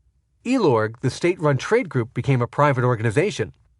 The idea of owning and profiting from ideas and innovation was no longer forbidden, and everyone suddenly seemed to be on a massive grab for cash and resources. One of Russia's formerly state-owned resources was the rights to Tetris. When the original 10-year agreement Pajitnov had signed expired at the end of 1995, Hank Rogers was right there to help his friend make a successful claim to at least part ownership of Tetris. Pajitnov and Rogers would form a new organization, today called the Tetris Company, to own and administer the rights to the game, finally giving Tetris's creator a share of the game's financial success. Owing to the Wild West approach to free markets in the early 1990s in the former Soviet Union, Nikolai Belikov effectively ended up dealing himself a portion of those same rights, forming his own private company called Elorg LLC. After years of an uneasy partnership with Rogers and Pajitnov in the Tetris Company, Belikov sold his share of Tetris back to them in 2005. According to court documents, he received $15 million to exit the Tetris business once and for all. After years of living and working in Japan, Hank Rogers was drawn back to his last American home, Hawaii. He realized his children growing up in Japan had little connection to American culture and in fact spoke little English. Taking the entire family to Hawaii, he gave the children the same sort of language immersion that he experienced when he had arrived in New York as a child. His daughter Maya followed him into the video game business, working for Sony's PlayStation division before taking over as the CEO of the Tetris Company in 2014. A sister company, Tetris Online, was founded in 2006 to create versions of the game for Facebook and other internet-powered platforms. The co-founders were Rogers Pajitnov and Rogers' Hawaii neighbor Minoru Arakawa, who took over as president and CEO. Arakawa had moved to Maui upon retiring from Nintendo of America, building himself and his wife a palatial home, and Hank Rogers lived a couple of islands to the west in Honolulu. Despite walking away from one of the biggest brands in gaming, Arakawa couldn't stay away entirely and would host annual gatherings of old industry friends, which he called simply the Arakawa meeting. He joked that his wife was tired of him being home all the time and had suggested he find a job. Rogers was more than happy to comply, bringing 3 of the major players in the Tetris saga together once again. The continued financial success of Tetris has allowed both Pajitnov and Rogers to pursue their passions. Alexei Pajitnov continues to design games and acts as an ambassador for the Tetris brand, and Hank Rogers has founded a new company called Blue Planet Energy to create green energy technology. Today, Tetris is everything from a cultural shorthand for crowded elevators, closets, and parking lots to the first game many people download on their new tablets and smartphones. Maya Rogers is even working on a full-scale narrative science fiction movie based on the game, hoping to strike the same pop culture nerve as the Transformers and Lego films. It's hard to overstate the impact Tetris has had on the world over the past 30 years. Sales of authorized copies have brought in nearly $1 billion to date, with countless millions more pocketed over the years from unofficial versions. Including free versions, Tetris has been downloaded more than 500 million times on mobile devices. Tetris is a unique example of an idea, a product, and an era coming together at exactly the right moment. In the still nascent category of interactive entertainment, Tetris made the leap from niche hobby for computer nerds to the heights of mainstream crossover appeal in a way no game has since Pong invaded living rooms and bars in the 1970s. Your parents played Tetris, your kids have played Tetris, you've played Tetris, and you'll encounter the same story in nearly every country on Earth.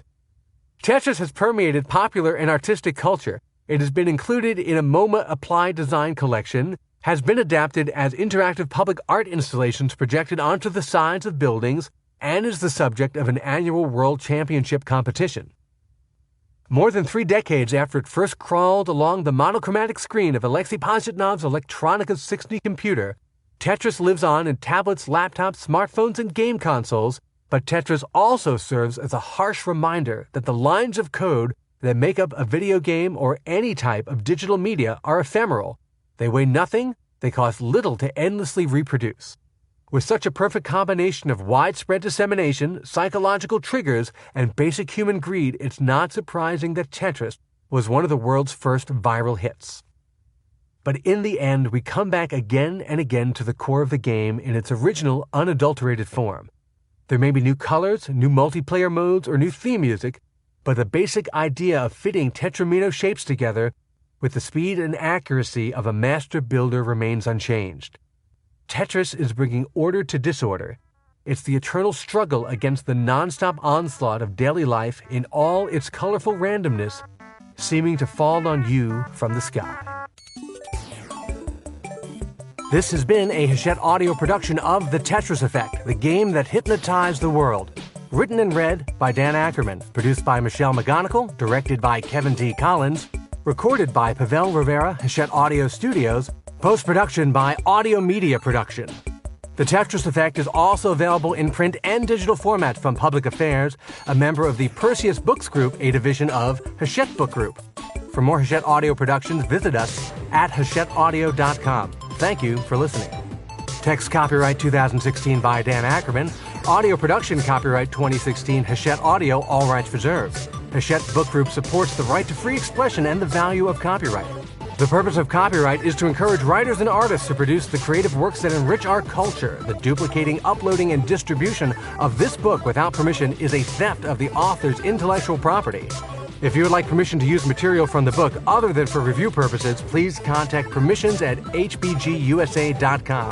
Thank you for your support of the author's rights.